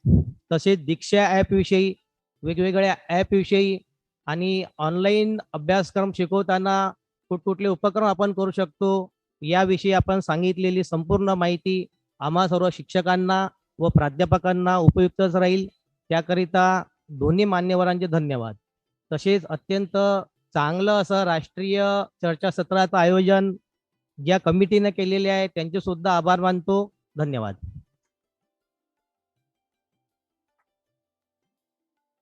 धन्यवाद सर. यानंतर आजच्या परिसंवादाच्या समारोपीय संदेशासाठी मी महाविद्यालयाचे माननीय प्राचार्य डॉक्टर साबू सरांना आमंत्रित करते.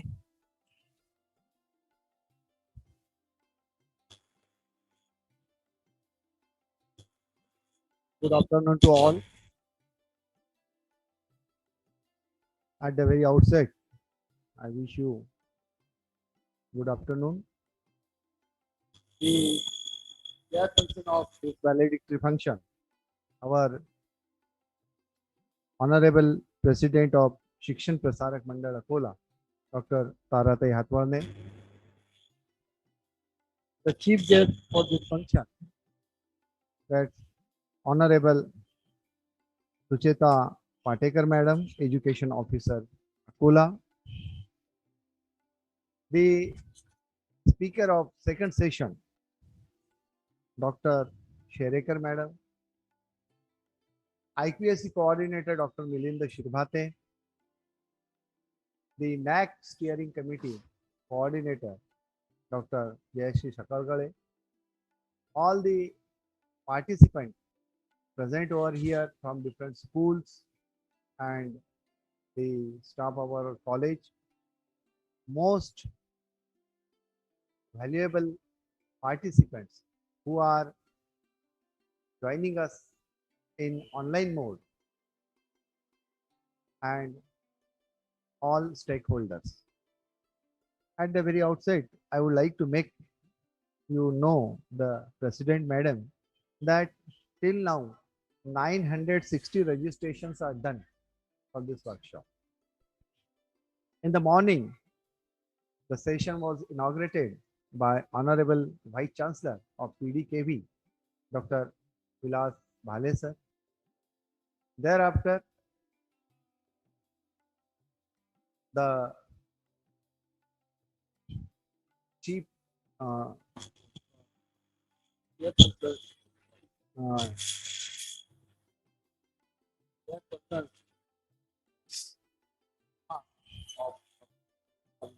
Khandelwal. Thereafter, first session was conducted by, and it was chaired by Dr. Principal Tapke sir. And now second session has been delivered by Sherekar madam. Now we are in the valedictory function, and all of us know that the remark of the participant is very important. The remark has come from Chaudhary sir, who has given us, even we can see the live chart in the YouTube channel. Different remarks are coming, and that will decide the success of this seminar. But I feel that this is the need of time, that we have to make aware the stakeholder of this NEP, that is National Education Policy, because it is not meant for the teacher. Teacher is an executor. What has been designed by the government, what has been designed by the expert, it should have been executed by the teacher. Most of the time, whenever I go to UG's University Grant Commission for the interface, whenever particular madam, we have to ask for the development grant, we have to go to Delhi or Pune regional office, and we have to face the interview. That why do you need this development grant? Why do you need this grant or that grant? And principals are always interviewed over there. We have to give the justification, and in that justification, we have to tell them that why this is needed and why this is not needed. And they cross argue and everything happens. In that, they make one thing very essential. Whatever you are talking in the office, the same thing comes from the higher level officers of UGC or HRD, that principal and the college is the tertiary, what we call executor of the old policy. What they say, that okay, it doesn't matter what we do here in Delhi, what we do sitting over here in Pune, but what the principal and his staff does at the college level is very important, because that is the final discharge system which makes avail all the scheme to the stakeholders. अरे simple में अगर बताना है, थोड़ा सा English का हूँ, इसलिए माफ करना. नॅशनल एज्युकेशन पॉलिसी मध्ये सांगितलेलं आहे की आता तुम्ही सर्व लँग्वेजेस वापरा, ती वापरायची, इंग्लिश वापरा, हिंदी वापरा, मराठी वापरा. त्यांचं असं म्हणणं आहे की प्राचार्य किंवा मुख्याध्यापक जो संस्थेचा हेड असतो, तोच शेवटी ही पॉलिसी कशी इम्प्लिमेंट होणार हे ठरवत असतो. शेवटची तोटी जी आहे ते उदाहरण देतात की ही काय पाण्याची टाकी आहे आमची UGC, तिथून एक मोठं पाईप निघालेलं आहे, मग त्याला 4-5 पाईप लागलेले आहे, waste zone, east zone, north zone, south zone, त्या झोन मध्ये आलेले कॉलेजेस. मग त्या कॉलेजेस त्या झोन मधून ते स्कीम कुठे येत आहे, कॉलेजला येत आहे, पण कॉलेज तिथे टॅब आहे. प्राचार्य किंवा त्याचे जे शिक्षक आहे, मोठे मोठे प्रोजेक्ट्स राबवतात, ते सर्व कसे राबवतात त्याच्यावर ही जी निधी दिलेली आहे त्याचं युटिलायझेशन म्हणून एक युटिलायझेशन सर्टिफिकेट आम्हाला असते, नेहमी द्यावं लागते. आणि ते युटिलायझेशन सर्टिफिकेट दिल्याशिवाय final settlement of the Grant होत नाही. तर ते इम्पॉर्टंट आहे. म्हणून ते नेहमी नेहमी एक इम्फिसिस करत असतात की हे जे टॅब उघडणारे आणि सर्वांना पाणी देणारे आहे किंवा शेवटचं डिस्चार्ज देणारे आहे हे खूप महत्वाचे आहे. माझ्या मते प्राचार्य म्हणून माझ्यापेक्षा इम्पॉर्टंट टीचर. प्राचार्य काय करत असतो की आपल्या महाविद्यालय किंवा एक मुख्याध्यापक काय करतो की आपल्या महाविद्यालयाला आपल्या एरियामध्ये ज्या काही शैक्षणिक बदल घडवून आणायचे आहे किंवा काही फॅसिलिटी द्यायची आहे त्याबद्दल प्रस्ताव मांडत असतो. प्रस्ताव ते सँक्शन करत असतात. It is the last word. मला चांगल्या तऱ्हेने आठवते की 11व्या योजनेअंतर्गत मी ग्रँट घ्यायला, मला असं वाटतं मालपाणी सर इथं असतील की नाही माहित नाही, आहे, हा तुम्ही होते, आम्ही गेलो होतो दोन्ही आणि तिथे जवळपास 9 स्कीम होत्या आणि प्रत्येक स्कीमला 8 लाख रुपये असे होते. आणि त्या जो हेड होता ज्याने मला माझं इंटरफेस घेतलं, he was quite impressed of my proposal. म्हणजे चुकून झाला तो, चुकून इम्प्रेस झाला. झालं असं की आम्हाला जायचं होतं ज्या सेंटरवर, तो बदलला होता सेंटर आणि आम्ही चुकीच्या सेंटरवर गेलो आणि तिथे माहित पडलं की आता जागा व्हेन्यू बदललेला आहे आणि आम्हाला नवीन व्हेन्यूवर जायला 1.5-2 तास लागले मुंबईमध्ये आणि त्यांनी 2 वेळा पुकारा केला आमचा आणि आम्ही तिथे पोहोचू शकलो नाही. तर त्यांनी ते प्रपोजल वाचलं इन मीन टाइम आणि स्वतःच्या खुर्चीखाली ठेवून गेले, स्वतःच्या उशाखाली. आणि त्यानंतर जेव्हा आम्ही इंटरव्यूला गेलो तर ते प्रपोजलच मिळत नव्हतं. तुम्हारे खंडेलवाल कॉलेज का प्रपोजल 2 बार हमने कॉल किया, उसके बाद भी आप आए नहीं. तो पहले तो मुझ पर फायरिंग हुई. पहले तो मुझ पर ये फायरिंग हुई कि ये you guy go out, tell your principal come here. म्हणजे मी खूप यंग होतो तेव्हा, त्यांना प्राचार्य म्हणून मी ऍक्सेप्टच नव्हतो. मग शेवटी मी त्यांना समजावून सांगितलं की see sir, I myself I am the principal of the college. You are the principal. खालून वर पाहिलं, मग बसवलं आणि मग म्हणे तुमचं वरचं बटन का उघडं आहे म्हणे शर्टचं. म्हटलं सर बाहेर खूप गरमी आहे, आत तुम्ही एसी मध्ये बसवलेला आहे, आम्ही गरमीमध्ये आलेलो आहे, मग बटन बंद करायला लावला मला. आणि त्याच्यानंतर यांचं फाईल काढा म्हणे. फाईल मिळत नव्हतं. त्यांच्यासोबत एक लेडी होती, इकडे तिकडे झामल करी. शेवटी त्यांनी त्यांच्या खुर्चीच्या खाली, उशाच्या खाली ते फाईल पाहिलं, एक त्याला वळलं आणि काढलं आणि सांगितलं की सर तुम्ही तर तुमच्या उशाखाली ठेवलं हे फाईल. मग त्यांनी पाहिलं, अच्छा हो, दिस इज युअर फाईल. म्हणजे या sir, what subject do you belong to. The first question he made to me, what subject do you belong to. English. मग तो त्या बाईला सांगत होता की see madam, I told you that this proposal must have been made by the man of language, otherwise it cannot be so flawless. हे नक्कीच लँग्वेजच्या माणसानं तयार केलेलं प्रपोजल आहे, नाहीतर याच्यात खूप चुका असत्या, एकही चूक नाही याच्यात. आणि मग त्यांनी पैसे देणं सुरू केले. पुढची गोष्ट तुमच्यासाठी महत्वाची जी मला अनुभवात आली. आणि मग त्यानं पैसे देणं इतकं सुरू केलं फटाफट. हा, you need young college grant. म्हणजे या sir, you are young, your college is young, घ्या घ्या घ्या. असं घेत घेत त्यानं मला 54 लाखापर्यंत नेलं. आणि मग आली ग्रँट, ST कॅन्डिडेट स्कॉलरशिप. मग मला त्यांनी प्रश्न केला, ती यंग मॅन बोले, you did not apply for this. My college has only 4 ST student. What is it?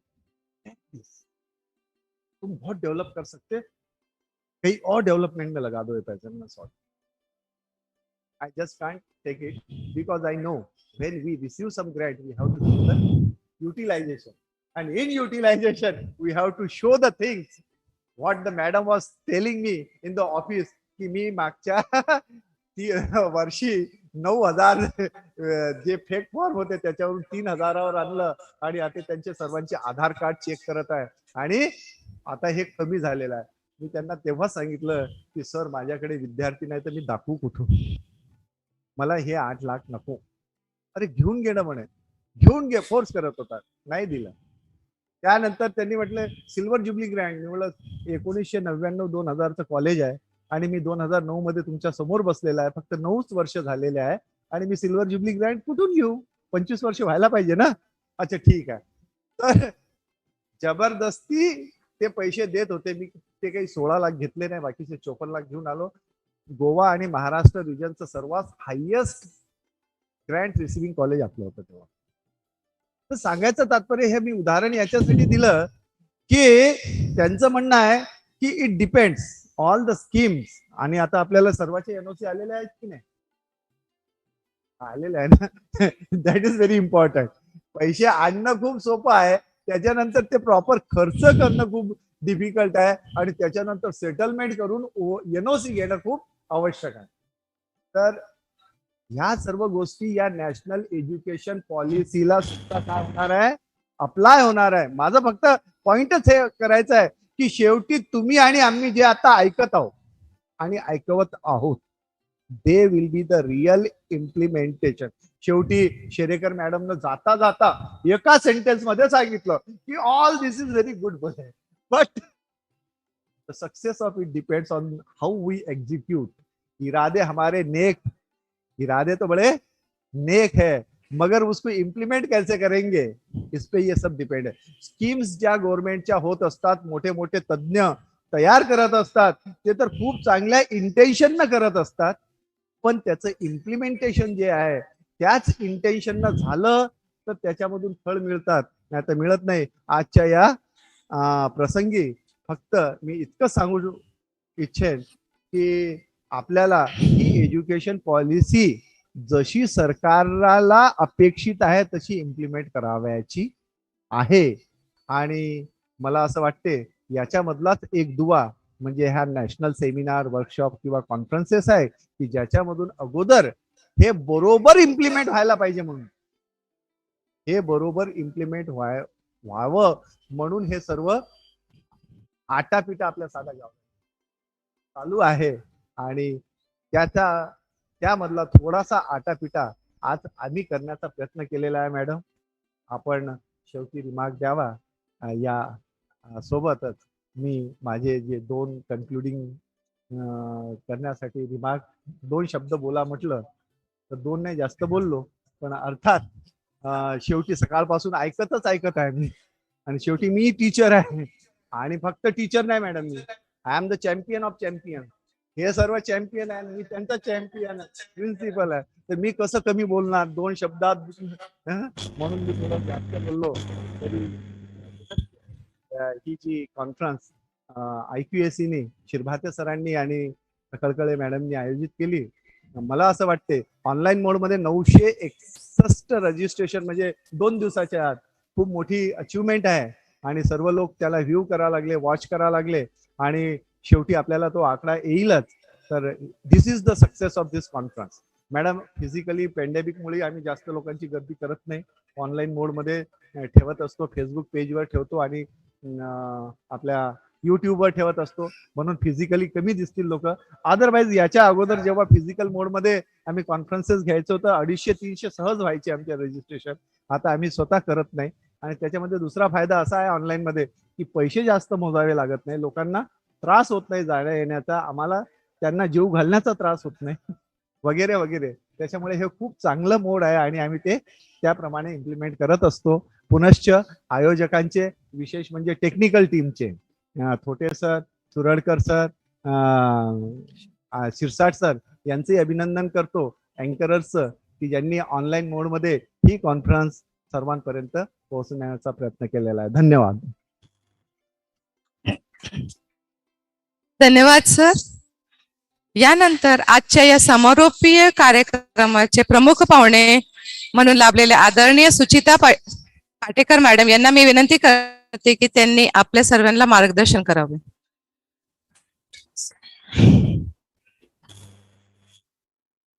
आजच्या या चर्चासत्राच्या शेवटच्या टप्प्यामध्ये आपण आहोत. राष्ट्रीय शैक्षणिक धोरण हा विषय घेऊन आयोजित चर्चासत्राला उपस्थित सर्व मान्यवर, आज अशी खूप छान चर्चा खूप दिवसानंतर ऑफलाईन ऐकायला मिळाली. आणि सरांचं, मी देवडे सरांचं खूप आभार व्यक्त करते की ते अगदी मला आणण्यासाठी मागे लागून होते. कामाच्या व्यापात कदाचित येऊ शकली नसते, परंतु सरांचा इतका आग्रह आणि त्यांचा इतका पाठपुरावा होता की मला इथे यायला मिळालं. नक्की. आणि खूप छान वाटलं. म्हणजे जो विषय खरा शिक्षण विभागाचा आहे, म्हणजे खरं काम हे आमच्या लेवलपासून सुरू होतं. भरपूर शाळा आहेत आणि असा विषय या ठिकाणी येऊन मला ऐकायला मिळालं. मॅडम पण खूप छान या ठिकाणी थोडंफारच ऐकायला मिळालं. मी ऑनलाईन आम्ही थोडं ऐकलं. तर एक नवीन विषय घेऊन खंडेलवाल कॉलेजनी जो काही हा आज एक सेमिनार घेतला त्याबद्दल मी शिक्षण विभागाच्या वतीने त्यांचं खूप अभिनंदन करते. आणि खूप छान जे तज्ज्ञ होते त्यांनी राष्ट्रीय शैक्षणिक धोरण मांडण्याचा प्रयत्न केला.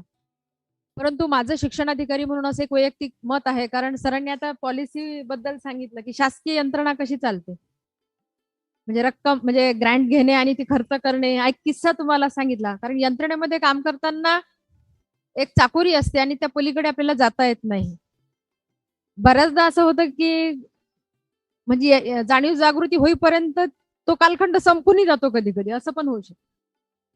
तर मला छान वाटलं की अगदी सुरुवातीला आपल्या शहरामध्ये एका मोठ्या ग्रुपने हे काम सुरू केलेलं आहे आणि मला पण आता फार हिंमत वाढली माझी या बाबतीत.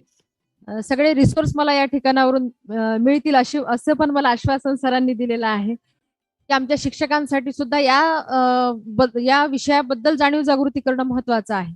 हा विषय प्रत्येकाच्या चर्चेमध्ये असणं महत्वाचं आहे, कारण आज असं पाहिलं की एक विद्यापीठ आणि कॉलेज संयुक्त विद्यमाने आज हा सेमिनार झाला, परंतु शिक्षकांसाठी अजूनपर्यंत अकोल्यामध्ये झालेलं नाही. जे काही सेमिनार झाले ते डाएट तर्फे ऑनलाईन झाले आणि ऑनलाईन मध्ये काही सगळ्यांचंच लक्ष वेधले जाते असं नाही. मॅडमने खूप छान सांगितलं की तंत्रज्ञानाचा वापर या शैक्षणिक धोरणामध्ये कशा प्रकारे सांगितलेला आहे. दीक्षा ऍप बद्दल मॅडम बोलल्या, स्वयं पोर्टल बद्दल बोलल्या आणि बरेच काही त्याचे पैलू आहेत. आज दिवसभरात तुम्ही सगळे पाहिले असाल, मी त्याबद्दल सांगणार नाही. परंतु कुठलंही शैक्षणिक धोरण आणि कुठली पॉलिसी असेल तर ती विद्यार्थी केंद्रित असते. म्हणजे सरांनी जो आटापिटा सांगितला एक शब्द, तर हा सर्व एका विद्यार्थ्यासाठी असतो. आज आपण सगळे इथे आलेलो आहोत, प्राथमिक शिक्षकापासून तर उच्च शिक्षण सगळे प्राध्यापक सगळी मंडळी सगळे आहोत. याचा केंद्रबिंदू विद्यार्थी असतो. आपल्याला फक्त एवढं जरी समजून घेतलं या पॉलिसीमध्ये की माझ्या विद्यार्थ्यांना मला कोणत्या पद्धतीने घडवायचं आहे, बाकी इतर हे सगळं साधनं आहे आपल्यासाठी. तंत्रज्ञान असो, अभ्यासक्रम असो, शाळेच्या सुविधा असो, या सगळ्यात तांत्रिक बाबी आहेत. किती वर्षाचा कोणती लेवल असेल, मग ते सगळं शासनाचं काम आहे. ते आपल्याला कळवतील, त्याचे लेटर्स येतील आणि तसे त्या पद्धतीने आपण जाऊ. परंतु आज आपली मानसिकता तयार करणं फार महत्वाचं. आणि मॅडमनी सांगितलं आपल्याला की पारंपरिक शिक्षण आणि आता नवीन शैक्षणिक धोरण याच्यामध्ये नेमका काय फरक आहे हे सर्वात सुरुवातीला समजून घेणं महत्वाचं. आतापर्यंत आपण कसं शिकवत होतो आणि नेमकं आपल्याला बदलायचं कसं, कारण काम करताना मी पाहिलं की आपली मानसिकता बदलवायला आपण अजूनही तयार नाही. कितीतरी प्रशिक्षण झाले, कितीतरी चांगल्या गोष्टी आपण पाहिल्या, परंतु सर्वप्रथम आपली मानसिकता बदलवणं, आपला विचार बदलवणं, विद्यार्थी केंद्रित जी पद्धत आहे त्यासाठी अभ्यास करणे, त्यासाठी वेगवेगळे अभ्यास दौरे आयोजित करणे, वेगवेगळ्या शाळांना भेटी देणे, कुठे काय चांगलं आहे आणि आपल्या शैक्षणिक धोरणातून आपल्याला पुढे कसं जाता येईल.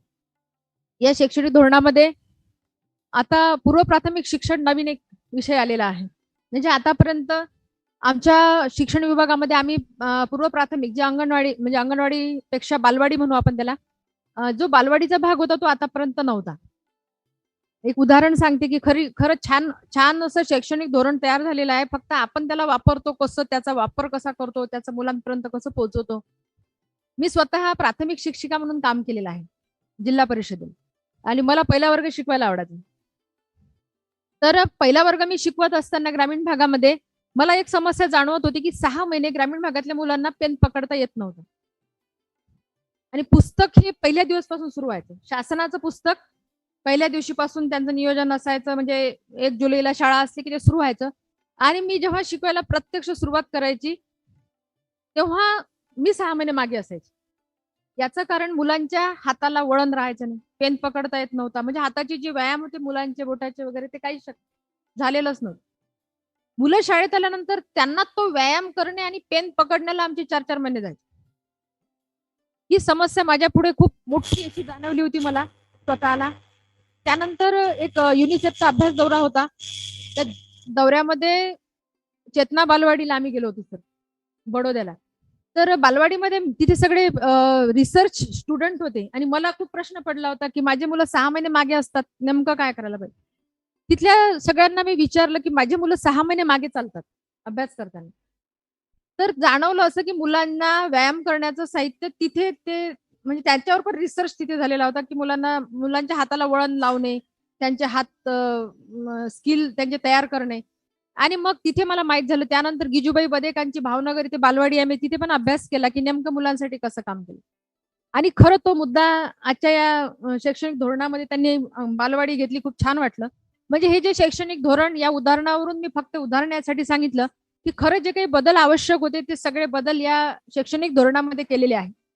आणि एक व्यावसायिक शिक्षण हा विषय सुद्धा महत्वाचा यामध्ये घेतलेला आहे. तर या दोन्ही विषयाच्या अनुषंगाने शैक्षणिक धोरणाचं महत्व आपल्यासाठी आहे, मुलांसाठी आहे. फक्त आम्हाला अशी अपेक्षा आहे की आता सिनियर कॉलेज जे जे सगळे तज्ञ मंडळी आहे, जे सोर्स आहे, रिसोर्स आहे, याचा वापर खाली कसा करता येईल, आम्हाला शाळेतल्या मुलांसाठी कसा करता येईल किंवा कॉलेज आणि शाळा कशी जोडता येईल, यासाठी आम्हाला सतत प्रयत्न करणं गरजेचं आहे. आणि यासाठी मला आपल्या महाविद्यालयातील सर्व प्राध्यापक मंडळी, सन्माननीय साबू सर यांचं सुद्धा सहकार्य मला अपेक्षित आहे. गाव आणि कॉलेज कसं जोडता येईल, तंत्रज्ञानाचा मुलांसाठी कसा उपयोग करता येईल, प्रत्येक विषयाची तज्ञ मंडळी तुमच्याकडे आहे. जसं आता फिजिक्स आहे, बऱ्याच काही अशा गोष्टी आहे, त्यासाठी काम कसं करता येईल. आणि तुम्हाला सांगताना मला आनंद वाटतो की मी स्वतः शिक्षणाधिकारी म्हणून अशा अनेक ऍक्टिव्हिटी सुरू केलेल्या आहे की ज्या शैक्षणिक धोरणामध्ये सांगितलेल्या आहे. कारण प्रत्यक्ष कृती करून दाखवलं तर लोकांना कळणार आहे. नुसतं आपण भाषण किंवा मी बोलून होणार नाही, अशा काही ऍक्टिव्हिटी पण आम्ही सुरू केलेल्या आहे. मी आता प्रत्येक शाळा स्तरावर विज्ञान प्रदर्शन असं सगळ्यांना सांगितलं. कारण विज्ञान प्रदर्शन म्हणजे त्यामध्ये पेंटिंग आलं, कागदकाम आलं, असे वेगवेगळे मॉडेल्स तयार करणे म्हणजे कला, कार्यानुभव, भाषा, सादरीकरण म्हणजे भाषेचा विकास आला, गणित आलं, त्यामध्ये वेगवेगळे प्रयोगात रसायनशास्त्र आलं. असे सगळ्या विषयांना मिळून म्हणजे एकत्रित असं आपल्याला काही करता येईल का, गणितासाठी काम सुरू केलेलं आहे. आणि आता आम्ही निसर्ग शिक्षण म्हणतो, आपण पर्यावरण शिक्षण आपल्या शाळेत असतो आणि शिक्षकच कधी जात नाही जंगलात. तर जो विषय आपल्याला शिकवायचा आहे त्याची अनुभूती घेतल्याशिवाय शिकवणं हे काही योग्य नाही. तर आम्ही या पद्धतीनं शिक्षण विभागातर्फे असं काम सुरू केलेलं आहे. त्यामध्ये मला जेव्हा केव्हा आपल्या सगळ्यांची मदत लागेल तेव्हा तेव्हा आम्ही तुम्हाला पण त्यामध्ये सहभागी करून घेऊ. आणि मला तर असं वाटतं की छान एक मॉडेल तयार झालं पाहिजे सर आपलं, की शैक्षणिक धोरण आणि महाविद्यालयाचा किंवा इतर सगळ्यांचा सहभाग म्हणून आपण काय करू शकतो. तर असं एखादं छान तयार करता आलं, काही इव्हेंट तयार करता आले तर त्या दृष्टीनं पण मी तुमच्यासोबत असणार आहे. आणि आज मला या चर्चासत्रात बोलून खरंच एक उजाळा त्या कामाला पुन्हा मिळाला. कदाचित मी विसरली असती, पुन्हा त्याला एक असं वाटलं की आपलं इथून सुरुवात करणं गरजेचं आहे. काम मागे गेलेलं आहे. सरांशी पण चर्चा केली. आज मला बोलवलं या ठिकाणी आणि खूप छान अशी अनुभूती दिली. मी सरांचा आभार मानते. आणि तुम्ही सगळे यात सहभागी झालात. आज 11 ते 3 हा तुमचा वेळ होता. तर तुमचं सगळ्यांचं कौतुक करते आणि खूप छान अशा प्रकारे काम करत राहा. सीनियर कॉलेज म्हटलं की एक दरी तयार होते. सगळ्यांना असं वाटतं की आम्ही सीनियर कॉलेजचे लेक्चरर आहोत. असं खूप असते असं की म्हणजे ऐकायचं नाही किंवा लक्ष द्यायचं असं एक असते जरा. तर तो आपल्या कॉलेजमध्ये नसला पाहिजे. त्याला आपण विराम देऊन नवीन काम सुरू करू. धन्यवाद.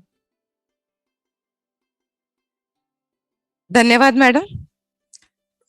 मॅडम, महाविद्यालयाच्या वतीने मी एक हमी देऊ इच्छिते की तुम्हाला जे काही सहकार्य लागेल आमच्या महाविद्यालयाकडून, आमच्या प्राध्यापकाकडून, आम्ही तुम्हाला नक्कीच देऊ.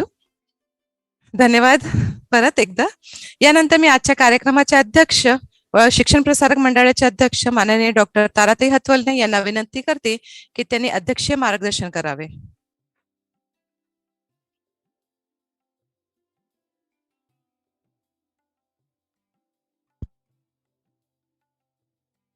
आदरणीय मंच आणि उपस्थित श्रोतेवर, कार्यक्रमाचा समारोपच करणार आहे मी, मार्गदर्शन नाही करणार. पण तरी आज सकाळपासून मी सुद्धा बरेच काही ऐकलं त्याच्या आधी सुद्धा ह्या नवीन शैक्षणिक धोरणाचा अभ्यास थोडाफार माझा झालेला आहे. पहिला जो 5 वर्षाचा गट आहे, माझ्या सुदैवाने त्या 5 वर्षाच्या गटाचा अभ्यासक्रम सुद्धा माझ्याजवळ आहे. त्यामुळे मला जे लक्षात आलं तेवढंच मी फक्त 2-4 वाक्यात तुम्हाला सांगणार आहे. आपल्याला माहित आहे की पृथ्वी ही पंचमहाभूतांची बनलेली आहे. पृथ्वी, तेज, वायू आणि आकाश.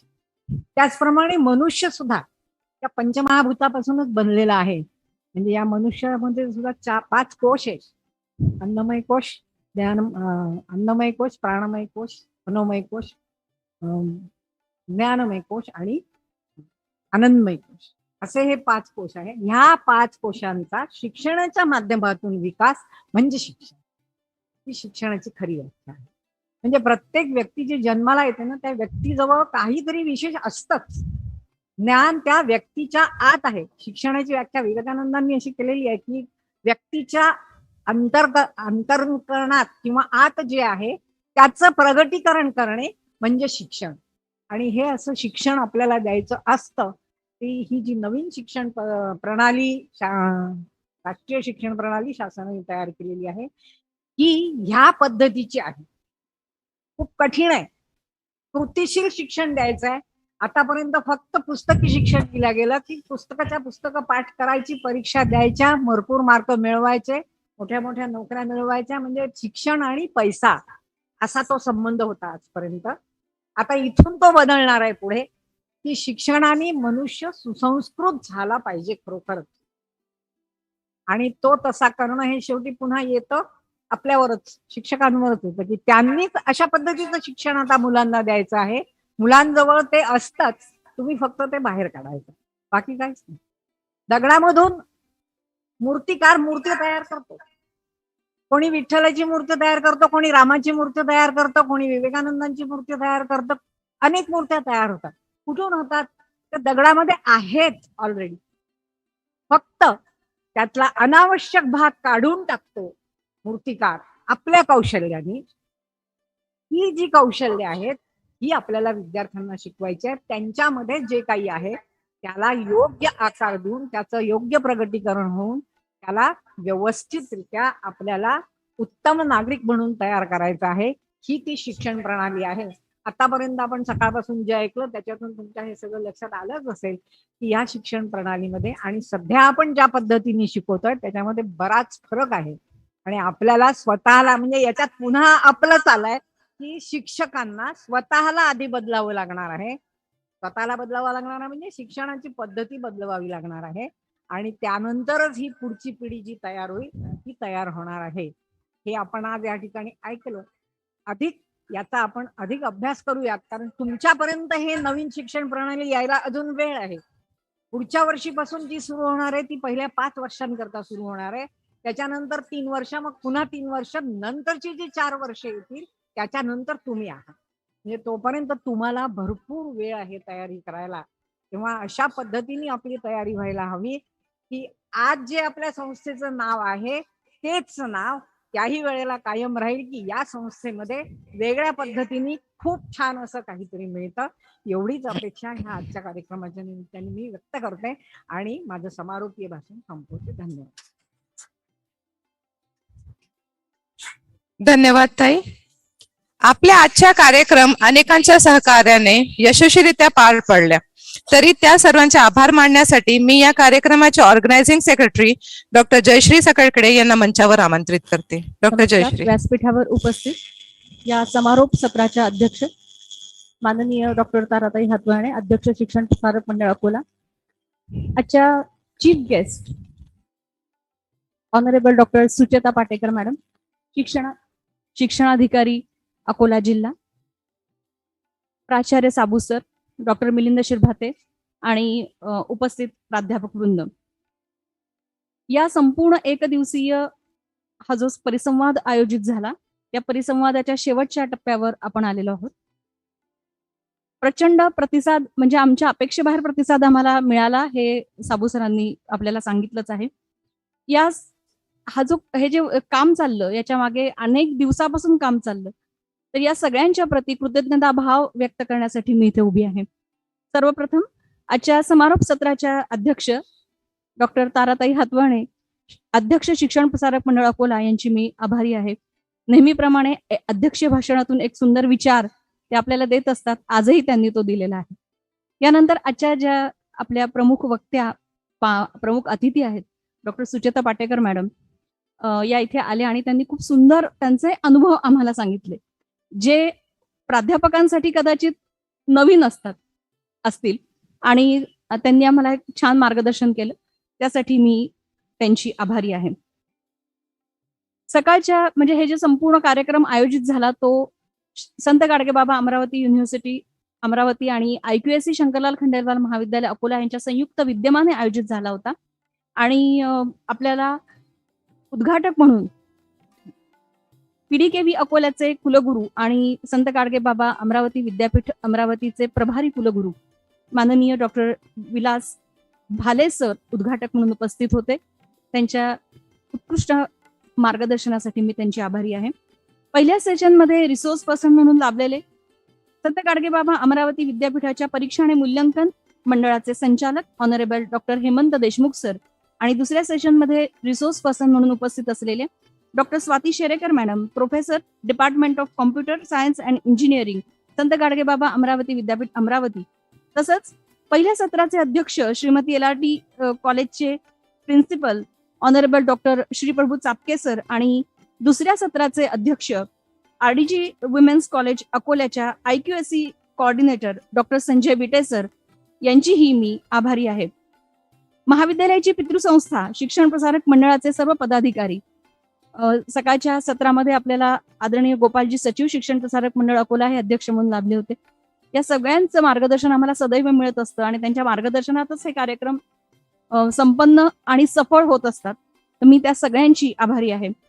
या सेमिनारच्या आयोजनामध्ये आम्हाला संत गाडगेबाबा अमरावती विद्यापीठ अमरावतीच्या शिक्षणशास्त्र विभागाचे जे प्रमुख आहेत डॉक्टर गजानन गुल्हाने सर, त्यांचं विशेष मार्गदर्शन आम्हाला मिळालं, त्यांचीही मी आभारी आहे. तसंच RLT कॉलेज मधनं ज्या प्राध्यापिकाला पिंजरवरनं, पातूरवरनं किंवा आमच्या ज्या सहकारी शिक्षण संस्था आहेत मोरीदेवी खंडेलवाल, भिकमचंद खंडेलवाल आणि खंडेलवाल इंग्लिश स्कूल, याच्यामधनं जे शिक्षक आणि प्राचार्य उथे उपस्थित झाले त्या सगळ्यांची मी आभारी आहे.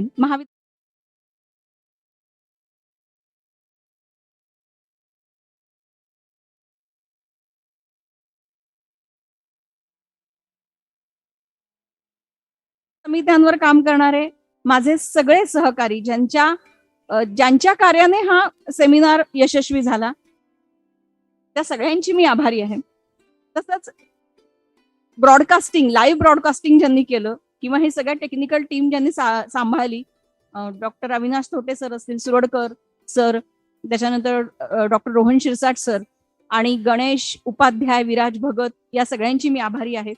आणि पार्टिसिपंट्स ज्यांचा उदंड प्रतिसाद जो आम्हाला मिळाला त्यासाठी मी सगळ्या आमच्या पार्टिसिपंट्सची देखील आभारी आहे. तसंच या कार्यक्रमाला ज्यांनी प्रत्यक्ष किंवा अप्रत्यक्षरित्या काहीतरी आपला कॉन्ट्रीब्युशन दिलं असेल त्या सगळ्यांची मी आभारी आहे. आणि पुन्हा एकदा सगळ्यांचे धन्यवाद. आणि याचबरोबर अध्यक्षांच्या परवानगीने हे समापन सत्र आणि हा परिसंवाद, एकदिवसीय परिसंवाद संपला असं मी जाहीर करते. धन्यवाद.